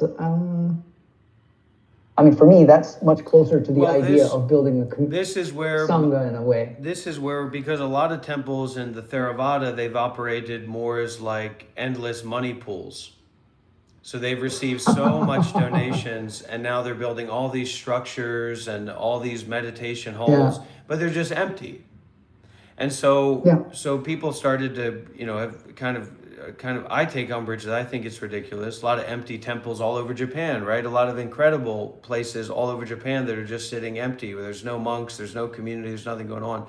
Yeah. So my teacher's way is almost like a new temple system where he uses all the donations for everyone. So any like Tabarwa Center is a place where anybody can go and live and practice and volunteer and do good deeds. So he's kind of turned it on his head. And he's, it's about 18 years old. He's been doing his Tabarwa organization for 18 years. And the main center has more than 3,000 people. Yeah. Wow. Yeah, it's massive. It's Cool. a massive complex. And, so that kind of informs my mentality about where I'm trying to direct people and inspire people, but also just keeping it grounded, because people can get very lost in that ideation or that expectation of the way it's going to be. And of course, it's not that way at all. My teacher's main center is a hellhole. It's the worst place you ever be in your life. But for anybody who's done meditation retreats, you know that that's probably the best place for you to be for cultivation and for development. Amen. Yeah. And my master's temple it stands. It's 350 years old, but it ain't special. It's just a pile of sticks. That's how he usually describes it. This is the other dynamic. That sort of thing is. This is the other dynamic that I think is something that for the Japanese conversation and the South Korean conversation about revitalizing Buddhism for young people in Japan, and how ill-equipped senior monks and most monks are to do anything related to that. Now, somebody you probably would really like to check out is this Just Be Temple in South Korea. Just Be Temple in South Korea. Oh, Do you know him? Did Muho went there and did a Muho might video have or went there. something once? Yeah, he might have went there. Yeah. So that's a place Yeah. where they bought, like, they donated, paying bills for it. But this big building in like the heart center of like an international and youth people district in Seoul. And of course, South Korea and Japan are not the same or whatever. But so the bottom floor is like a coffee shop and reception hall, or not a shop, but like a tea place. People can come and gather and sit in like a library. And then the next 3 floors are like a hostel, like a Buddhist temple stay hostel. And then the top floor is this meditation center. So it's like a hub for people to come and actually, experience, engage Buddhism. Cool. Heck yeah, I want to go see that. Yeah, you should go. That guy would love you for sure. That Just Be Temple guy. He's a South Korean guy who he lived in America. He went to like university in America. Then he came back and lived in the mountains in South Korea for years as a monk. Yeah. Yeah, in one of the monasteries where I trained, there was a Korean nun who came, and she was spitfire and wonderful, and I believe it. Yeah. Operated by whole heart. The Japanese people were so frustrated; they didn't know what to do with her. It was great. Yeah.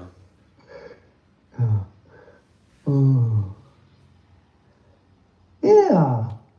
Sounds like we're pointed in the same direction. We kind of want the same kind of thing, and I'm happy to hear that.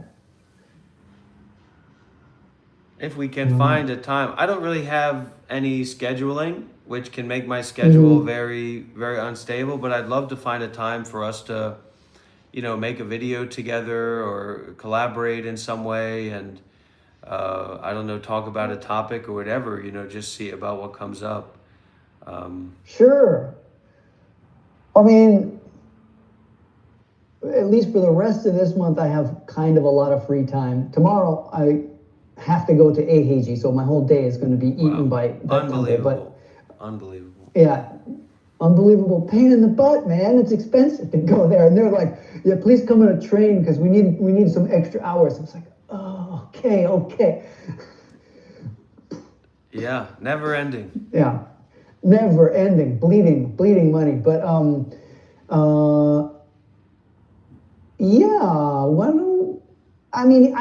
would say let's just try to strike up a conversation and record it and see what happens. Yeah, I think that's the best way to do it.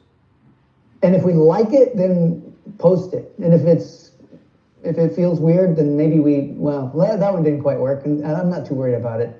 Yeah. What do you use to if we do a conversation like this, what would you use to record that? So I'll use OBS. So I'll be able to record the file directly through OBS, and then I can send you that file, and it'll be in high quality. Cool. Yeah. OBS can do that. Yeah, it can stream. Is it the free version? Yeah, free version. I think it's open source, so I don't think there's any cost for it. I'd have never used it before, or just like once or twice, but there's an option where you can just record the screen or record the video, and it'll make a file. It'll dump out the file. Yeah. I have it. I did one Twitch stream one time just to see what it was like, and I used OBS to do that, and it's just another world of learning. Oh yeah, I should play with that. God, I've been doing some conversation videos, and like, if I hadn't much, I do it in a really, how do we say? It's too clever. It's too clever, so it's a pain in the butt. How many subscribers do you have? Oh, just 1,000, not very many. So if you have 1,000, you can do what's called the vertical live streams. So when you post videos, the way that YouTube works, right, is that there's such an oversaturation of content. Spiritual teachers, this person, that person. So there's no incentive in the algorithm to like identify value and then push that out. Ultimately, it really doesn't matter how great your thumbnail is or how great the video is. It's just a matter of chance, and maybe you'll get a couple thousand views maybe on a video or this video, whatever. But the main thing where you can connect with people is through what has access to discoverability is these live streams. So if you use like your phone and you open up the YouTube app on your phone, and then you do you just go to the plus and then you go live and you do it vertically, right? You do a vertical live stream, then that will actually, sometimes you can get a lot of people watching, maybe in Japanese people, maybe American people. It depends, but I've had live streams where I did like a vertical live stream and I had like 10,000 views in a couple hours or whatever.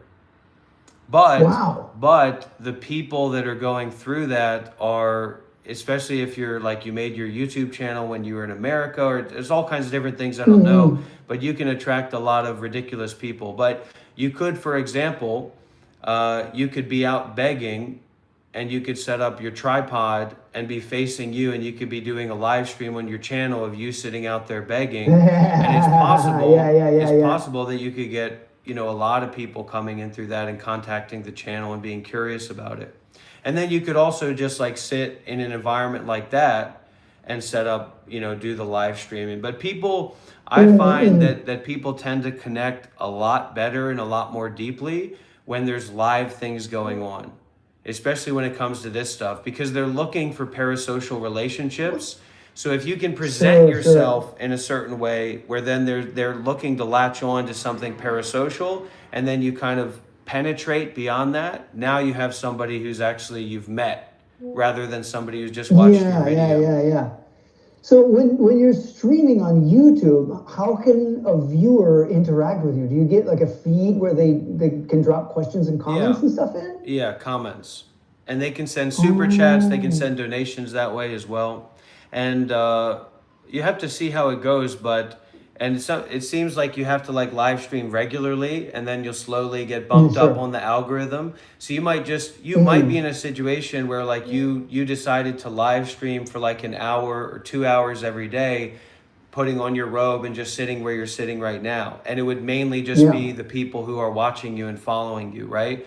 But then you might do a live stream the next day, and you might have hundreds of people flowing in and hundreds of comments flowing in. That's just kind of how it works, kind of luck of a draw, I mean, I've been thinking about,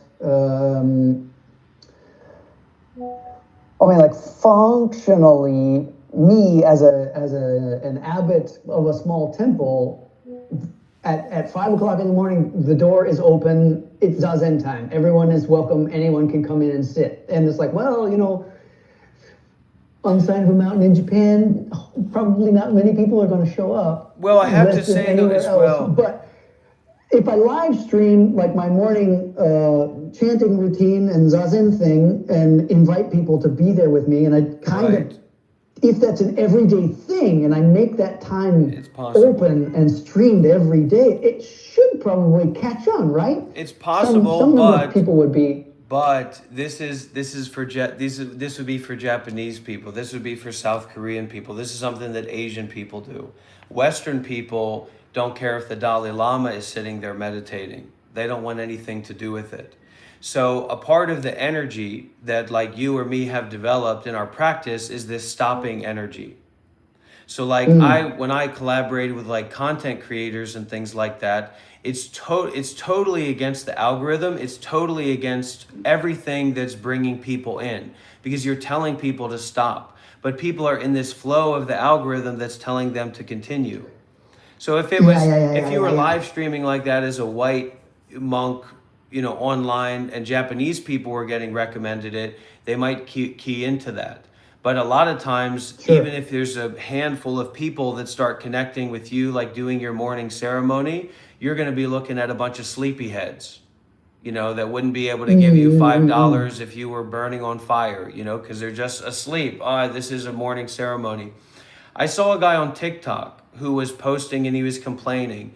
He said, Japanese people don't want to meditate anymore. I'm at this temple and I'm doing my meditation, but people can't take it. And I messaged that guy and I said, look, man, if you want to help people, if you want to work with people, go and meditate in the streets of Tokyo. Go and, make your life as a monk a protest. That's something that people are interested in, because this traditionalist approach to temple life, it's for old people, it's for sleepyheads, it's for people who just want to sit and meditate, but they're going to do that on their own. It's not for young people. That's not what young people need. It's not what they believe in. It's kind of a dead-end road. It's why the temples are all dead, because all people are saying, we're ringing the bell and meditating. So what? They want to see people who are, it's like, Brad Warner, the hardcore Zen guy. So he's always talking about his teacher, Nishijima Roshi or whatever, that was a homeless guy or iconoclast guy or doing all this different stuff. So I think if you want to make money, you have to do something that's outside of the norm that actually brings value to people, instead of ringing a bell and saying, hey, there's value here, come and get it. Because people nowadays, they're in the Deva realm, or they're in the king realm, the queen realm, the god realm. So they've got all the value they need. The last thing they need is somebody who's going to slow them down and tell them to look at their own mind. Because they got the TikTok, they got the YouTube, they got the food delivery. So it's almost like modern Dharma needs to be a protest, otherwise it's irrelevant. And you can see that with the monk march in America. They had a lot of success, a commercial success, Yeah, and inside that commercial success, people got to see not that they were getting to experience a deep perspective or doing a deep dive on what Buddhism is all about, but they got to see that the Buddha manifested there, and that stirs something in their imagination. And people, I loved watching all those people say wow, I just got this great sense of peace, and it's no shit, just go hang out with some monks. You'd feel peaceful all the time.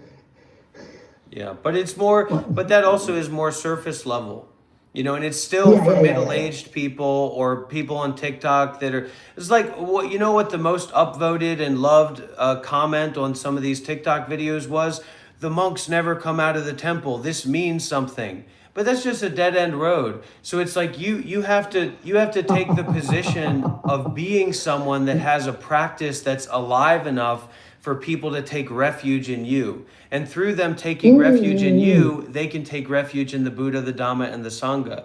But it's gonna take a totally different radical view and practice and a presentation if you actually want to activate people. Otherwise, it's just going to be the same old people, the same old sleepyheads, the same old people looking for a parasocial relationship. Because when you're just making a video, people are sitting there listening to it. Maybe they meditate. I agree. It's very parasocial. And there's not really any meeting point of that. Whereas when you're, possibly live streaming or something, or doing a protest, like just sitting in the rain in Tokyo, that's what I've always wanted to do something like that. I've done that in different ways. But even if you're just doing that as a way to create content or a space for people to be interested, that's what it takes. So when the Buddha walked out from the forest after he was enlightened and walked through the cities, there was a sensitivity of the people where they said, what the fuck? You could be a fucking giraffe walking around these days, and nobody's gonna say what the fuck, because they can't even see you because they're looking at their phones. Yeah. Very well put. And if you can do this and embody this from a deep place, now you're talking about actually being able to inspire these guys who are otherwise just trying to go through a process to get out on the other side and say, I get it, or I'm not Japanese, so I don't know what they go through, but now you're actually activating practitioners and students as well to do something dynamic. So recently, actually, who inspired the Walk for Peace in America was this Vietnamese monk guy who took on the robes himself. He said he wasn't even ordained by any tradition. He just wanted to start wearing the robes, this patch robed, garbage robe, and he walked around with a rice bowl, or like an old rice cooker bowl. And he was doing this for years. And at a certain point, that match, it lit a fire in Vietnam. There were hundreds of thousands of people that wanted to follow him. The government had to intervene and tell him to seclude himself from the public environment. He was just walking around. He didn't have a phone. He didn't have anywhere to stay. Years, he was just walking back and forth and lit a fire that the Vietnamese government had to put out. And I think that kind of stuff is possible, but it's going to take a lot of like revolutionary action, and maybe a little bit of patience as well. I think it's possible for Western people to do as well, to create those kind of dynamics, that kind of network. Yeah, the Walk for Peace was a kind of a, how to say, like taking a drop of a mystery liquid on the tongue and going, oh yeah, it's strawberry flavored. This is amazing. It works. Yeah. Just a little bit, and we got to taste it. There's still potency to be had. Just the skillful means are not well. They haven't adapted to the modern problem, because the modern problem has adapted so quickly. Yeah, 100%. And I think there's all kinds of Japanese and Korean and different, and Thai and like in Vietnam, you can't do freely. So when that happened, right, the Vietnam government had to suppress all that because it's communist. Most people are Buddhist, but you can't just do that freely. Whereas in a place like America, you can march with as many thousand of people as you want, and it can happen. But so it's all these guys who are out there and would love to activate Buddhism and do all kinds of different things. They can't do that. It's like my teacher. It doesn't matter if he spends a year not sleeping and a year not eating and does all the samadhi in the world. That's not going to make him magically have the capacity to connect with other Westerners in the way that me and you can connect and explain things in a way that makes sense to them, because he doesn't come from that background. And now all these countries, Japan, South Korea, wherever it is, are looking towards the West. So there's a bridge point with serious Western practitioners who are willing to do self-sacrifice and be independent to actually make a big difference in what could possibly be a short period of time, I think that this is a really ripe topic for us to film. Yeah. I like this talk, and I wonder if people would. Well, maybe I don't know. Maybe this topic would be. I don't know how interesting do you think people would find very this kind of a my community would be very interested, and I'm sure people puts a couple bucks in your pocket as well. Put a couple bucks in your bowl. Although, if you find the right place to beg and you can make $250 a day, there's your bread and butter right there. Yeah, the monks who manage that are like, they are out there all in the busiest place in Kyoto, like 10-12 hours a day. Yeah. And that's hard. Begging is super hard. Yeah. I go like maybe 4, maybe 5 hours a day. And on a slow day, it might only be like 30 or 40 bucks. But I mean, of course, I don't. If I go out there and I start thinking, man, I need some money. If I start thinking that, then nothing goes in the bowl. The bowl stays empty. It's at the moment that I kind of spend some time doing it and kind of enter, into that same kind of space as doing a meditation. I'm walking, I'm chanting. Like walking really slow. Do you know what Kinhin is? Yeah. Hung out in Soto Temple. No, I started in Upaya Zen Center, the Maizumi Roshi lineage, for a year. Yeah.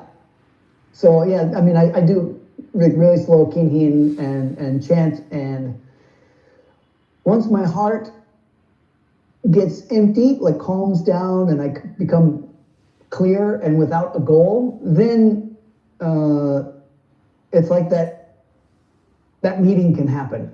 And people will walk by and they'll look back and go, what's that? So. Well, I think people will be very interested. Cool. Well, if you'd like to, why don't we pick a day? What is the time difference between Vietnam and here?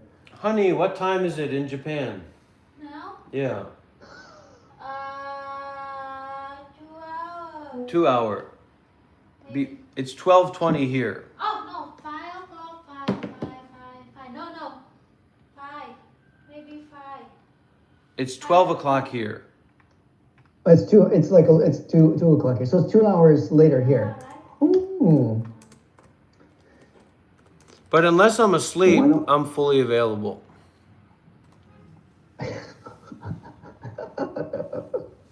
That's great. That's really great. Cool. Well, then why don't we have let's see, 9th is busy, 10th is, what about the 11th? Well, I gotta do my taxes this coming week too. That's an annoying thing. I'm not a time believer. Okay. So part of my begging is saying, hey, I need to not believe in time, and some money would go a long way to make sure that I don't need to believe in time. So, but whenever Sure. whenever you set it up, it's okay. There's a chance that tomorrow could work, even like after I get back. I don't know how long I'll be in Aheiji, so they might be like, it's like 3 o'clock, we're done, and then I come home fast. If I do well, we'll just be in touch. I'll get a hold of you, and it could be like, what time do you usually get up? Well, it changes, but recently it's been like 4 a.m. or 5 a.m. Okay, so that's not unreasonable. That could work on the 10th. Okay. So like whenever. I mean, if you just the way that I do things, if you have free time, you just call me and say, Dr. Rob, it's time to get to work. I mean, that's how I go about it. So feel free. Like I'm at your disposal. I'm at your All right. disposal. I will ring you on the 10th. Are you from the East Coast? Yeah. Oops. Washington, D.C. area. Oh, wow. The pit of the world right now. Yeah. Cool. A beautiful piece of the earth, but god damn, it's full of trash right now. Yeah. I'm always, because of my live streams, sometimes I'm getting hundreds of people come in. I'm getting Americans come in because I made my YouTube channel in America. And just the you wouldn't imagine the energy of people, man. People are so disassociated. You say the same thing over and over to them and they just can't hear you. Just common speak is totally out the window. Being a human being is totally out the window. It's like everything has to be made into trash. And if it's not trash, it needs to be attacked or it needs to be ignored. Literally. For thousands and thousands of people, they're operating in that way. Unconsciously, the sensation, only willing to detect flavor in sensational is just a tragic thing, isn't it? Yeah. Well, let our conversation wake some people up. Yeah, for sure.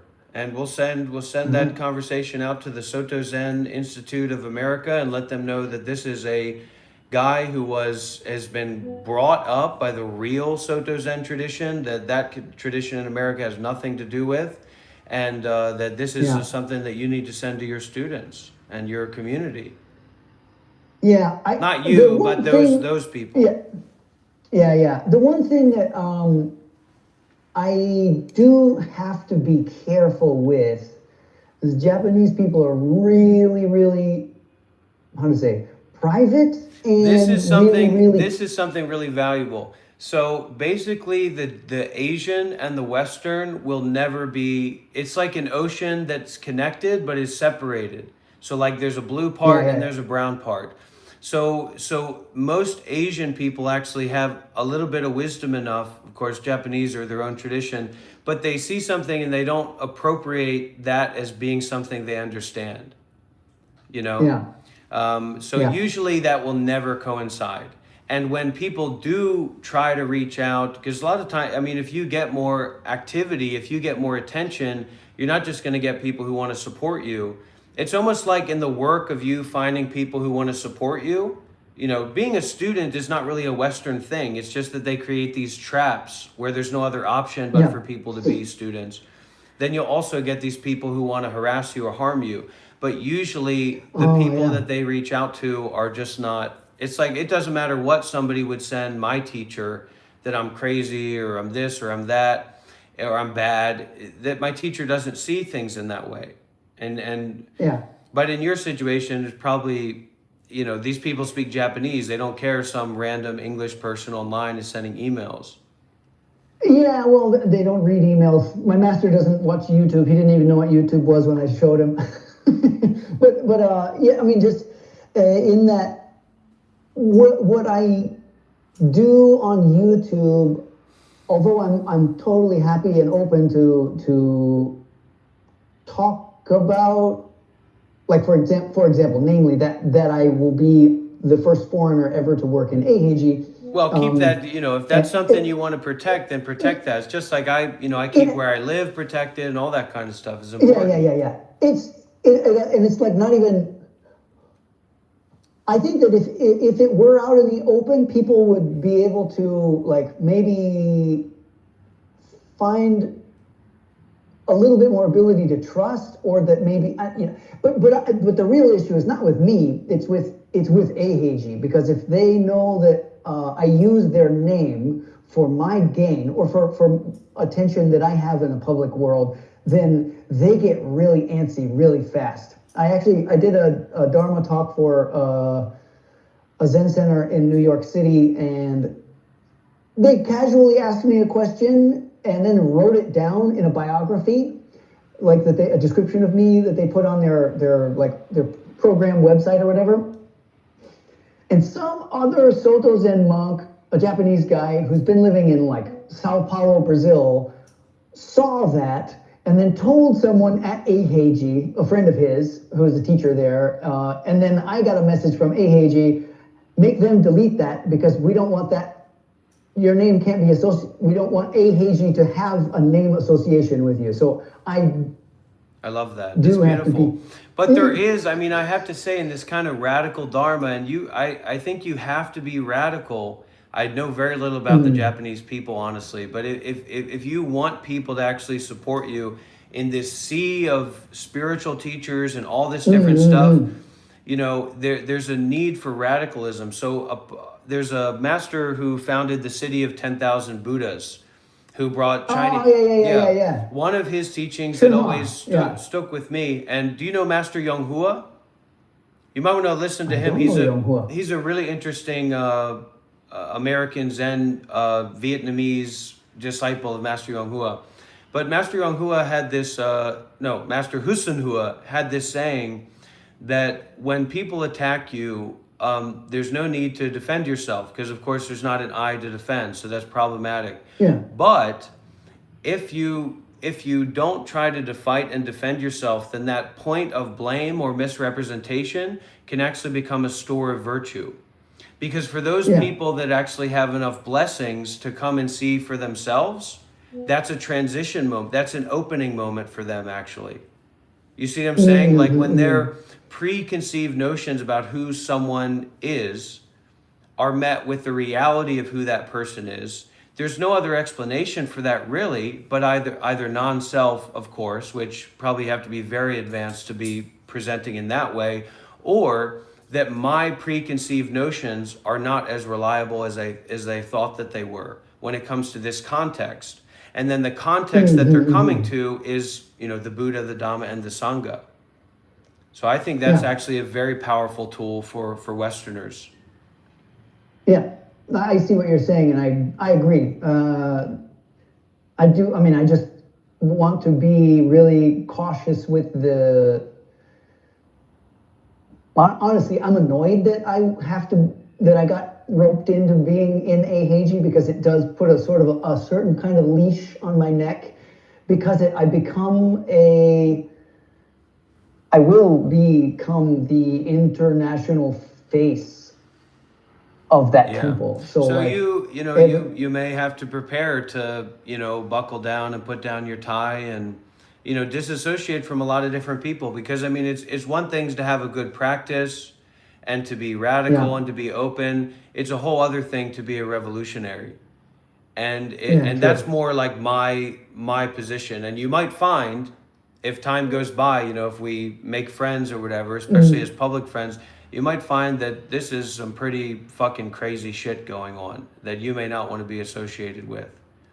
That's me being honest, especially if you take on that face. And I don't have a problem with people taking on that face. I just, Sure. I have that, I have a role that doesn't have anything to do with that. And I find that that's very skillful for me to live and teach and embody Dharma. Yeah. And ultimately, I think that that's a much better place to be than under the thumb of institution.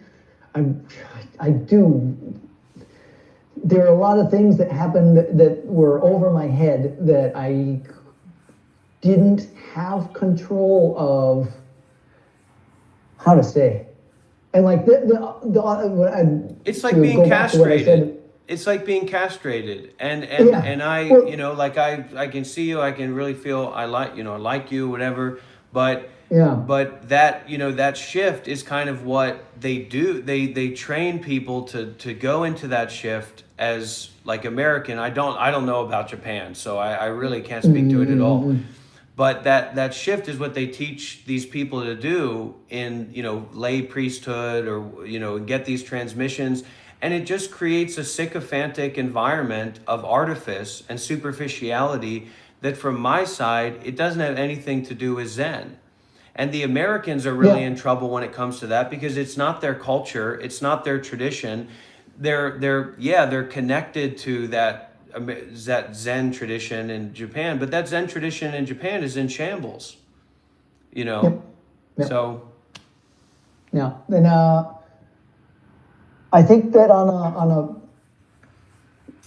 just my impression and hearing a lot of your thoughts in this conversation, I think we can consider ourselves allies in the work for the good thing, and that I'm 100% on.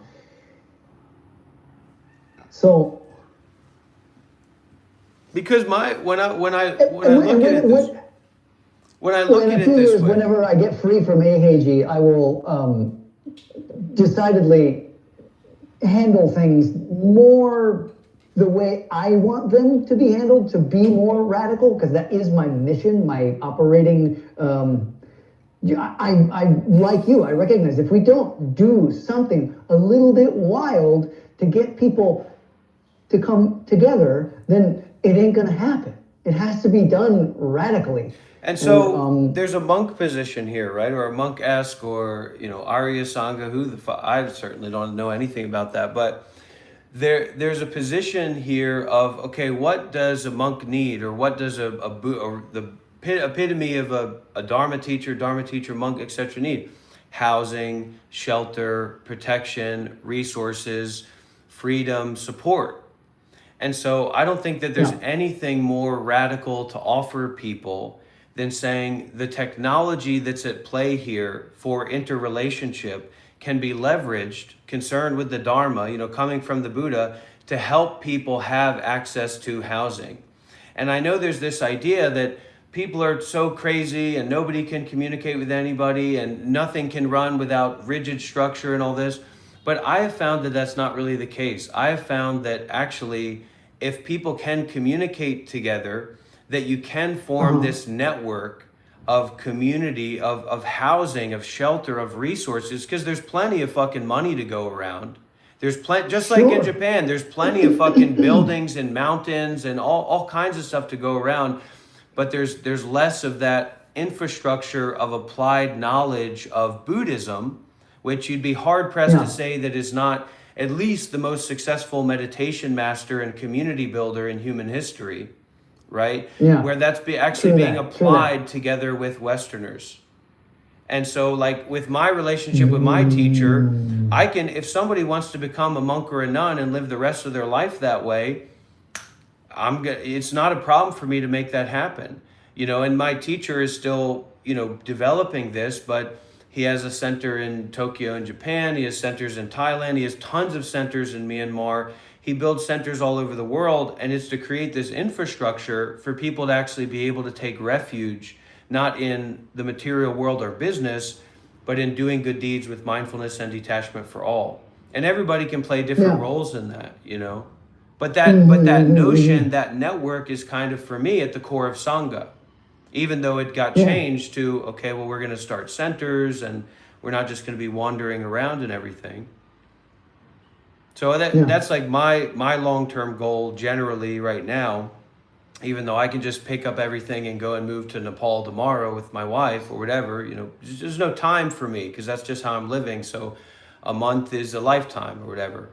But my goal is to hopefully create, you know, like a secular, because you can't be religious freely in Vietnam, but meditation center or hub here in Vietnam that's nice and good and place you'd want to stay, where someone like you can come and be and live, and we can co-teach, we can share teach, we can have Sangha that way. And I think there's such a limited view that the Western Buddhist perspective has offered that doesn't actually represent what has been established and built throughout history, but even in modern times, in terms of communal living under the umbrella of, okay, these are my Dharma, you know, these are my monks, these are my Dharma teachers, this is somebody I trust, this is my real spiritual friend, I trust their discernment, so we can work together. And you know, I think that the sky is definitely the limit for that. Yeah. Not to, and I know when I can say that, it can take on this position where I'm like trying to bring people into that, or I don't want people following me around and bothering me. One of the most horrible things in the world is when somebody's following you when you don't want them to follow you. And that's not what I want, but it's I think that this perspective and this kind of this way of approaching things can actually be a lot more realistic and practical than people think. I don't want to be in charge of everything. I want to go and do my live stream or do the things that I do and hang out and relax and you know, eat food for my wife and be in community. It's not about being a paradise. It's just about me continue with my practice. And I think that people can actually support each other to do that in a lot more ways than they think that they can. Yeah. Well, all good things. All good things. It's really, really nice to meet you, Dr. Rob. Thank you so much, sir. And you're a chosen or? Eshin. Eshin. Okay. Namaste, Eshin. Talk to you soon. Talk to you soon. All right, bye.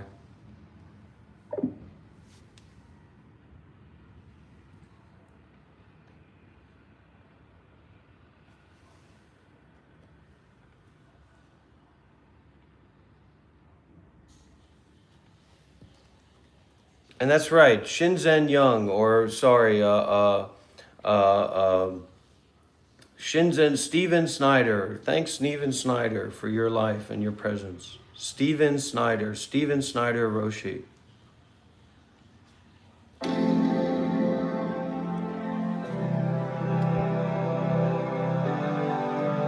Names don't get to it.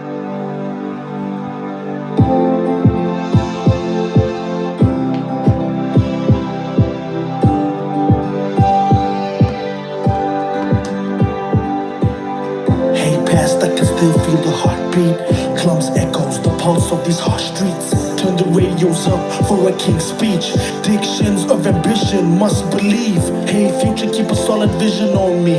Native lingo, history is skin deep. My only sin was the color of my skin, so I must sin till pride emancipate mental slavery. And they said we would fail in time.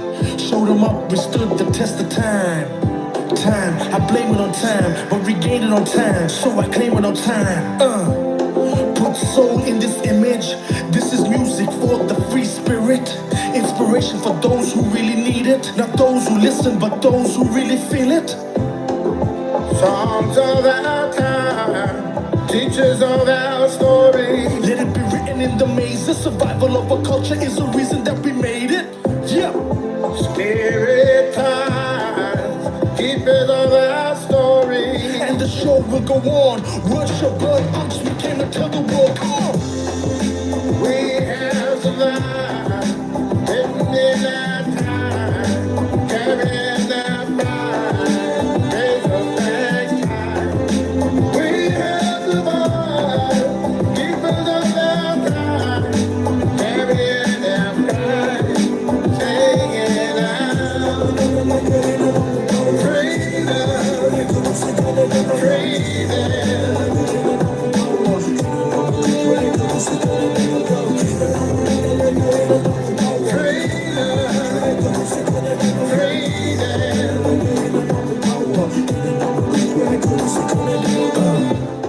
Unity restores order. Famous words from a father to a daughter. The language of a mother to a son. Rituals since time begun. The circle of life is never broken. My ancestors of time have spoken. Free the slave of your mind, get open. A manuscript for a future, here's to hoping. Let it breathe just a little bit. Hey world, believe just a little bit. And if you can see in an etiquette of respect, but the peace becomes relevant. But that concept alone is irrelevant to ambition, such tests are heaven sent. That's why we grab mics and go ridiculous and scream represent till the whole world be feeling it. Yeah. Songs of our time, teachers of our story. Let it be written in the maze. The survival of a culture is the reason that we made it. Yeah. Spirit times, keepers of our story. And the show will go on. Worship blood unks, we came to tell the world. Come on. We have survived, written in our time, carrying our pride, days of thanks time. We have survived, keepers of our pride, carrying our pride, singing out, freedom,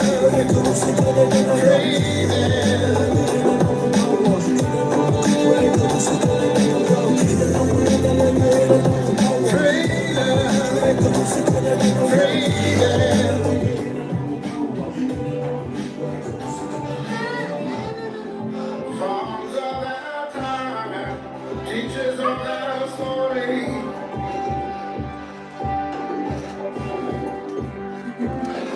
Spirit time, keepers of our story.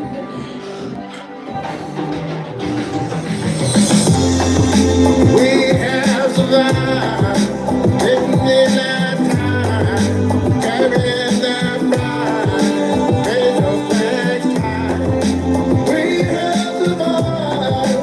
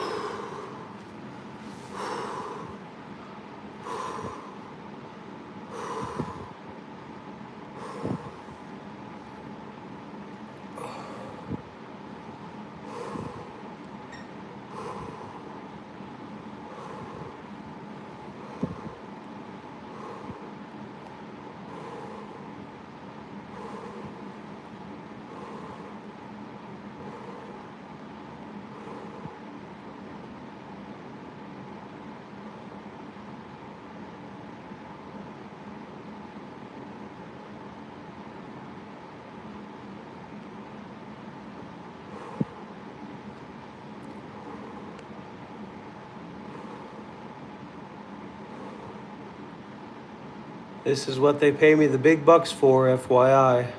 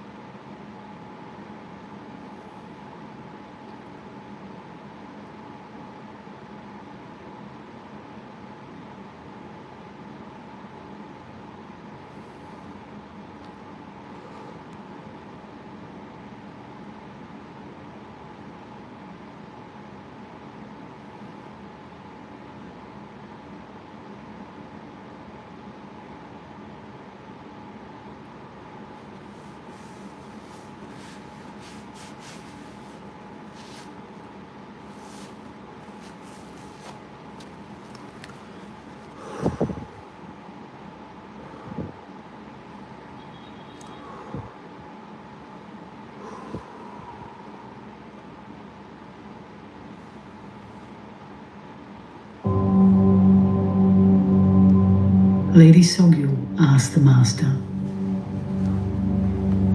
which vital point contains all that appears and exists?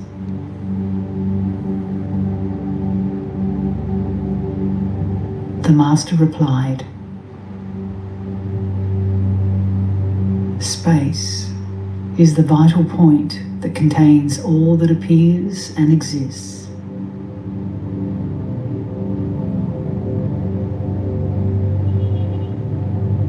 The four elements are all changing and impermanent.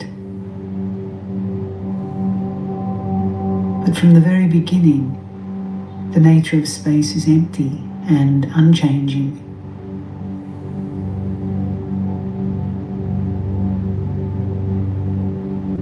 The four elements, earth, water, fire, and wind, have a fleeting nature. When they appear within the expanse of space. While they remain within the expanse of space.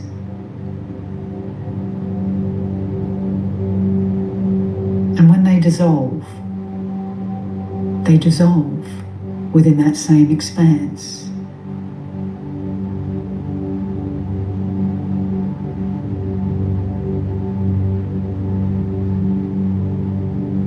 Since the nature of space is unchanging throughout the three times, all that appears and exists can be condensed into space.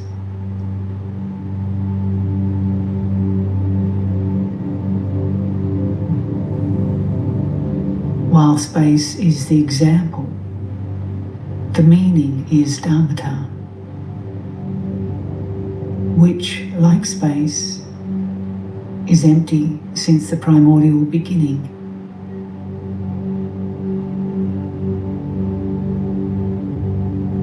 And the sign is that within the sky-like empty mind, habitual tendencies and disturbing emotions are just like clouds and mist.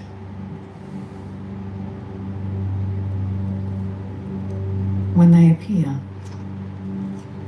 within empty mind.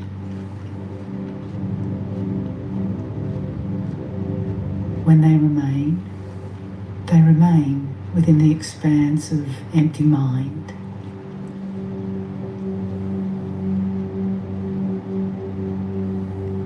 And when they dissolve within the same expanse of empty mind.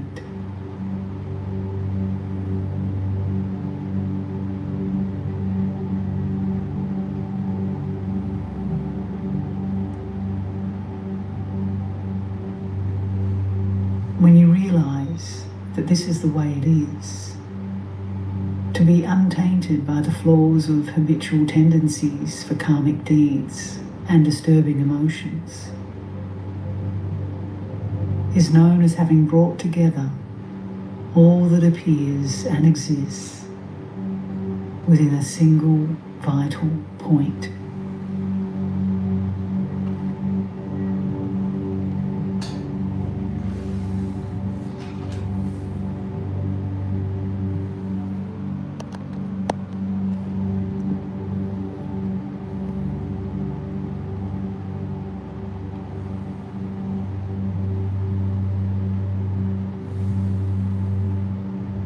Lady Sogyo asked the Master,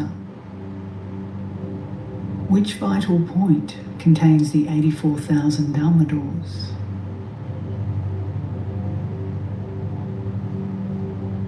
The Master replied, Dharmata's great ease is the vital point that contains the 84,000 Dharma doors. Other Dharmas change and do not last. Dharmata's great ease is spontaneously present since the beginning.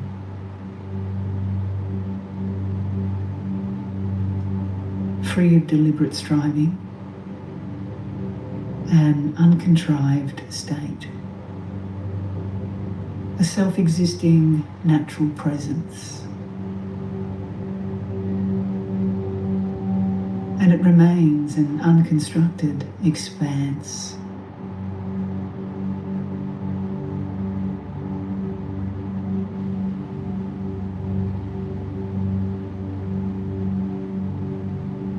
When the 84,000 Dharma doors of the other vehicles appear, they appear within the expanse of Dharmata's great ease. When they remain within Dharmata's expanse of great ease. And when they dissolve again within Dharmata's expanse of great ease.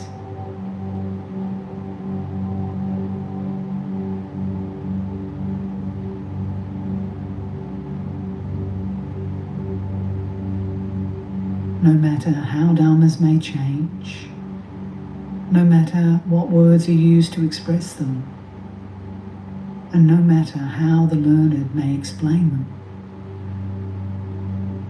the nature of Dharmata's great ease remains unchanged.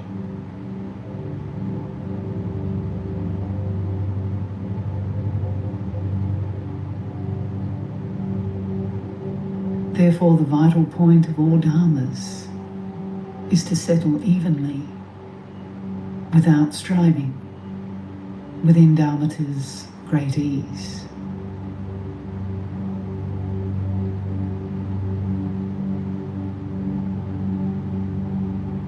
That is the vital point of the 84,000 Dharma doors.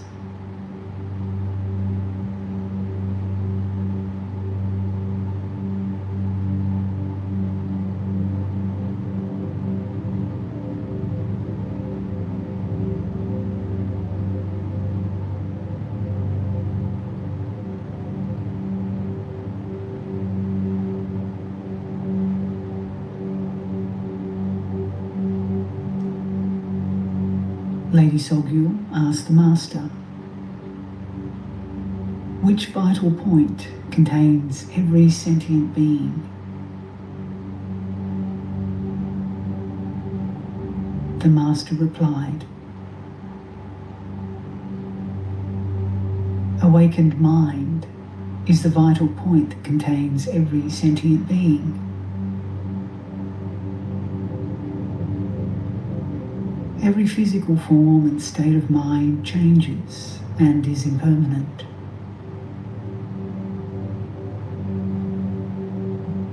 Sentient beings in the four modes of rebirth first appear because of failing to realize their minds. Next, they remain due to not realizing their minds.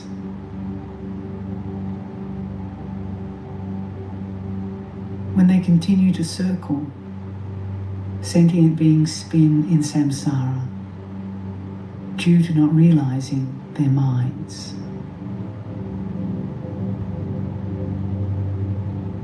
When they simply recognize the never arising mind, a self-existing knowing that is primordially pure, they have found the awakened one within themselves.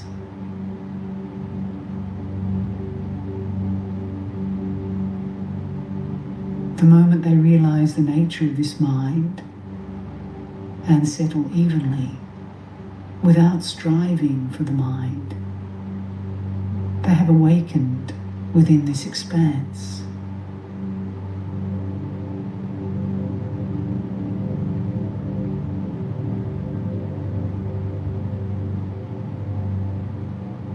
Since awakened mind is essentially unchanging throughout the three times, all sentient beings are the awakened state of a Buddha.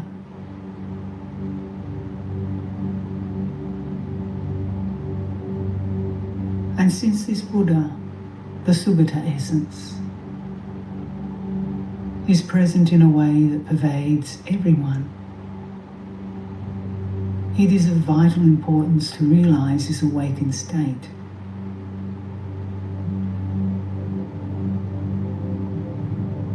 To realize it is known as having brought together all sentient beings within a single vital point.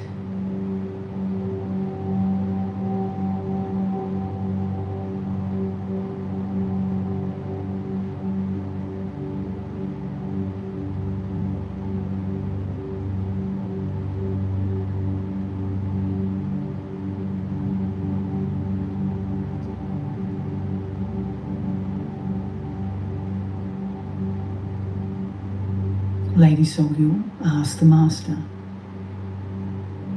which vital point contains every type of wisdom?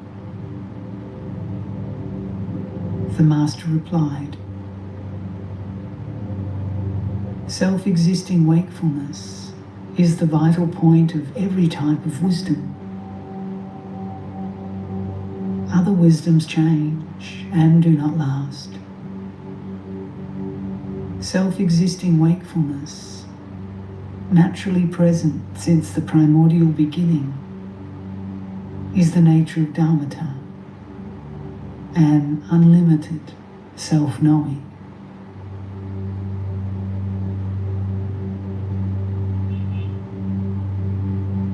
To this self-existing wakefulness, nothing remains unknown. Nothing remains unseen. Nothing remains unrealized. Since this self-existing wakefulness is awake and unfathomable in essence, it is also the basis for every Dharma and wisdom. It is also their abode, and is therefore known as the vital point that contains every type of wisdom.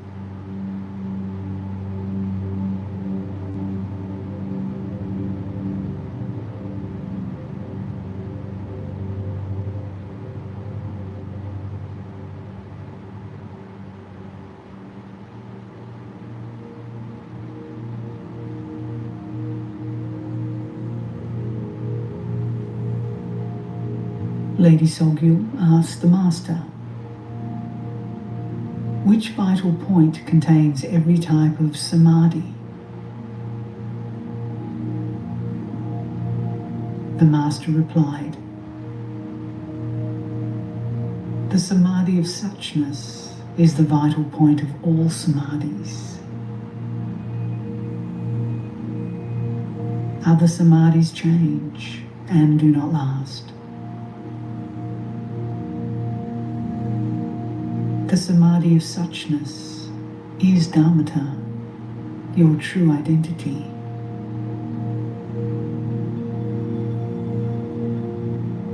It is the unmistaken, original nature as it is.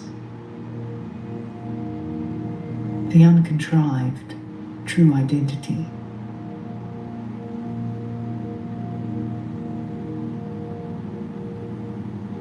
Simply to be this nature, the emptiness of the samadhi of suchness includes every other type of samadhi without exception, as they are contained within this very state.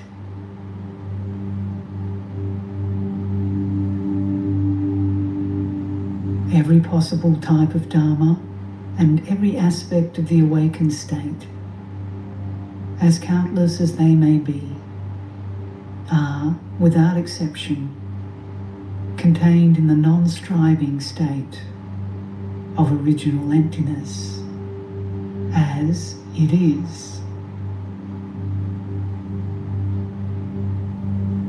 It is therefore known as having brought together all samadhis within a single vital point.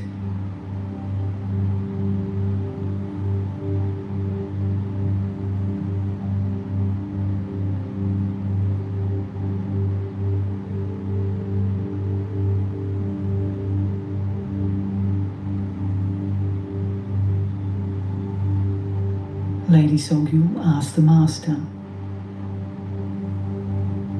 which vital point contains all abodes? The Master replied, unchanging Dharma Dhatu is the vital point of all abodes. All other abodes perish.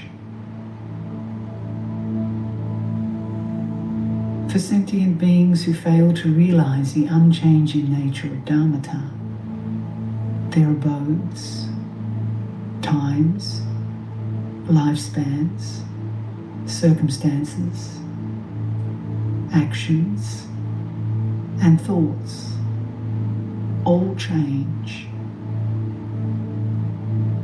while Dharmata remains unchanged by any circumstance or emotion.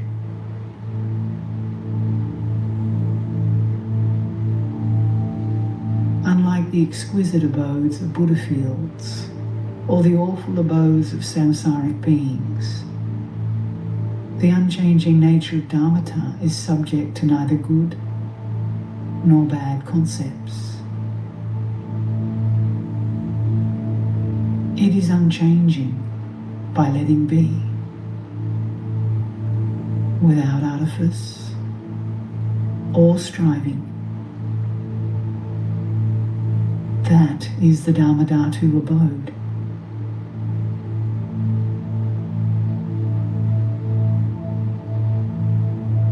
To realize its nature is known as having brought together all abodes within a single vital point.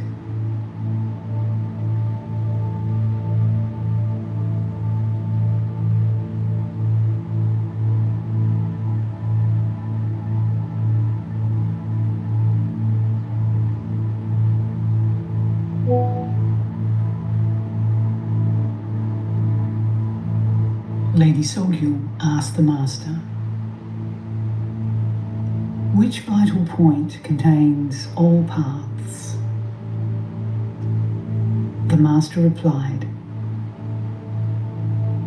the path beyond journey is the vital point that contains all paths. All other paths change and do not last. The path of awakened mind is beyond journey, in the sense that awakened mind essentially is your true nature, unmistaken basic space, the non-dual nature of lucid wakefulness.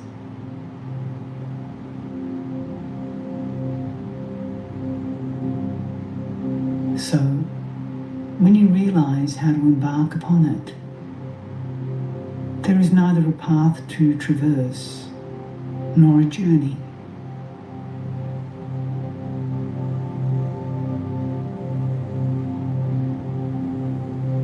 The moment you realize this nature that transcends coming and going, there is no basis for a concrete path through which you could be conveyed by a vehicle.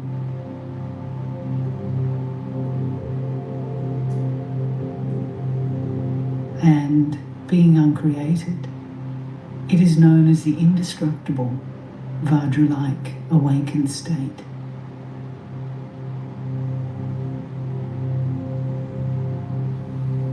To realize this nature is known as having brought together all paths within a single vital point.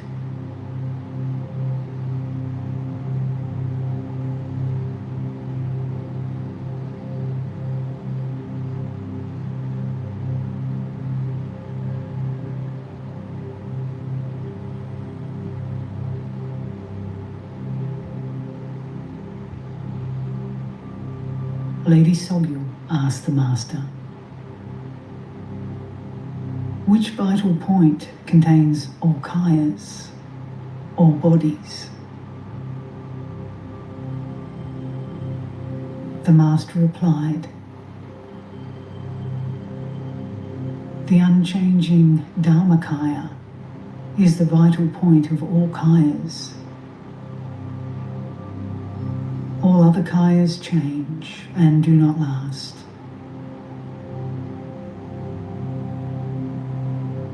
Dharmakaya remains untainted by the shortcomings of substance and attributes. It does not change, as this unmanifest form is indestructible in all circumstances. The kayas labelled by thought, such as the Sambhoga kayas and Namana kayas, all change. The word kaya is defined as indestructible because of remaining unchanged by any circumstance.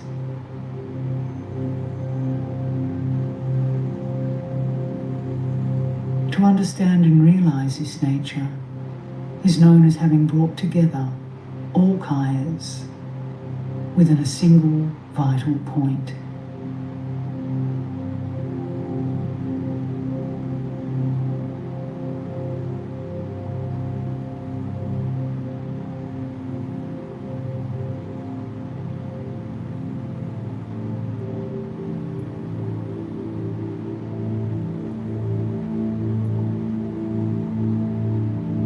Lady Solyu asked the Master, which vital point contains all voices? The Master replied, the voice of the insubstantial nature is the vital point that contains all voices. Other voices change and do not last.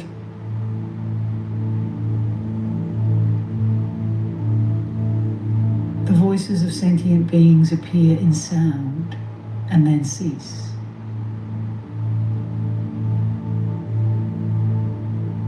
Once you realize the insubstantial nature of Dharmata, you understand that all beings' voices are devoid of concrete substance as well.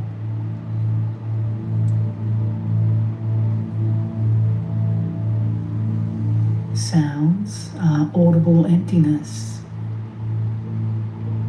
empty of identity.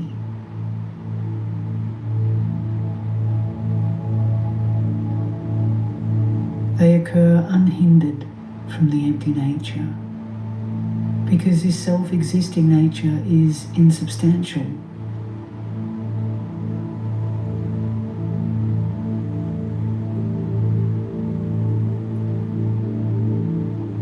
To understand and realize this nature is known as having brought together all voices within a single vital point.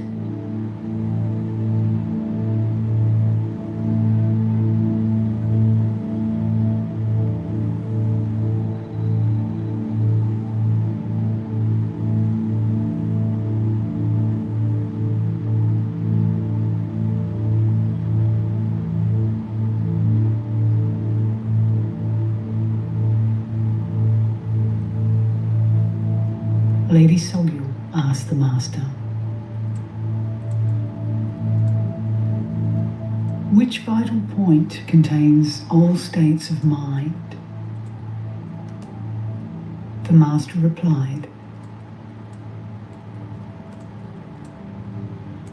equality, free of confusion, is a vital point that contains all states of mind.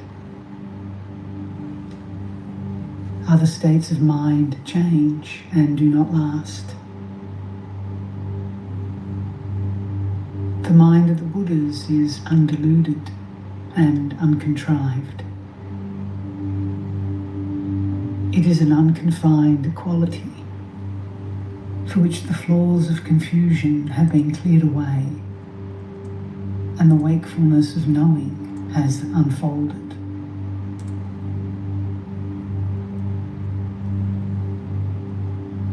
The state of mind of a sentient being fails to realize itself, and the superficial, illusory phenomena of involvements in the general vehicles are all delusion. Awakened mind, unmistaken and uncontrived, free from the confines of effort and striving, contains every state of mind of the Buddhas.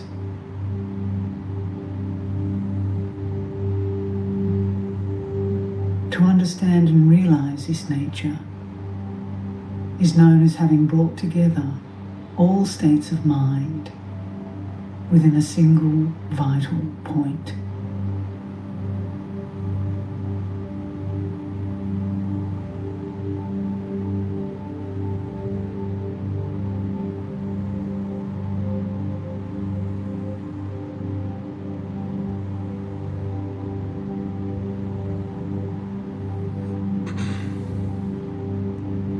Lady Sogyal asked the Master, which vital point contains all samayas? The Master replied, pervasiveness is the vital point that contains all samayas, since it is timelessly beyond keeping. Other samayas change and do not last.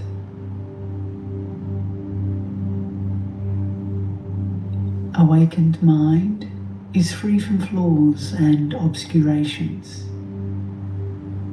and therefore pure and clear. Being free of virtuous objects to be accepted and flawed objects to be rejected. Awakened mind consists neither of something to keep, nor the act of keeping.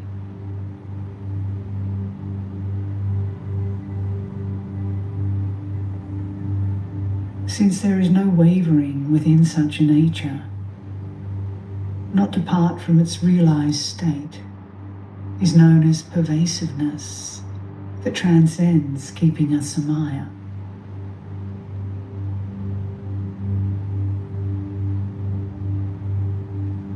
The countless millions of general samayas can be breached, and therefore bind you tightly to upholding them.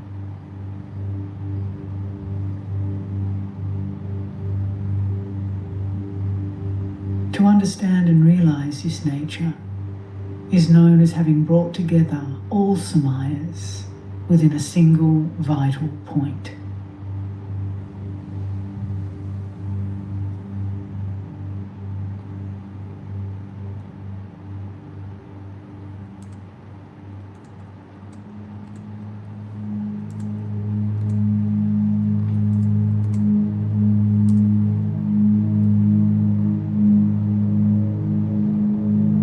Lady Sogyal asked the Master, which vital point contains all virtues? The Master replied, a state of total equipoise is the vital point that contains all virtues. Every other virtue changes and does not last.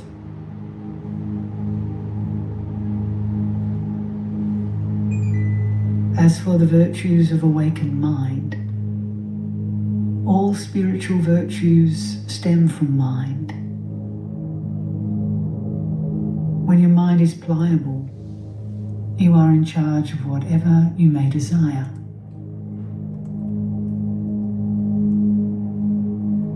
It is just like the wish-fulfilling gem that is the source of bestowing all needs and wants.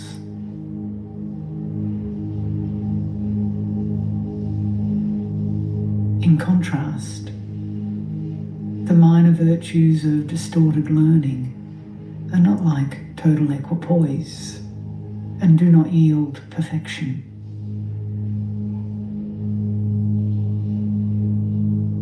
The attainment and stability of a pliable mind gives you total equipoise in the perfection of enlightened virtues.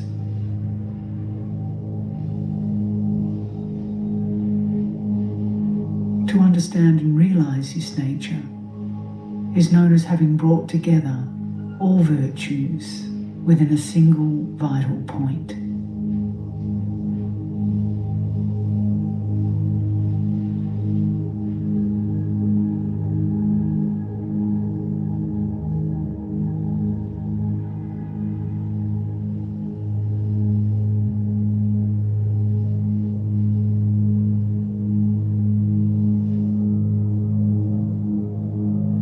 Lady Sogyu asked the Master, which vital point contains all activities? The Master replied, spontaneous fulfillment beyond striving is the vital point that contains all activities. All other activities change and do not last. Since the beginning, your self-knowing mind has been an unfabricated, spontaneous presence. So, since its aim is already fulfilled, henceforth, it is not something that an activity can accomplish with effort and striving. Everyone engaged in the teachings of cause and effect believes in achieving an awakened state that results from effort and striving. But this vital activity is like the statement, all deeds are fulfilled by settling without striving. Free of striving, the Dharmakaya is attained.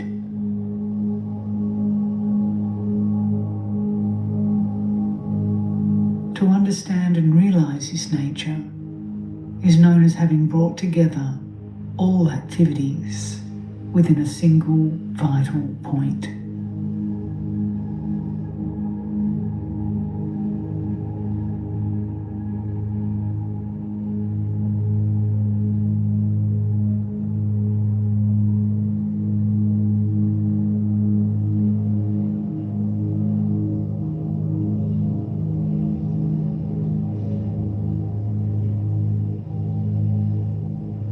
Lady Sogyu asked the Master, which vital point contains all aspects of secret mantra? The Master replied,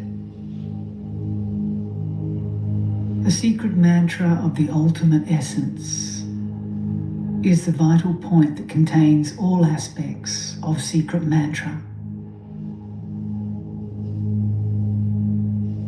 Every other aspect of mantra changes and does not last.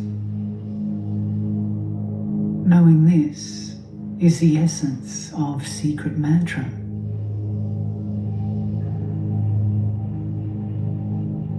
However, even though the empty nature of this knowing is present in everyone, It remains a secret because it is hard for it to be realized by everyone.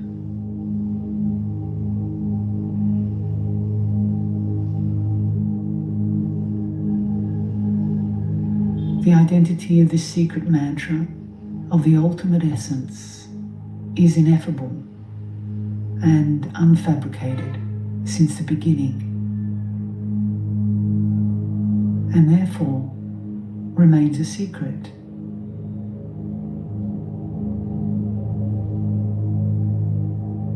It is the secret mantra of the ultimate essence because this essence, revealed through the ultimate instruction, is the cause for attaining Buddhahood.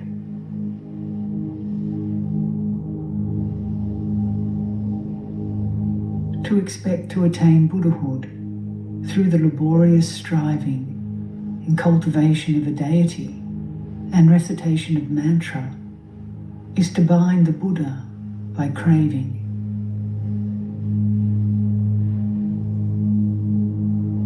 The belief that realization of this nature can be gained by effort is like the statement,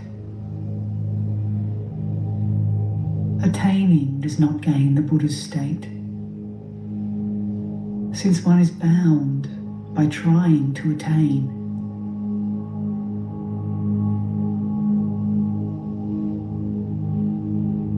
Therefore, when you understand it to be spontaneously present within you, the awakened state of a Buddha is not an object to be achieved.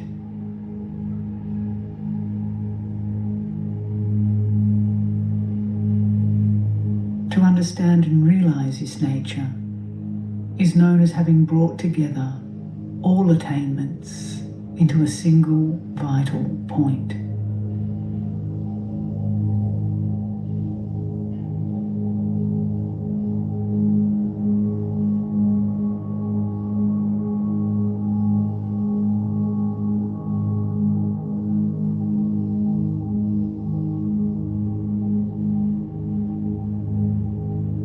Lady Sogyu asked the Master,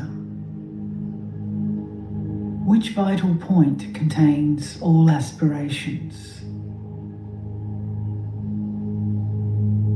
The Master replied, the absence of hope and fear is the vital point that contains all aspirations. All other aspirations change and do not last. In other words, to abide by and engage in the vehicles of the general perspectives is to keep a dualistic view of hope and fear.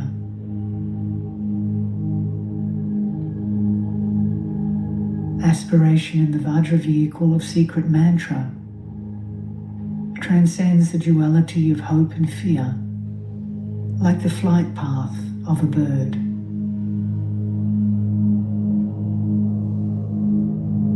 This is like the statement, the perfect path is entered without travelling the fivefold path. The Buddha path is traversed without wishing.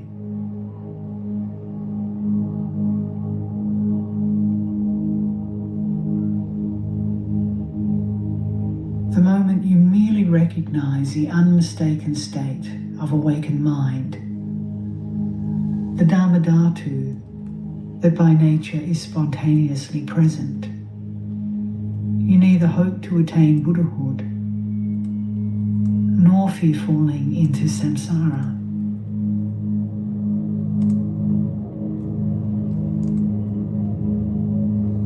In this way, wishes are fundamentally cleared away and paths are fundamentally beyond traversing.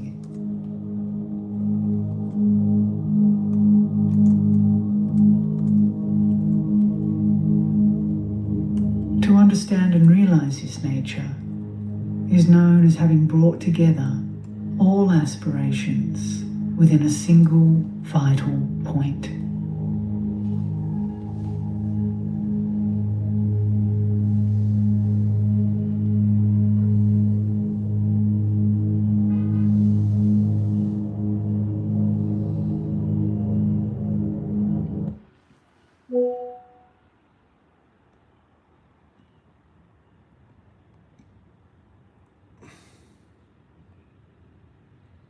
No.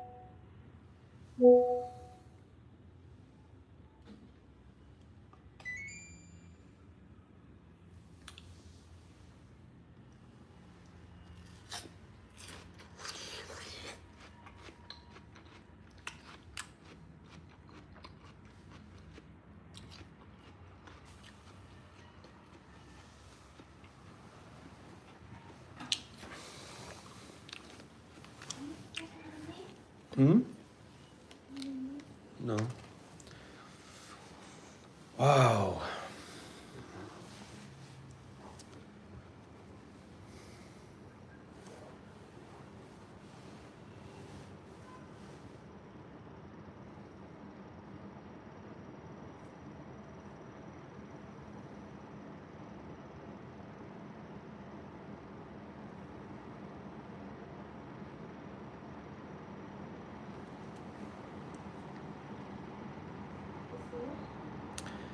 Yeah, everything's good. Everything's as it is.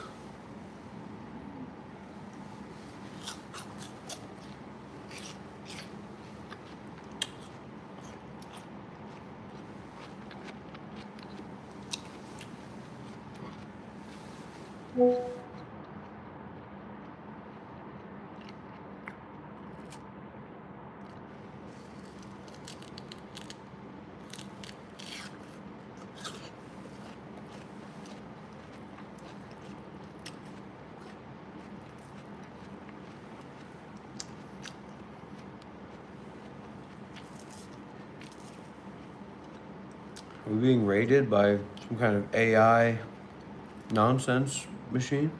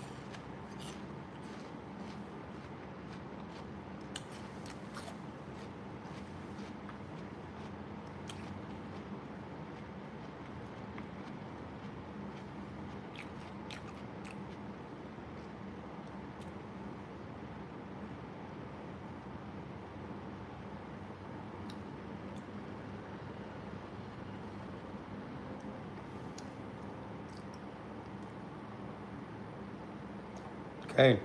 Our impressions click-through rate on the new video is good.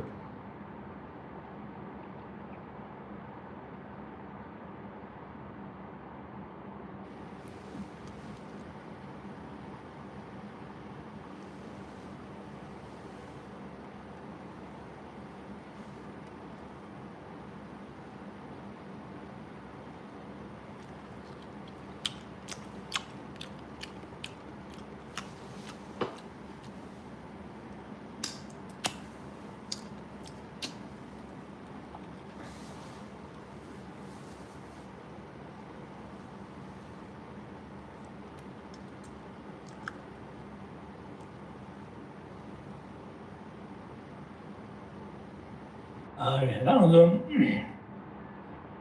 嘴巴随便礼物，那是不是？然后这里随便的变嘛是几千文章，然后说。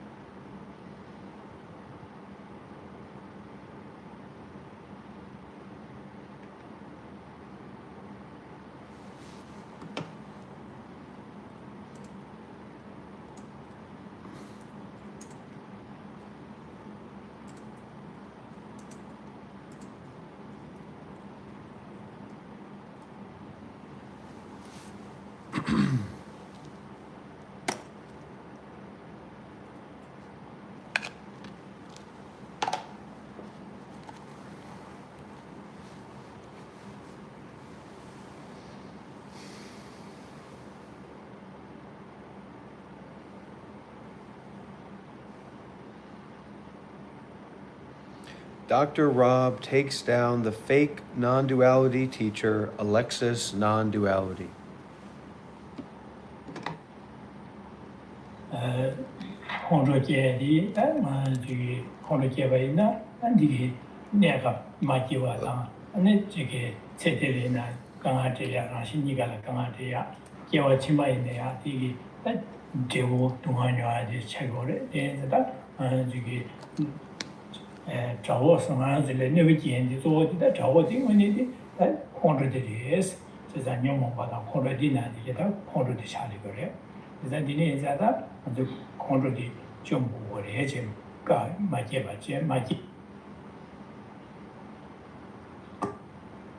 Good evening. So just before I translate what Ken has just said now, just to mention, if anyone's looking for an additional commentary to read, one that came out a few years ago by Zigar Control is particularly nice on the 6th chapter. It's called Peaceful Heart, and I believe it's in the bookshop. So anyway, if someone wants to read an additional commentary on the 6th chapter, it's really quite beautiful. Now to what Ken has just said. So over the course of this year, we've started to look at the 6th chapter, and this is the chapter on patience, an absolutely crucial virtuous mind to develop. It is a primary antidote to anger. And we've been looking thus far at the faults of anger. We've seen that from the moment that anger arises, whether it's on the mild side, frustration and annoyance, to the extreme side, such as rage and hatred, anger destroys one's peace of mind. And through its expression, it brings harm to others. So therefore, anger immediately brings harm to oneself, and through its expression, brings harm to others. Moreover, it leads to the accumulation of non-virtue, which leads to suffering in lives to come. Through the reflections done thus far on the faults of anger, we come to recognize that our actual enemy is not other people or our circumstances, but this very afflicted mind, this mind of anger. And therefore, this is what we need to eradicate. This is the source of our suffering, not outer conditions, but this afflicted mind. And secondly, we've also looked at the process for the arisal of anger. And I've led you through the meditations to investigate your own mind, to see this process, to recognize that anger comes about in dependence on a moment before that, mind of discontent or displeasure. And that itself comes about from one of two causes. Either, as we saw in the 7th verse, the doing of what I want being obstructed, or what I want being obstructed.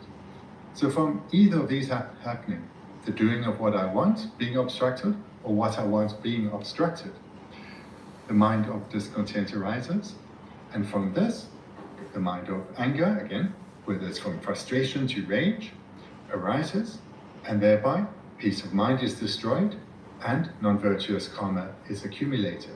So these are two key points that we've looked at thus far.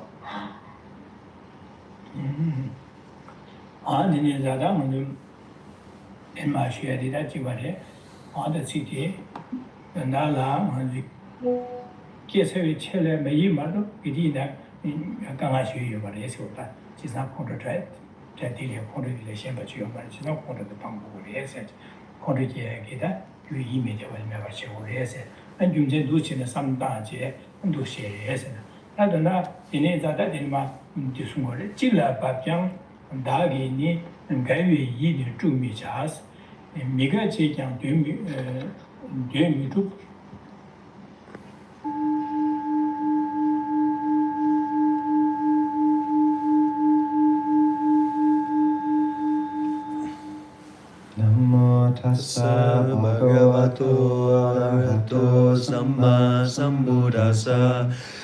Namo tassa bhagavato arahato samma sambuddhassa.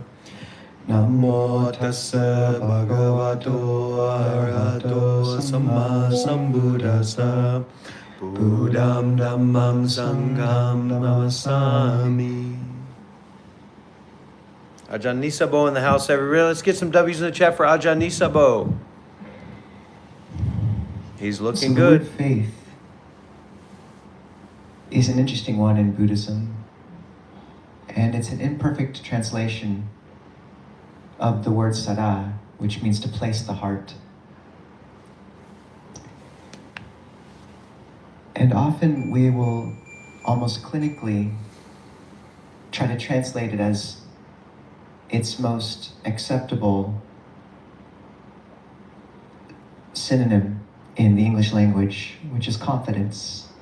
Just a degree of confidence in these teachings, in this path.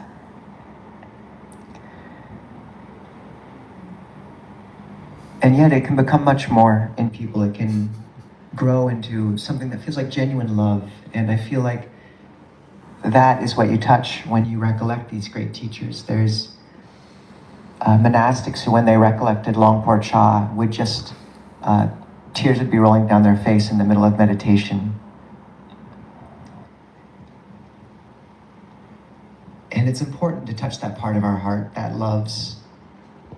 People can look at monastics and wonder if we've given up love. But for me, the most pure love I've ever felt was towards these teachers who I just felt a luminosity of spirit and selflessness with. My parents are great too. But there is a place also for understanding sada as confidence, because we had one monk who, his father was not happy about him becoming a monastic and said, look, I just don't like organized religion. And Longpo Siripanyo said, it's okay, there's nothing organized about Thai Buddhism. It's very organic. It's a beautiful ecosystem, but it's very organic. I say that with utter love for that system, and it's the one I grew up in. But the other problematic term there is religion, because Buddhism does not fit into what we have thought of as religion in the West for so long. I have great love for the Abrahamic faiths, and they have great praxis in them, and yet a large portion of the texts in those doctrines are systems of belief. And often they'll rest on a binary of belief. Either you accept someone as your savior or you do not. I think this is embodied in them being referred to as the great faiths. But Buddhism is perhaps better classed as an education system. If you look through the Pali Canon, the words of the Buddha, the vast majority, there are belief structures, but the vast majority of his words are praxis. How do you train your mind to see clearly, to give up grasping, to become selfless? And many of you will know the discourse where he's sitting in the sal grove and says, monks, what is more, the leaves in my hand, and he picks up a handful of leaves, or the leaves in this forest? And I think they're feeling pretty sure about this one. So they say, Lord, the leaves in your hand are few, the leaves in the forest are many. And he says, even so, what I have experienced through direct knowledge is like the leaves in this entire forest, but what I teach is just this one thing. And then he says two things, suffering and the end of suffering. But they are kind of one thing, suffering and the end of suffering. This is what the Buddha gave us. And it's beautiful because this handful of leaves, there's such restraint in this being what he handed us through the ages, where there is great depth and breadth to these teachings, and there are elements of cosmology and more. But the handful of leaves he passed to us was so focused on how we bring the heart to peace and stop hurting ourselves and others. And so the measure of faith that he asks of us was that of a working hypothesis. Can we trust these words enough to try? To try meditating every day, to try giving up unwholesome action and see what happens. And as far as you want to take that experiment, it's up to you. But there's a gentleness in that. You're not asked to believe something wholeheartedly right off the bat, but rather, if you have inspiration and trust enough to practice, then this path will lead you to direct knowledge.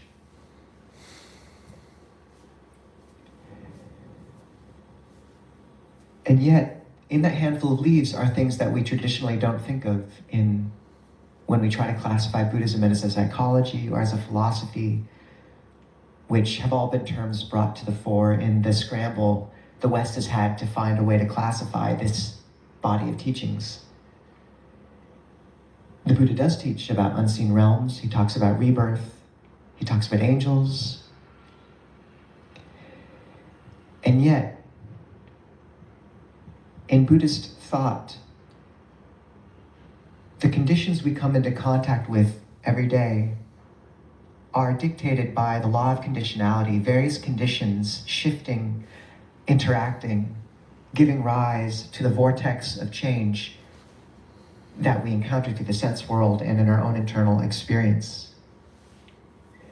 And this is a chaotic system, and one feature mathematically of chaotic systems is what's called scale invariance, where a pattern that plays out on a small level will often play out on various scales of size and breadth.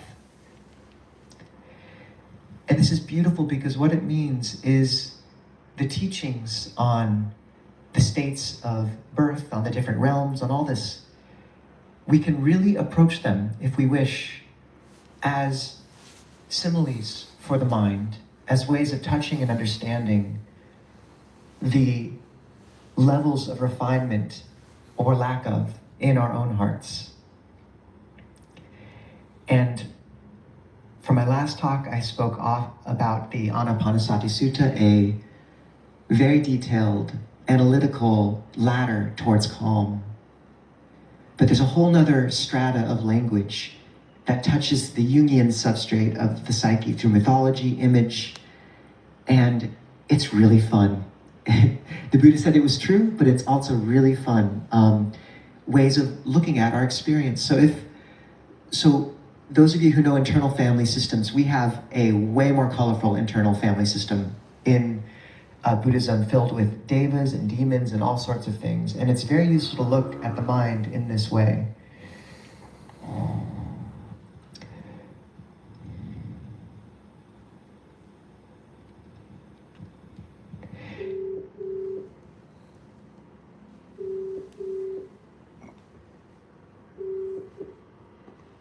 Wally B? Hey. How you hanging, mate? I'm good, Buzz. Oi. All right. It's been a long How you time. doing? I'm doing well. I'm waiting for you. I'm waiting for Wally B to come to Australia or come to Vietnam, eh?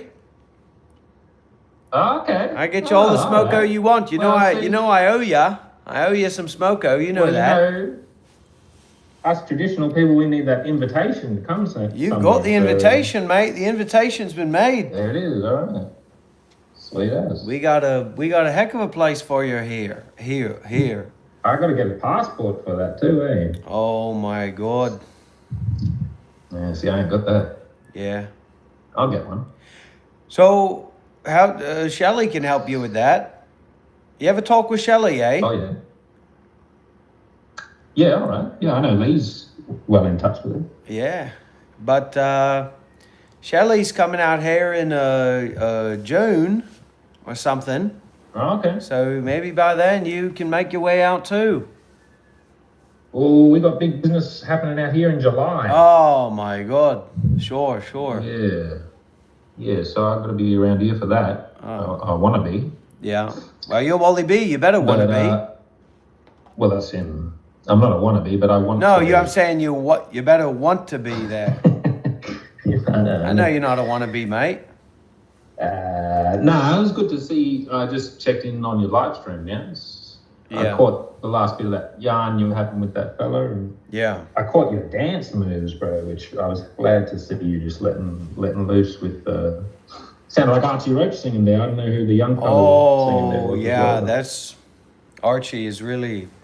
I didn't know. Nobody told me about Archie when I was in Australia, but now I found out about him, and I've really been enjoying that Australian Aboriginal music. Yep. Oh, there's a lot of good stuff out there, brother. I can send you some other bands and please some do. other artists. Yeah. No, it's deep spiritual music, you know? Yeah. They get right to the heart of it, these people.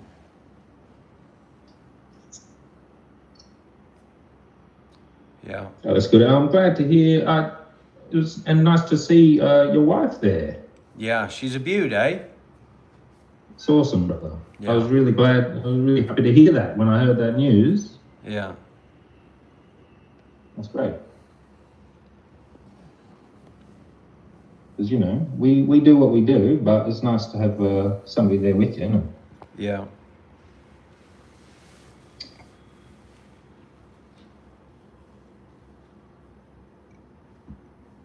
Yeah, well, I'd love to make it over there. You've got some things in the works, eh?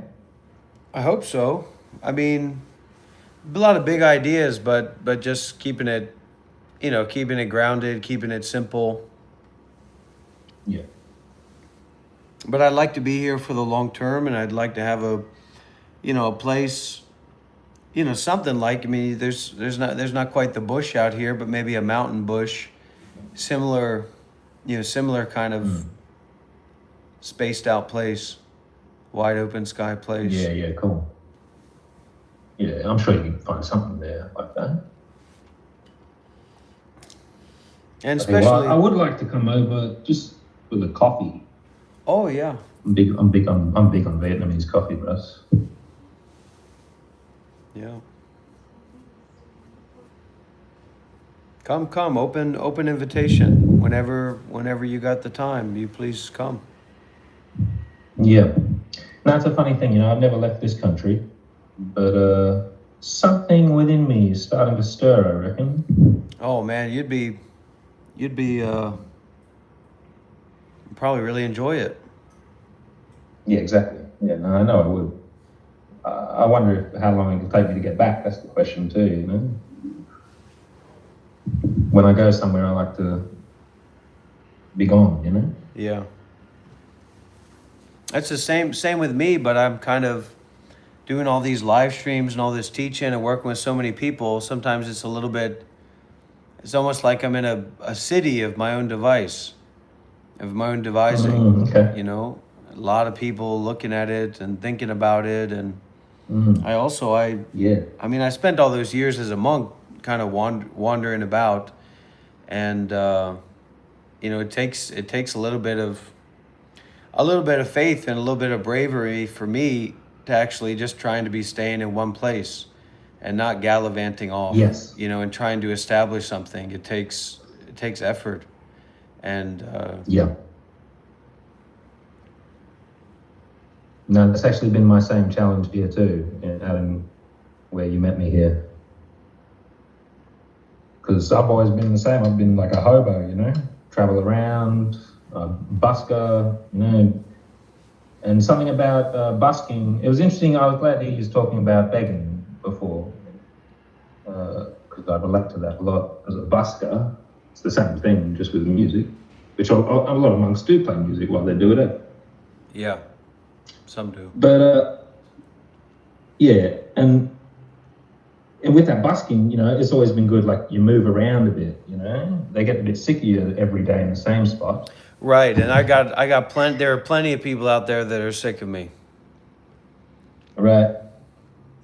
Yeah. But it's technically it's my spot, them, so they got to give me a little bit of. It's up to them if they want to come into your spot like that. So I got to say, I've been really glad. There's just been a couple of times I've checked in on what you're doing. Yeah. I'm always really glad to see and hear everything that's coming out of your channel there. Thank you. The absurdist avant-garde, non-dual absurdist avant-garde. Non-dual That art. stuff. Yeah. Yeah. I showed that to a mate of mine and really connected with him too. We two Aussies. I don't know. My Australian's not that strong. You know that. But two Aussie guys that say they live about an hour out of Sydney. They called me out of the blue and they said they want to come here. So I can't really read their deck, but yeah, I was talking to them. There's some connection. I don't know if it's YouTube or just putting me in front of Australian people, but there's quite a few Australian people I've connected with, for better or worse. Mostly for better. Yeah, I hope so. Yeah, nice. Yeah, it's funny like that, eh? I kind of noticed that in a few different internet communities that I'm not so much too directly connected with, but I'll watch some videos or whatever. And I do notice an almost disproportionate amount of Australian involvement, considering we're a very small population. Yeah, well, people are trying to get their heads out of the mines. Somebody was saying to me, Australia is just like a big mining encampment. Yes, big military installation, and big mining encampment. Yeah. No, that's right. But we're so close to the land here, so everybody has sort of got that spiritual thing sneaking up on them if they're not facing it straight up.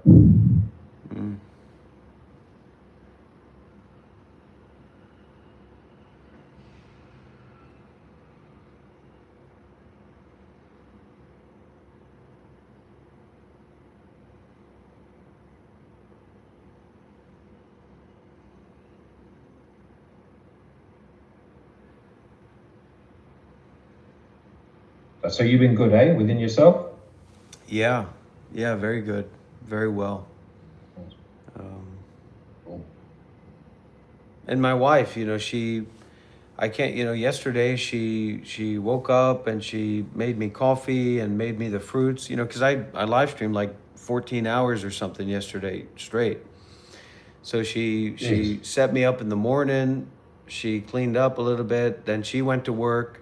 Then she came home, really cleaned the house, made dinner, so she really supports me a lot. She gives me so much support to be able to give my full energy and time here.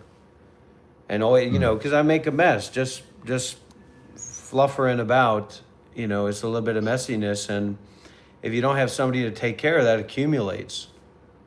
It builds up, and then you got to use all that, now you're doing your work or whatever, 14 hours, and now you got a big mess to clean up. So it could be a little bit disheartening, but she's always taking care and cleaning it up, and she has really a sharp mind for the spirituality as well. So she gives me a lot of space and a lot of good energy to allow me to just refresh and take a deep rest, which is really important too, not just the exerting. Was she a nun herself? Yeah, she was a nun as well. Yeah, that's what I heard. That's where you met, is it? Yeah. No, I knew her for years. Not always at the same place, but she was following my teacher as well. Okay. Yeah. Nice. No, that's really good, bro. I'm really happy for you on that. Yeah. And so where are you? What, in the big city? Or? Well, it's a big city, but it's outside of the big city, and then it's like in a big building, so it's on a high floor.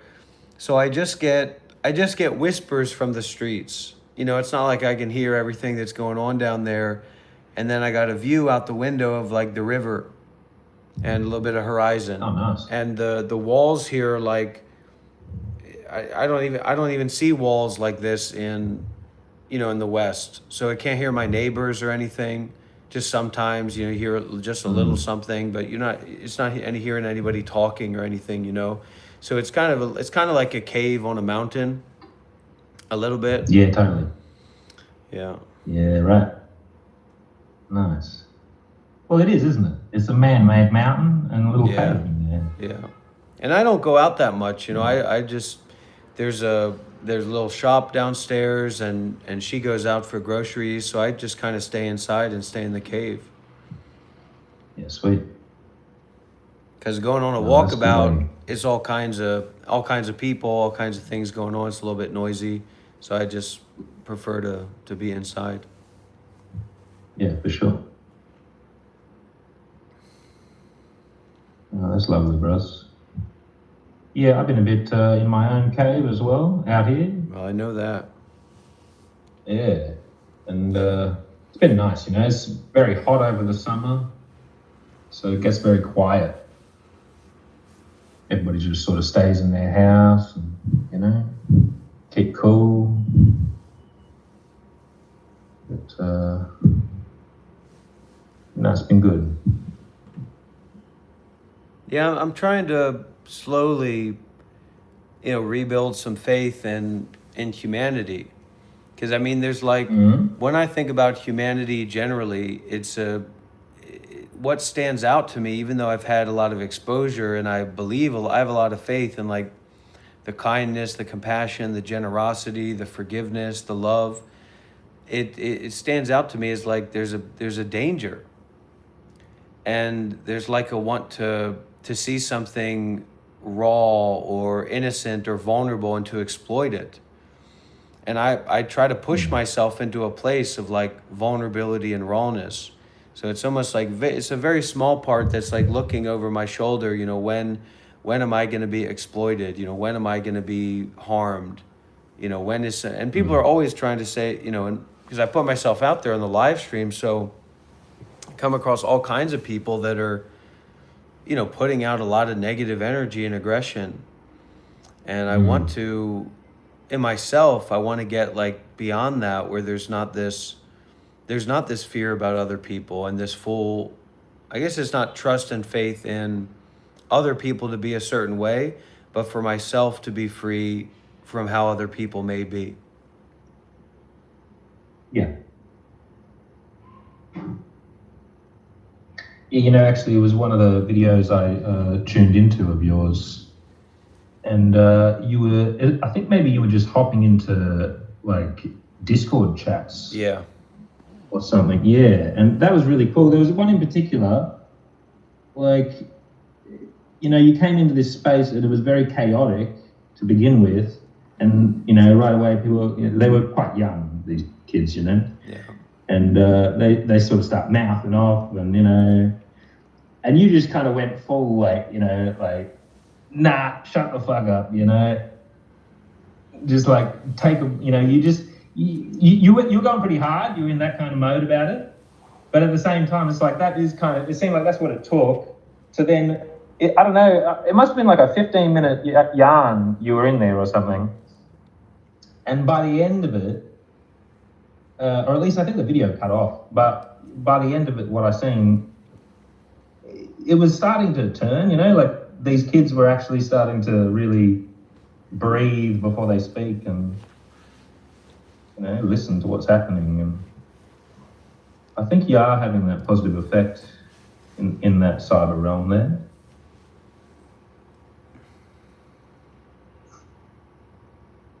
And I stopped smoking. I switched to the Zins or the Snus. You know that? I spotted that. The little pockets, yeah. Yeah, they're flavored, aren't they? And you keep cool them mint in your gum, next to your gum. Yeah. Cool mint, yeah, nice. No, that's good, yeah. It was, you know, takes it out of you smoking. I've actually been cutting down myself, which is just cutting down is a pretty big step for me.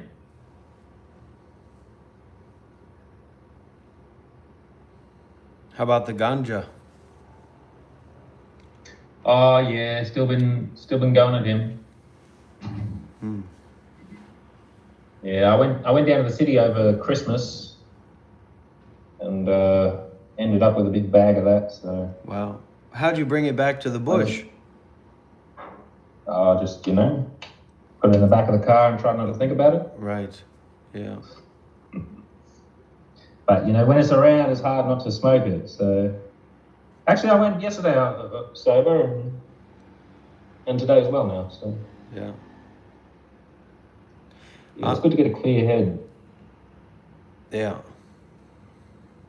But that's the thing with cigarettes as well for me is I just, I didn't buy another pack.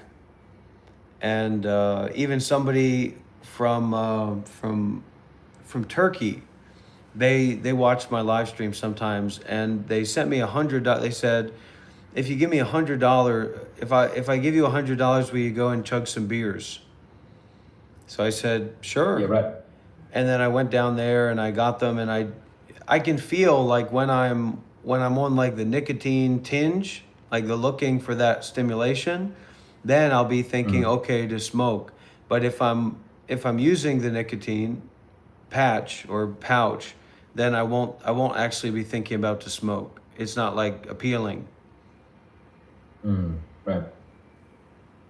Yeah, actually, that's been a bit of a shift within myself. Is that appealing thing? Is it's just something's shifted, where it's just a little less appealing. Especially in the morning, like I'm at the point I'm at now, I wake up and I actually don't want to smoke. So it's actually a big change for me. Yeah.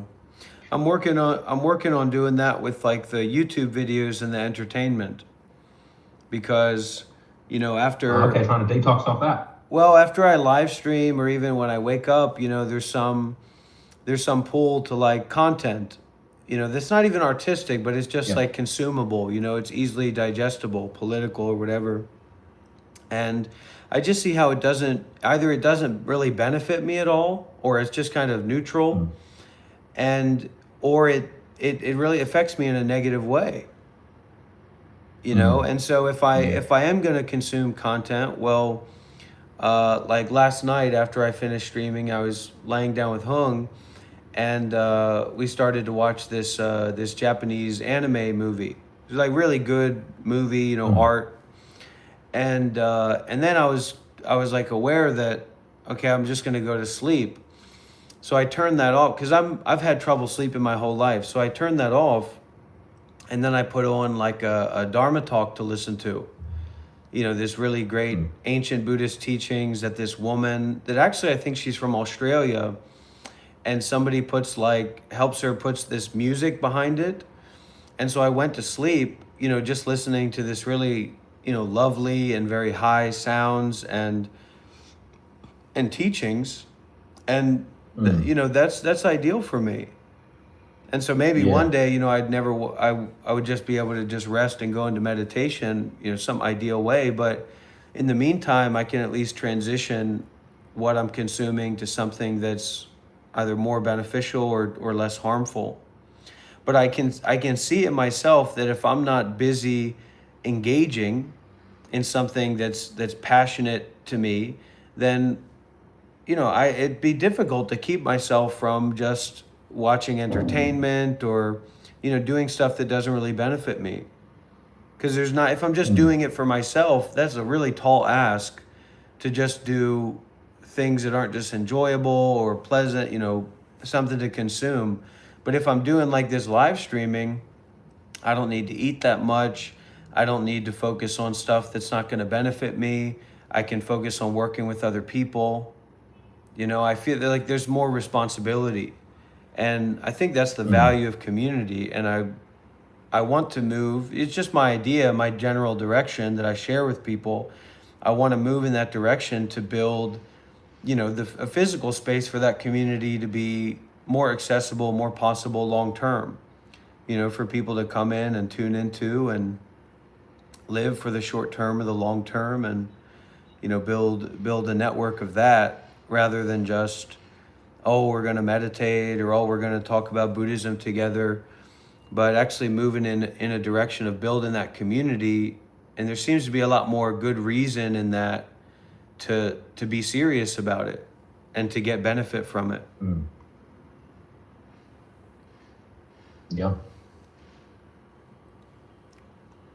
Yes, it wants to be moving forward, doesn't it? A lot of people, I think, just kind of rest on their laurels.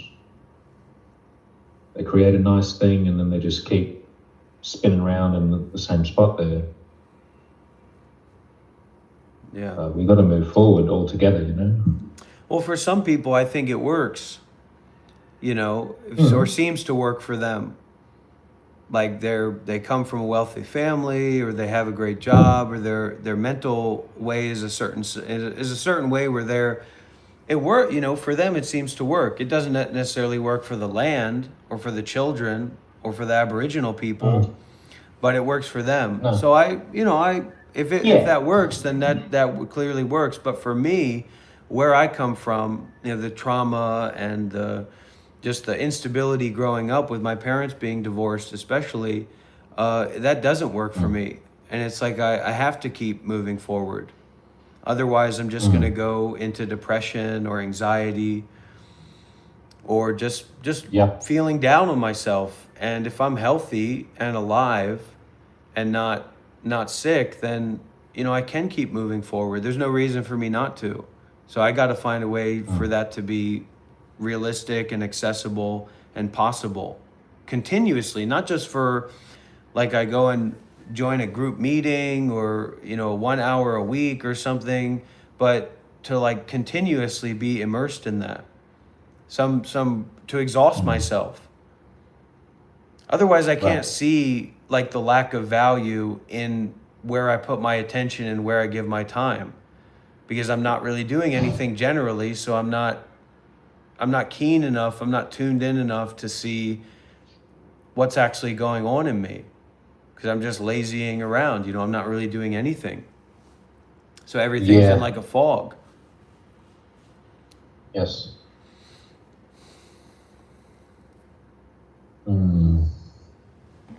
Yeah, the fog, it's funny. I have a lot of experience with that fog, you know, and also with that depression, anxiety.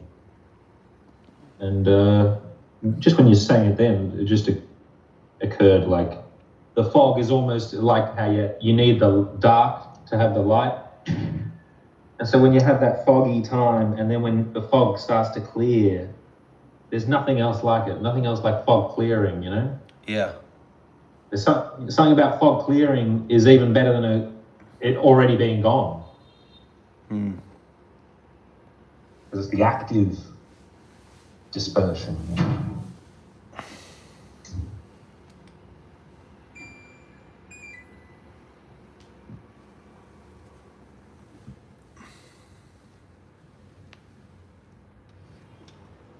What's this this event, or you said July? Yeah, it's a carnival of chaos. It's an artistic endeavor. Some people are coming out here.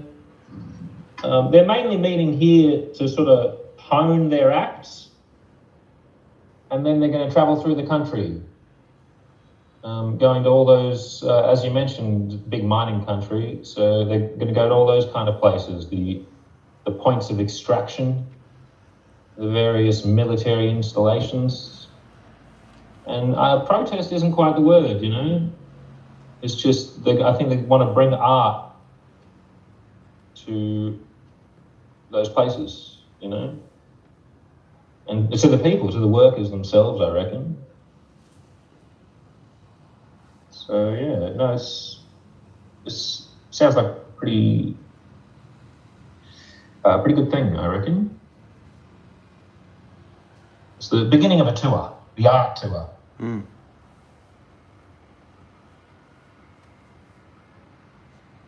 I may well get swept up in it and end up traveling half the country, which would be nice.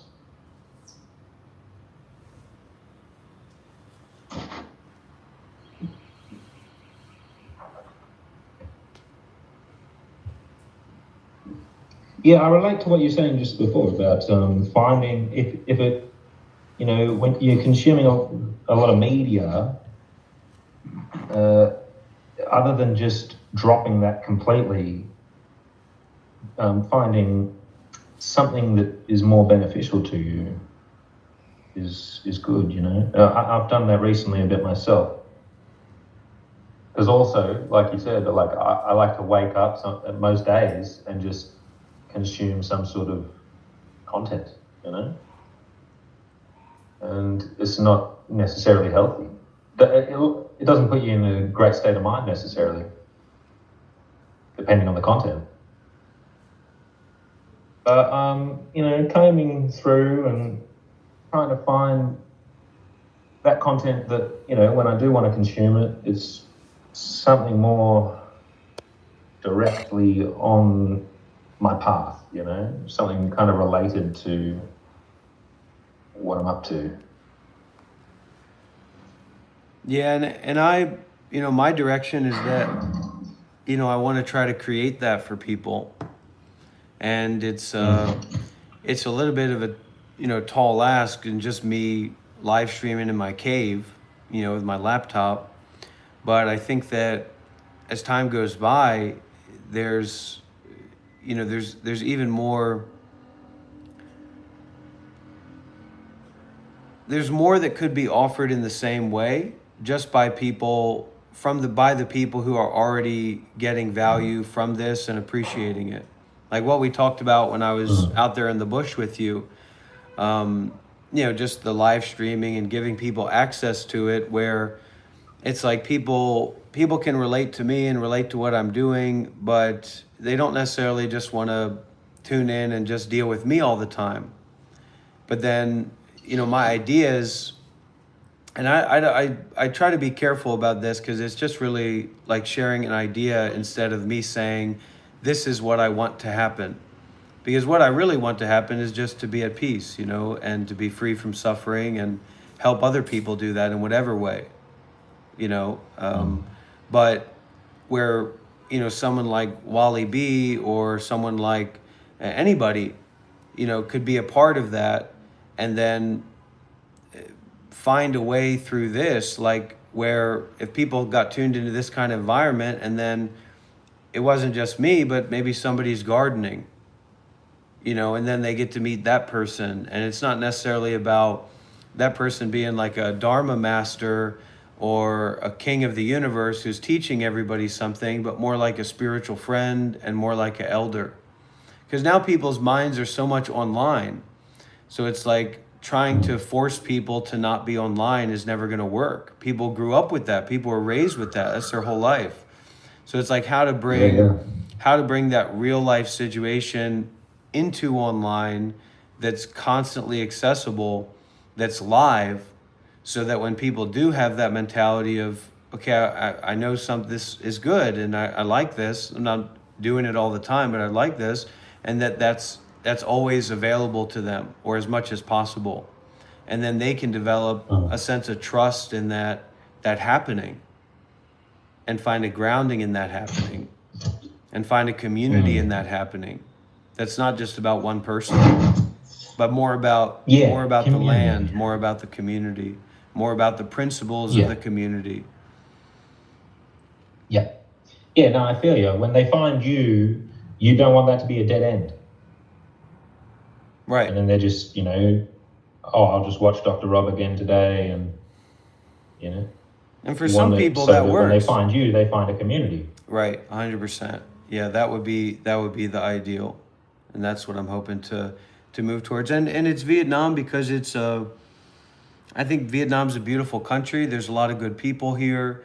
And my wife, she's Vietnamese, so, you know, she's very trustworthy and all that. So she can do land, you know, she can own land and own property, and it's not it's not something that's under the control of the Western world. And I think a lot of Western people need to have some access to getting out of that world, you know, to going to a new world, to connect with the land, because the land that they have has kind of been polluted, either literally, physically, materially, or psychologically, spiritually, socially, to a degree that their capacity to connect with that land is very limited. You know, there's just so much overlay of everything that they've understand up to this point and experienced up to this point, that unless they leave, they can't really reconnect. Yeah, yeah. No, definitely. I mean, I grew up in Sydney. You know, it's like the biggest city we have here. And yeah, that feeling of the land was totally absent in really growing up, you know. But after having left and found the land in a sort of foreign land, you know, now I can be in Sydney and I can feel it. Because it is there, it's everywhere, you know. There's as many overlays of, you know, oppression as there is. It's all the land still.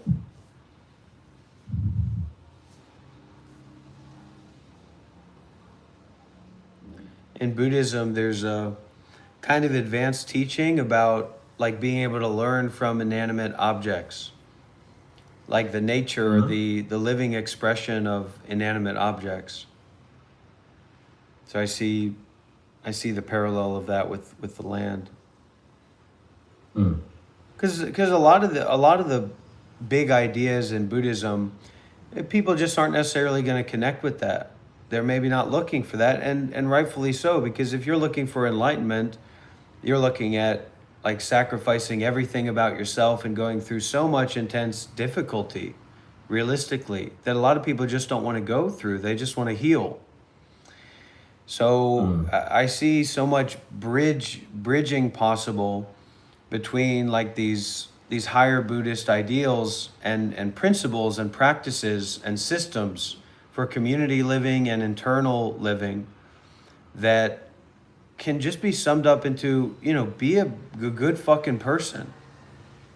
And when you get caught up in your bullshit and in your conflict, drop that fucking shit and get back to doing good deeds and trying to take care and trying to give and trying to share and let go. And if you need to go and take a rest and go through a cycle, you know, a mini bender or something, okay, you can go and do that, but don't make that your identity of avoidance, you know, of escaping. Because really we can't escape from the land. We can't escape from the nature of our mind, and we don't need to. You know, it's right here.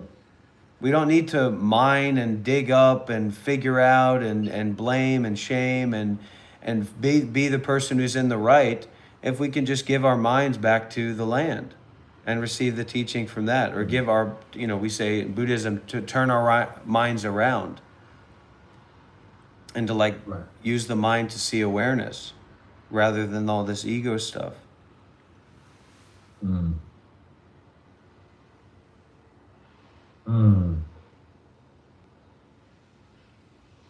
It's a tricky field, isn't it?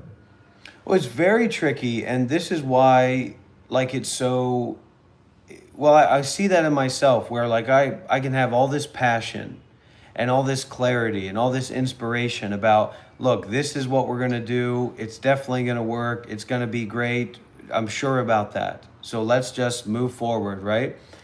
And then there's such a value in being able to see that and then cut off that like outflow of expectation, of desire, of the way that it should be, could be, need to be, etc., and come back to the way that it is. And with that technology, yeah, the sky is the limit, and it's not bound by what's been done up to now. And it doesn't have to be in reference to, well, other people did it this way and it didn't work out, and these people did it this way and this worked out. What other people did or didn't do is them. You know, and this is us. And that's a real heavy truth, but that's a truth that can make new possibilities real and realizable. Because anybody can be inspired and energized about building community and doing this and doing that.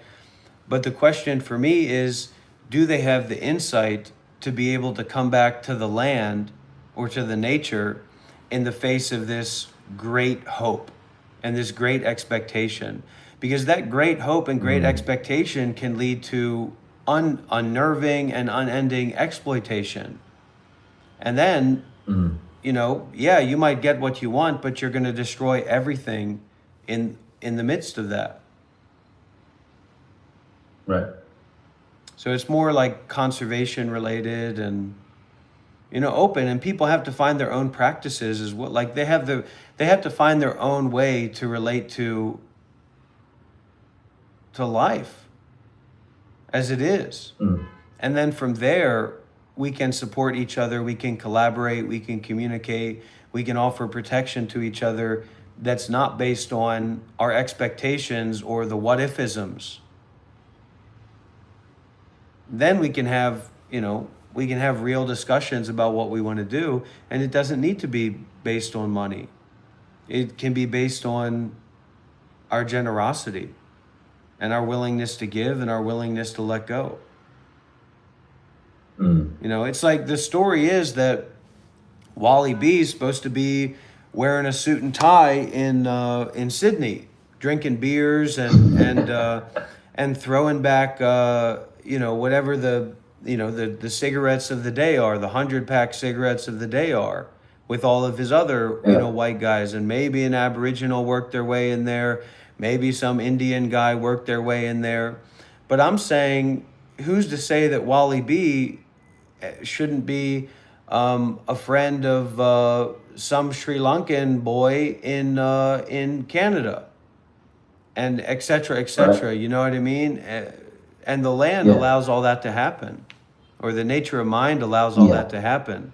But the expectations and the story that's been told up to this point, it's like you have to fight against that, or you have to explain that. And really, there's nothing to explain. The land doesn't need an explanation. It's already that way. No. Yeah. If anything, thanks for it's drawing that parallel. Just of the nature of mind and the land, you know, because it is, land is mind, you know. Yeah.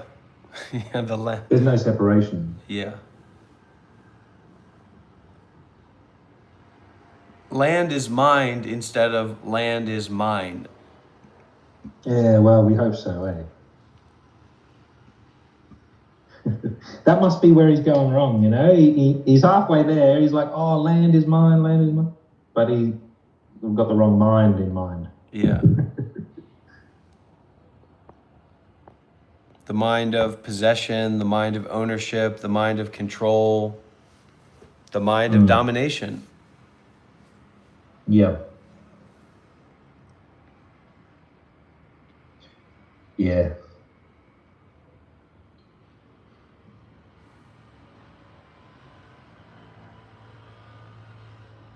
Yeah, no, I think we're working our way out of the rabbit warren, you know? Everybody I meet, everybody I know, they're just, I don't know. I think, you know, I'm aware that I think every generation feels a bit that way. Like, oh, this is the time, you know, we're gonna change it now. But I guess that's what I'm saying. I'm guilty of the same. Like, I feel that way too. I feel really like everybody I meet is just reaching out for truth, you know, something of some substance. And our egos get in the way of that. And the person who can become egoless is the person who's fit to be in a leadership position. But it tends to always be the opposite. Whoever is the loudest, who's ever the most egoic, but you know, knows the right things to say or the right way to align themselves with the most political, then they're put in a leadership position. And actually, the greatest leader is empty of themselves. And that's why we say, okay, yeah, they can lead, because they're self-sacrificial. And there's some aspect of, okay, we want to do something new, so now we tear down everything that's already been established, but that's wasteful. You know, and you'll end up tearing down anything that could actually be used to do anything meaningful. Yep. Yeah, no, that's the mentality of the warmonger. You gotta, you know, they got that situation going on right now in the Middle East. They recognize that there needs to be a change, and so they just start blowing shit up. And That's about the slowest way you can make a change, I reckon. Yeah.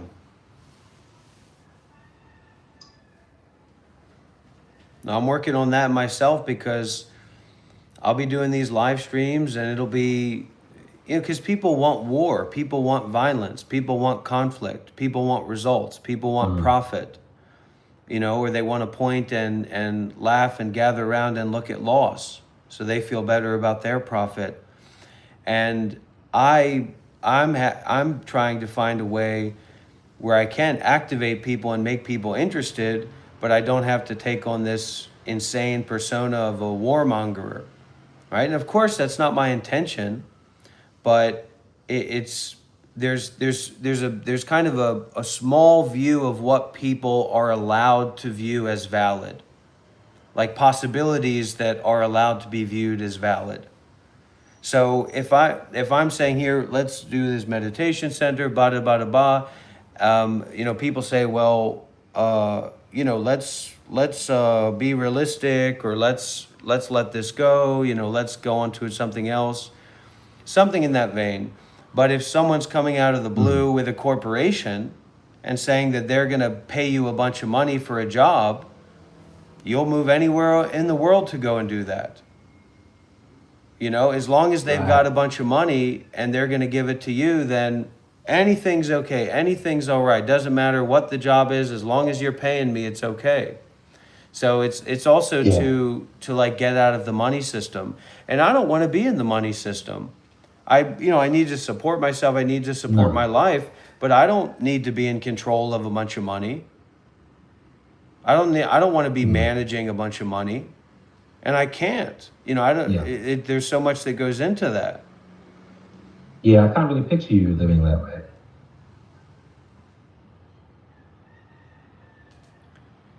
So people, we did this kind of, because the Shiva guy, I don't know how much you've seen with this Shiva character. Yeah, I saw a few of those videos with him, yeah. You'd be a great medicine for him.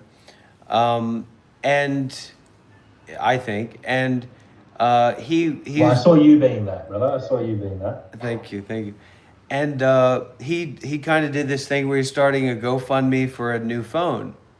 And I said, do you need a new phone? What's going on here? And anyway, so that came into me like making a joke about that or playing with that and say, okay, well, I'm going to start a GoFundMe for a new motorbike, for a motorbike.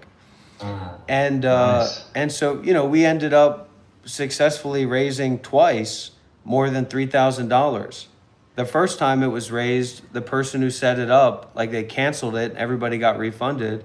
And then Shelly set one up and that one worked out. And so now I'm going to be picking up that money to go and get this motorbike. But, that's, yeah, of course, it's great. It's wonderful. I can't wait, ride around on my motorbike. But it's like, even that is, that's not really what I want to do. No. I don't. Well, it's like that. It's really difficult to describe this, but it's like something that I'm willing to do, but it's not. I'm not. I don't see I don't want to be controlling or managing or manipulating money as a part of my life direction, even if it's about something that I want.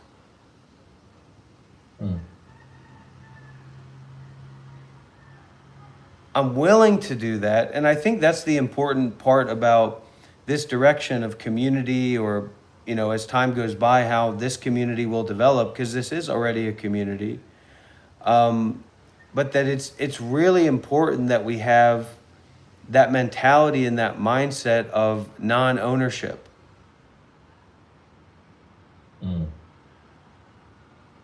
And that we don't get high on profit. Even if it's nice, even if it's good, that we don't get high on profit for ourselves. Yeah. Even if it's for a good thing. Or we see the emptiness of that, or that nobody really owns anything. On that note, I feel like the strength of the community is like, that's where that comes in, you know? When you've got that really strong feeling of community, it's almost a paradox, because it's like the feeling of collective ownership helps you move away from that feeling of ownership altogether.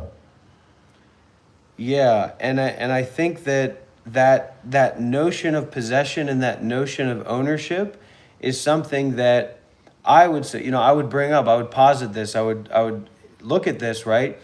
Is something that doesn't really represent the relationship that native people had with the land at that time.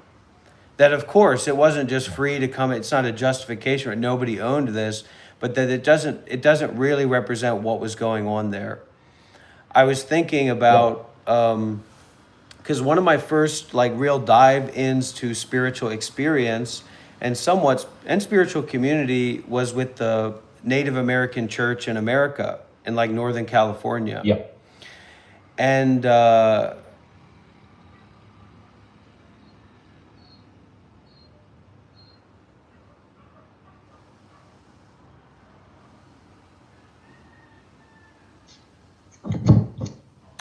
and so this guy, he showed me the book, the guy that was the roadman, who kind of put me onto all this stuff, and I stayed at his kind of farm, his ranch. Right.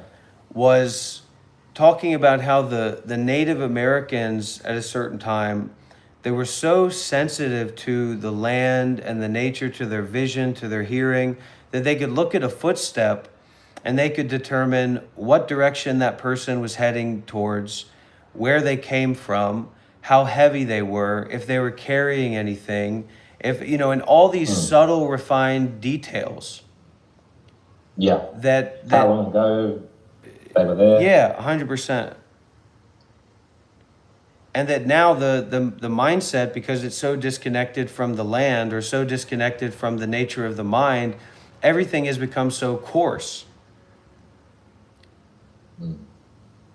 And then there's this faith now in coarseness, and there's this lack of belief or trust in the possibility for subtlety in relationship to the mind, in the relationship to other people, in the relationship to doing anything that's not according to what's already been done or what already has been thought about or what already has been presented to us. That the unknown has been replaced by this total superficial knowing that doesn't actually lead anywhere and doesn't actually benefit the earth, ourselves, others. And we're just cycling in that again and again and again. Yeah, no, I think there's a cover-up going on, They try to cover up the land. They literally pour concrete all over her, and that footprint you're talking about, he doesn't even happen anymore. You walk through the city, you don't leave a footprint. And it's an overlay, like you mentioned before.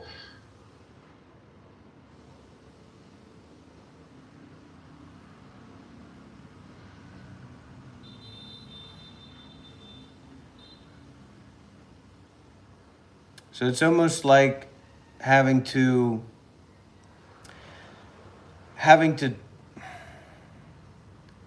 tell people there's no dream time at all, to make dream time practical and realistic again.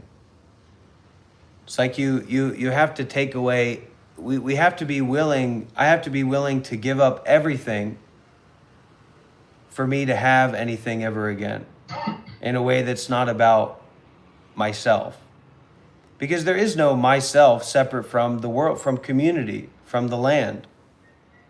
So it's almost like, that I've had to kill myself, and that I'm in this process of killing myself to be myself that's not separate from the land. Yeah. And of course, the land and space are inseparable. I think that's why people can get away with so much of this stuff.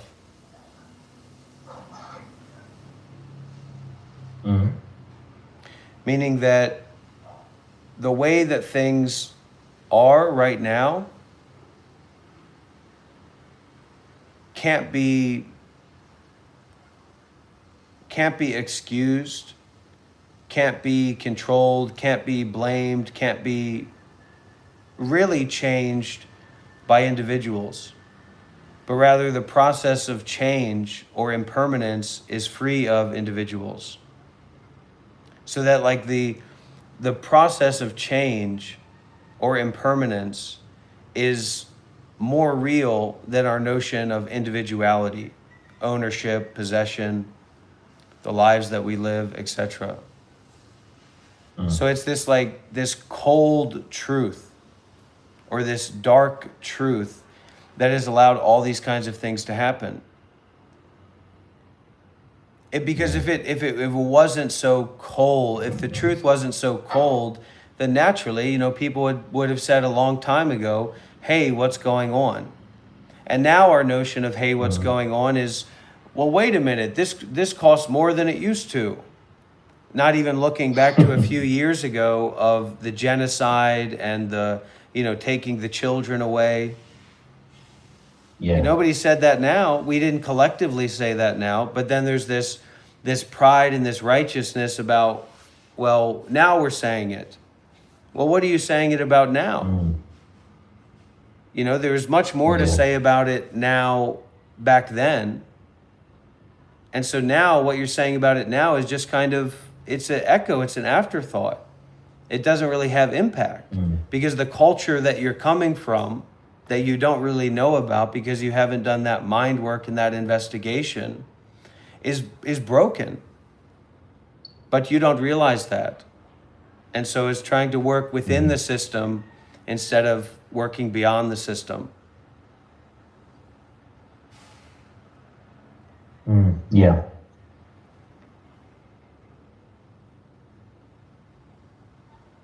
And of course, the realism of that has been taken away because community has been taken away, because land has been taken away, because generosity has been taken away. So now even the notion of generosity is just for a tax break or, to quote unquote, help somebody out. When actually it should be at the core of how all this works. It's not like we don't have enough to go around. Yeah. Yeah, I mean, even it is at the core of how this works, Yeah. That's the real reality we're all living in. As corrupted as so much of the world has become in this time, it's the fact that there is still generosity that I think any of us are here at all. Yeah, precisely. Yeah.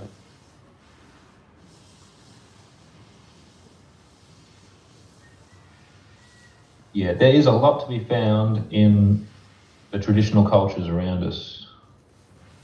A lot of people still holding all that knowledge, There's people who live. They don't need to have spent years, in a state of mindfulness, becoming aware of it because it's just in their culture, That, like generosity, for example, it just goes without saying. And so it's still here. And that's the thing, that once again, it's the cover-up. They keep pouring concrete over it. Yeah. They keep telling you, oh yeah, they genocided in the past, and now there's nothing left of that culture.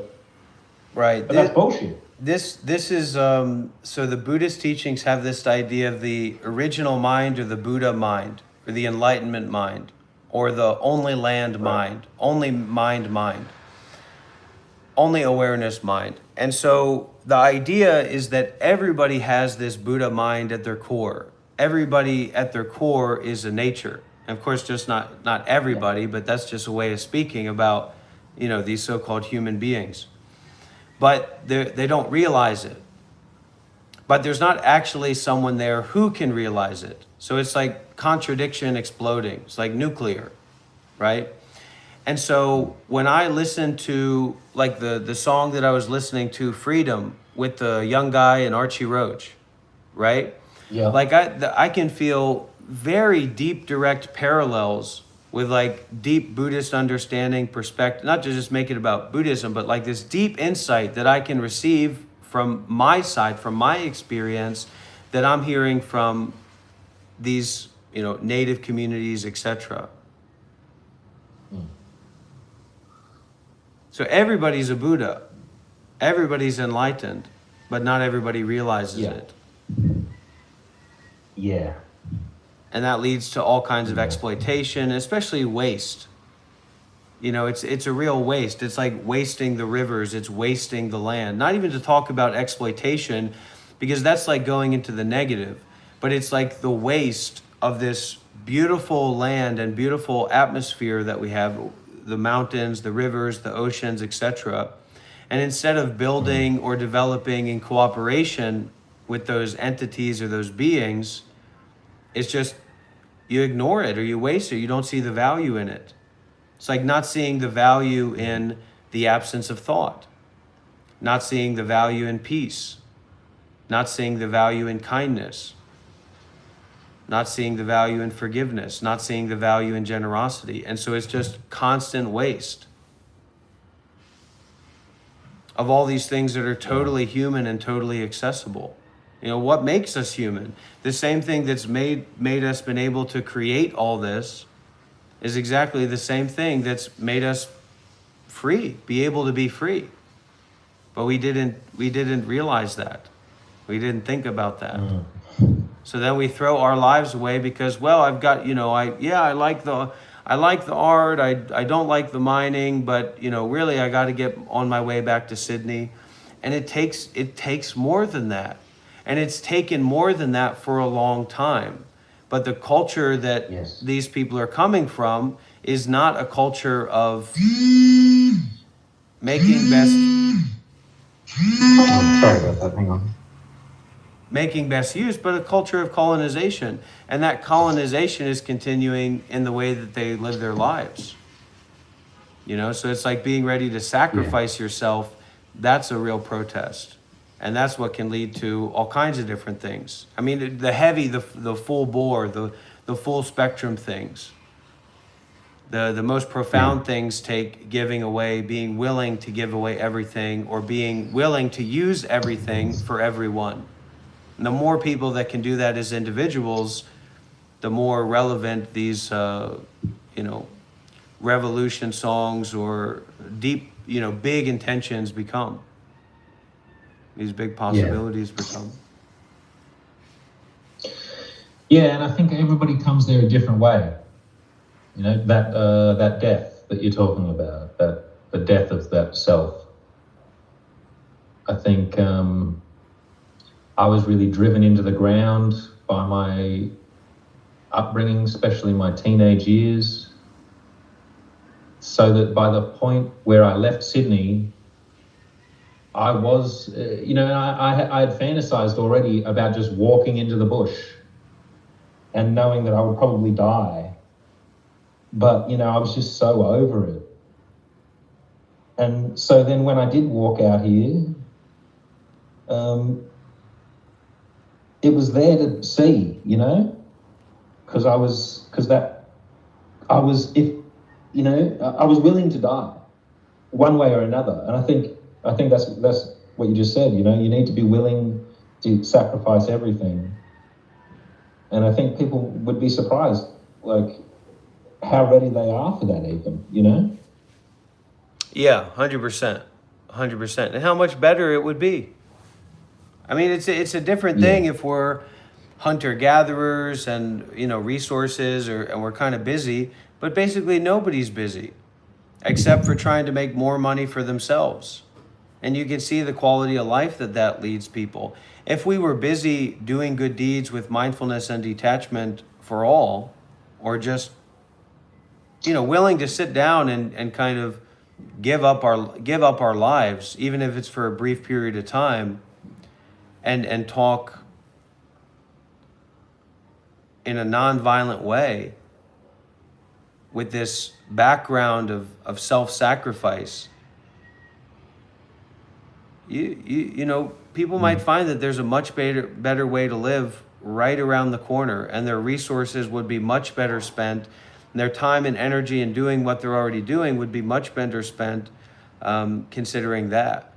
You know, like one of the, because I do have a protest mindset as well. So it's not just finding a place to hang out and do good, but a protest mindset. And one of my favorite protest modalities that I've seen that you told me about, the Aboriginals have been doing for a long time, is this camp out, or in America it was Occupy Wall Street.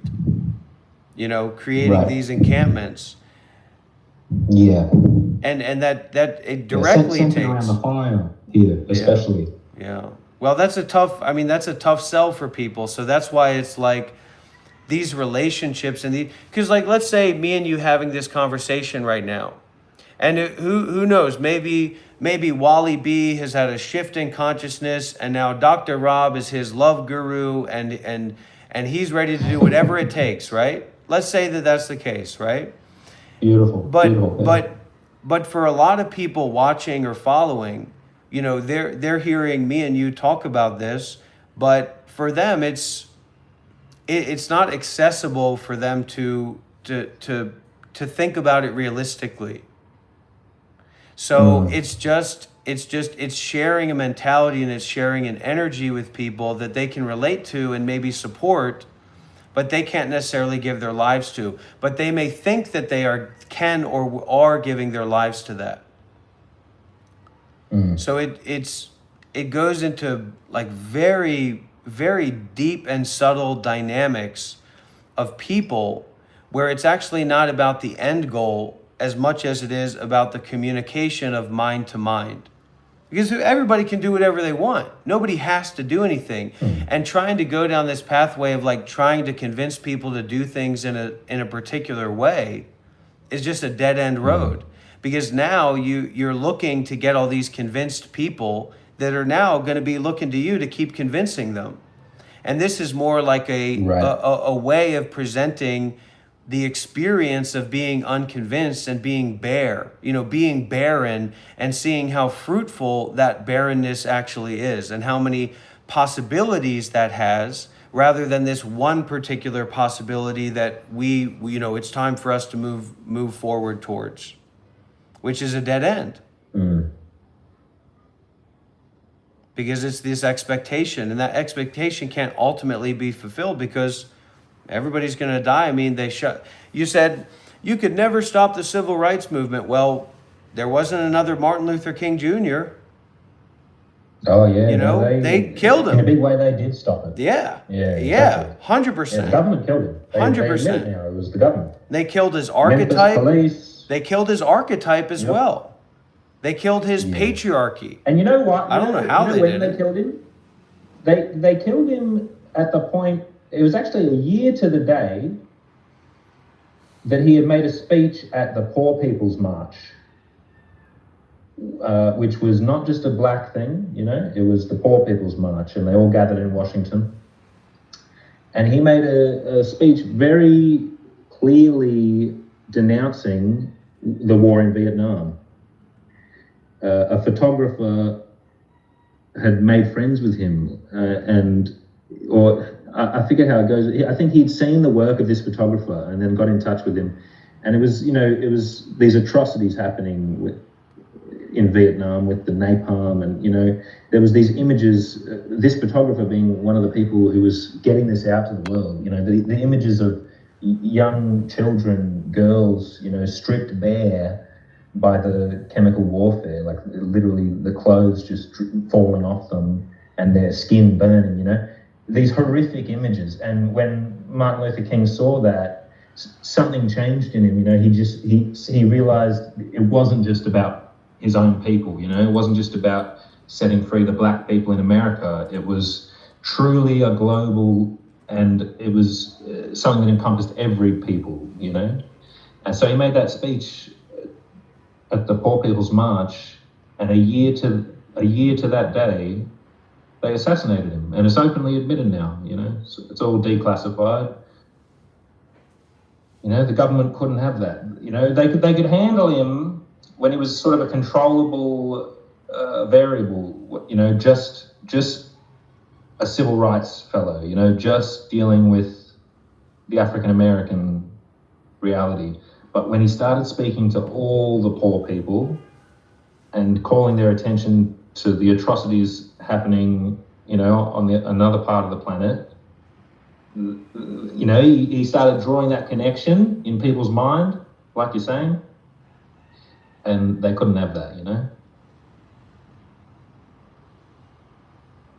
So I see there's nothing more important in me than to let go of the thought and to just stay with the aspiration and the intention, and then the practical, you know, kind of way of being that manifests that or doesn't, you know.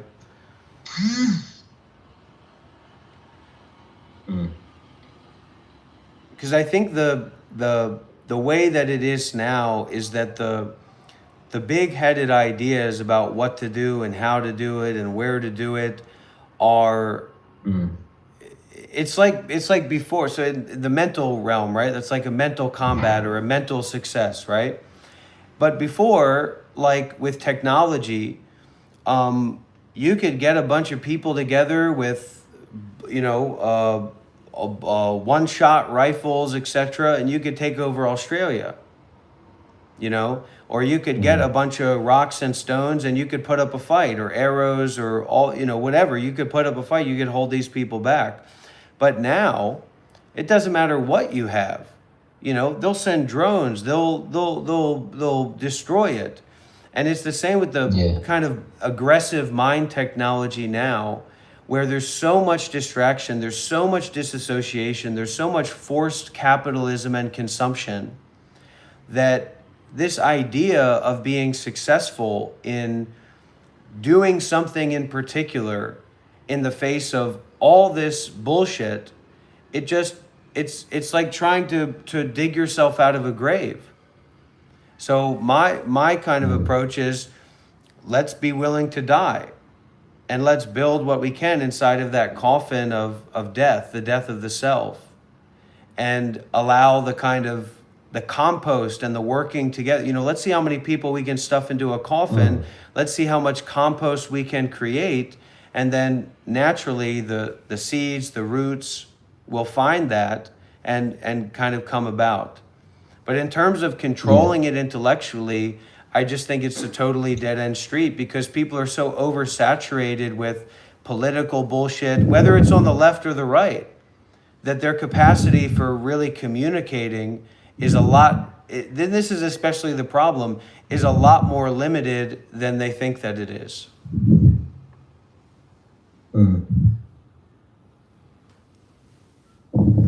Yeah. Yeah, you have to be willing to dedicate your life and know that it might not happen in your lifetime. That's what I've heard said, you know. And on the note of that compost, you know, I'm here where I am right now, where you met me. I'm here because of a man who's now dead, you know. Yeah. And in a way, my greatest commitment to him and to his country here has come after his death, you know. And a lot of people feel that way. A lot of people who knew him, they feel almost like his effect isn't diminished now that he's passed. If anything, it's something about it is amplifying. You know, all those people he drew together, or he drew around himself while he was alive, they're now, you know, even more starkly aware that they have to step up to the plate. And so, yeah, you got to be willing to die, you know, for something that, yeah, you might not get to see the benefit of it. You might not get to hear the end of the story. You know, you realize how blessed you are just to take part in a chapter.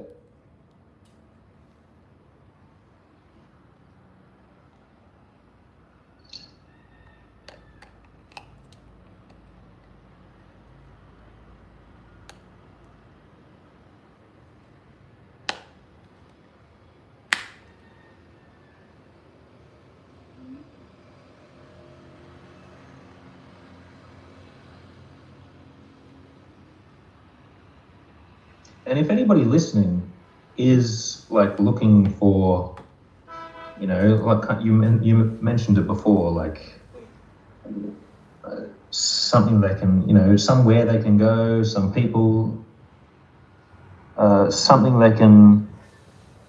beyond the internet, you know. I would implore people to seek out their local Indigenous people, because you know their local Indigenous people might well look like somebody begging on the street, or an alcoholic, or whatever, you know. And I'm sure they're probably, you know, if ironically, people who live in the places where there's the most Indigenous people often have the most negative perspective of Indigenous people. But if you just sort of, you know, if you can just move past that blockage you've got, and I'm not saying, you know, you go and ask these people what you should be doing or anything like that. I'm saying just opening yourself up to a conversation with the people who have been in the land you're on right now for the longest time, you know, whoever they are, you know. I guarantee you'll find wisdom there, you know, and you'll find a community there that's existed for thousands of years, tens of thousands of years, and that is, you know, it's as open to you as it was when the boats first came, you know. But the white man hasn't really been open to it.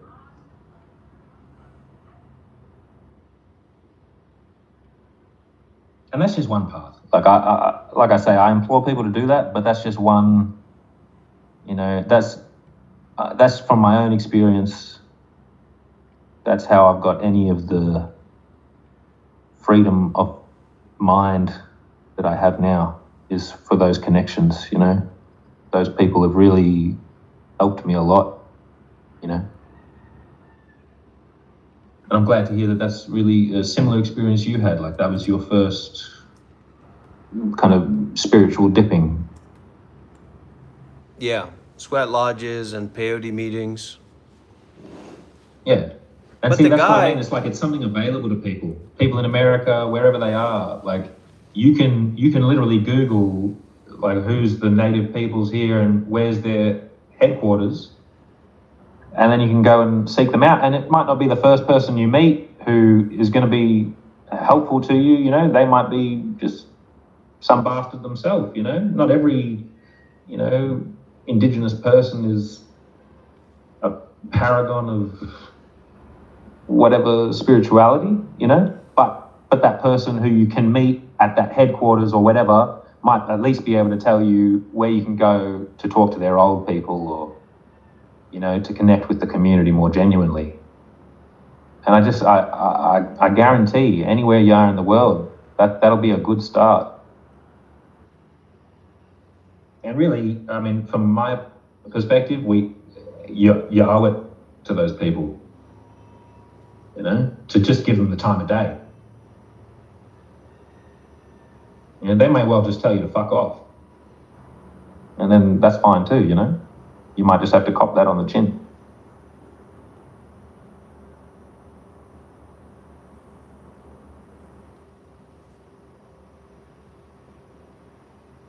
It's just a step towards acknowledging reality.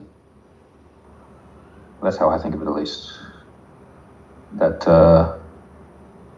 that concrete overlay, you know, that cover-up, the constant cover-up, you know,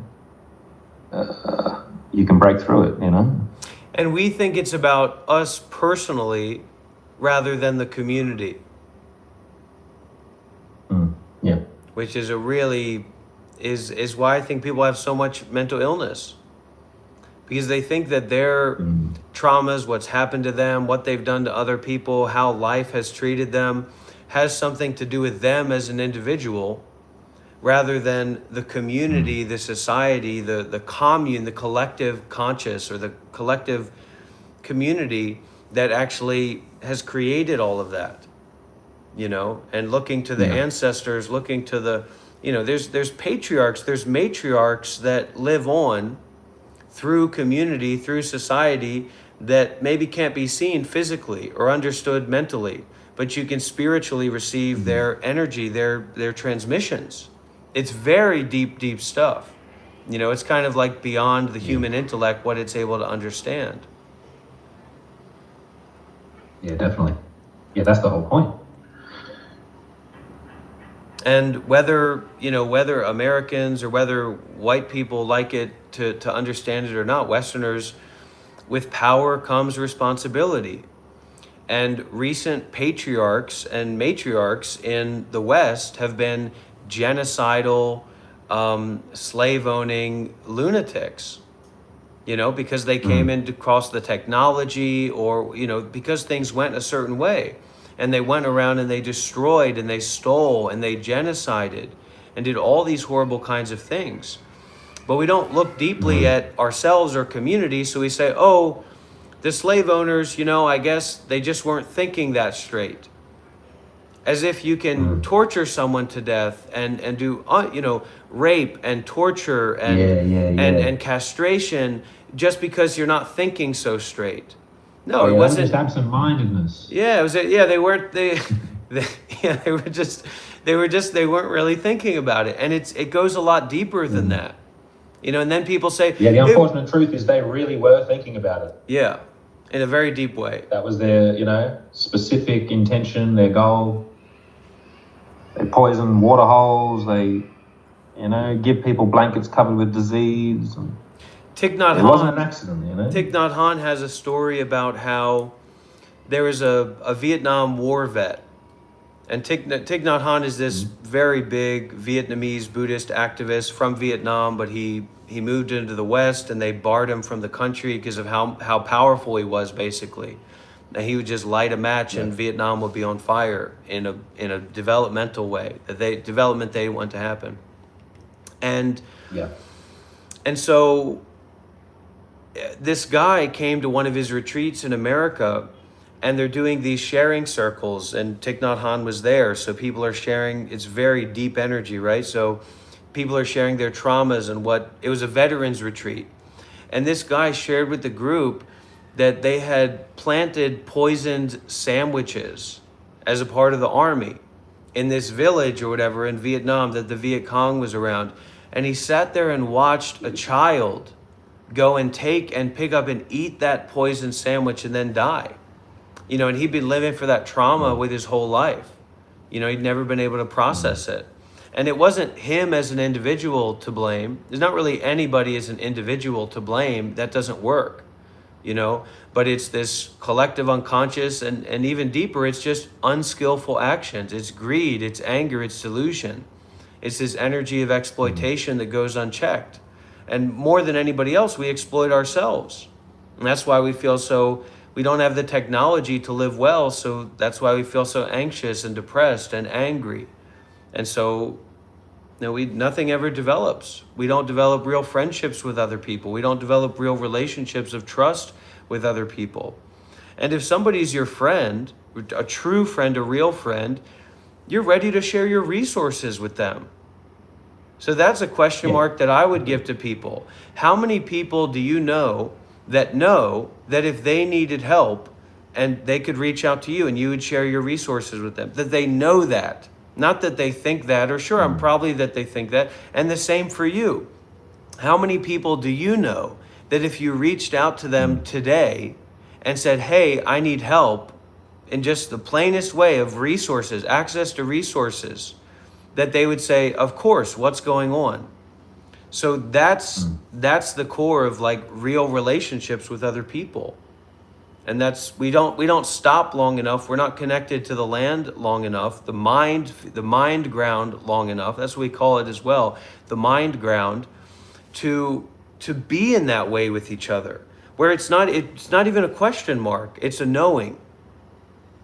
And these are the kind of spiritual relationships that I, you know, hope to build with people, not from a place of despondency or want, but from a place of health and wealth, you know, spiritually, mentally, socially. Yep.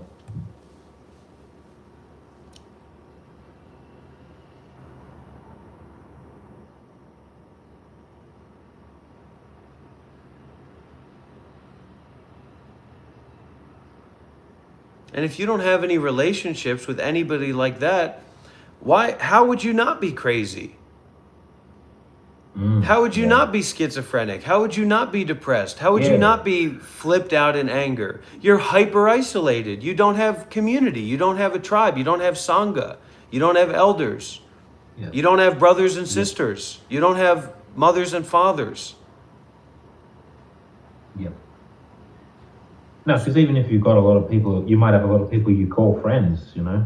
But you're right. If they're not somebody you can actually reach out to like that, and know that they will be there for you, then you are alone in a big way. And for a human being, that means you're either excommunicated, which should drive you crazy, or you're lost and dying. You know, you're in a dying process because you went off to die alone.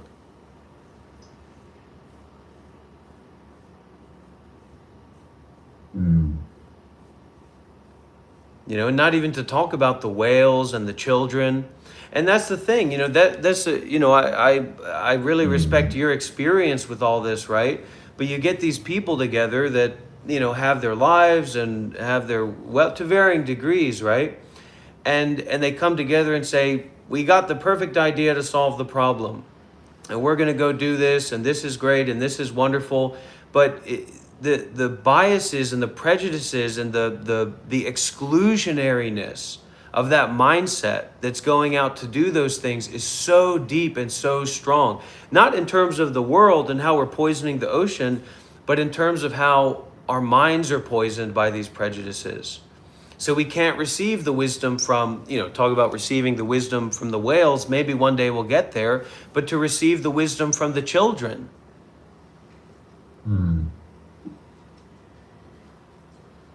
And then to even create an environment where children can share their wisdom, instead of creating environments to oppress them and dominate them and indoctrinate them, where they can't even go to the toilet, let alone ask a question, let alone ask why they're there.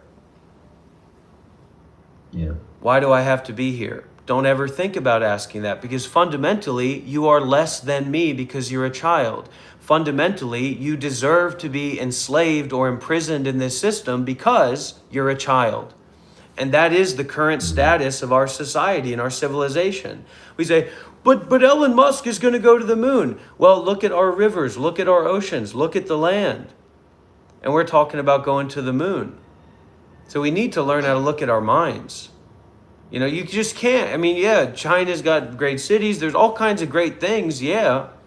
But look at our land. You know, look at the lands of the people that are less white than us.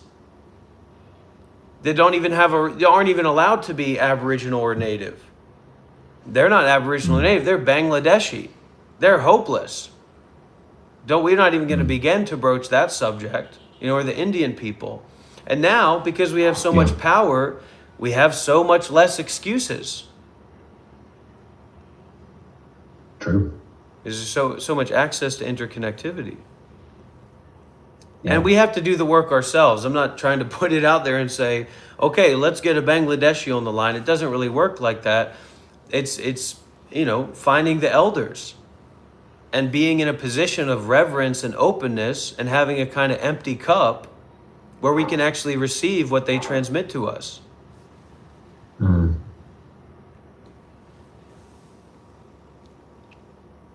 Yeah, and I would actually credit all elders, you know, regardless of culture, regardless of anything, you know, not just Indigenous, whatever, you know, just all old people have something to share for you, I reckon.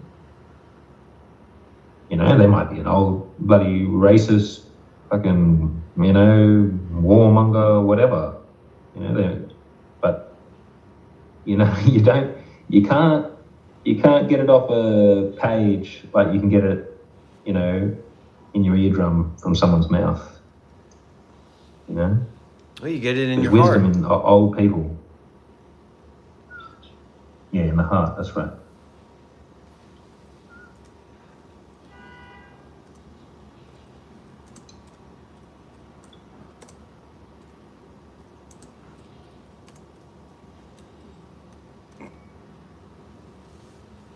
How's It's the beautiful and green out here at the moment, my brother.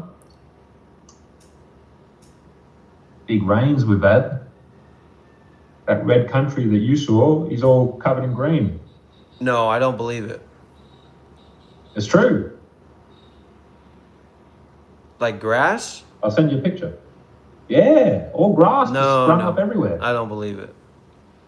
It's crazy. Like that drive from Mari to Albury Creek, you just look out the window, it's just fields of grass right now.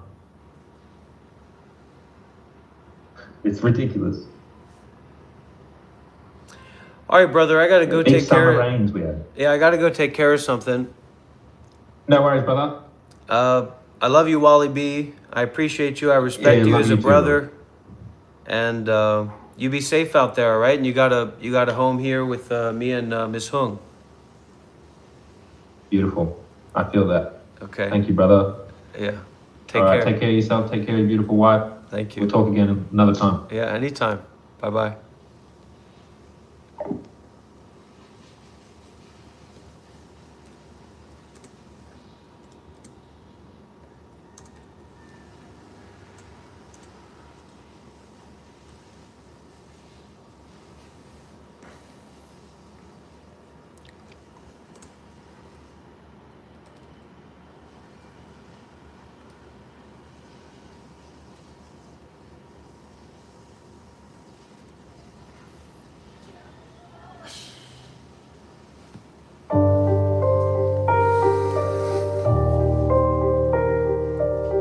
We're gonna go and check in on Muji in just a moment. But there's somebody out there that I want to send some energy to. And I hope they can listen and enjoy and receive this. They might not know who they are, but I'm sending this out to you anyway.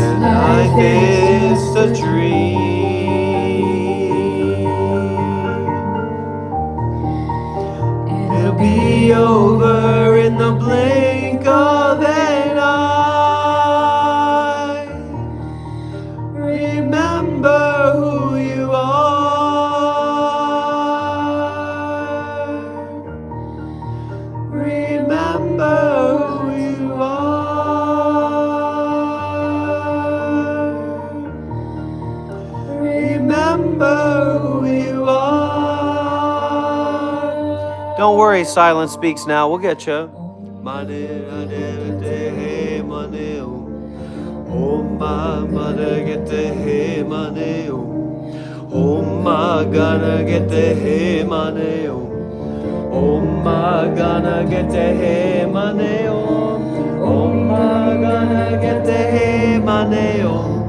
Om ma gonna get the hey money. Om ma gonna get the hey money.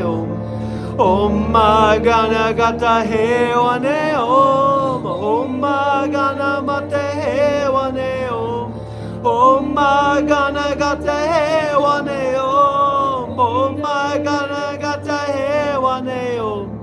Om ma gonna get the hey money. Om ma gonna get the hey money. Gonna get the hey money. Om gonna get the hey money. Om ma gonna get the hey money.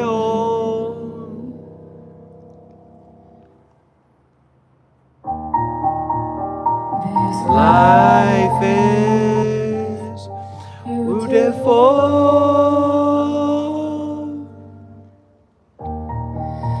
This life is horrible. This life is wonderful. This life is a dream. Yep, yep, yep. It's made of love. Remember who you are. Remember what you are.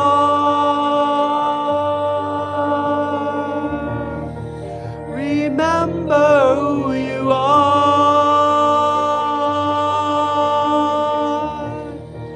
Remember who you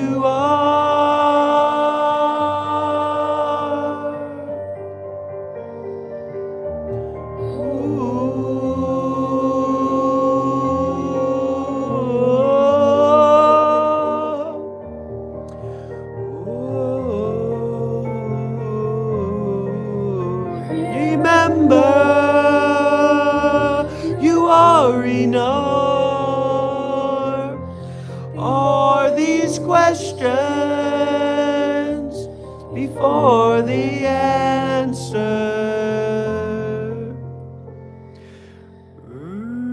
Remember.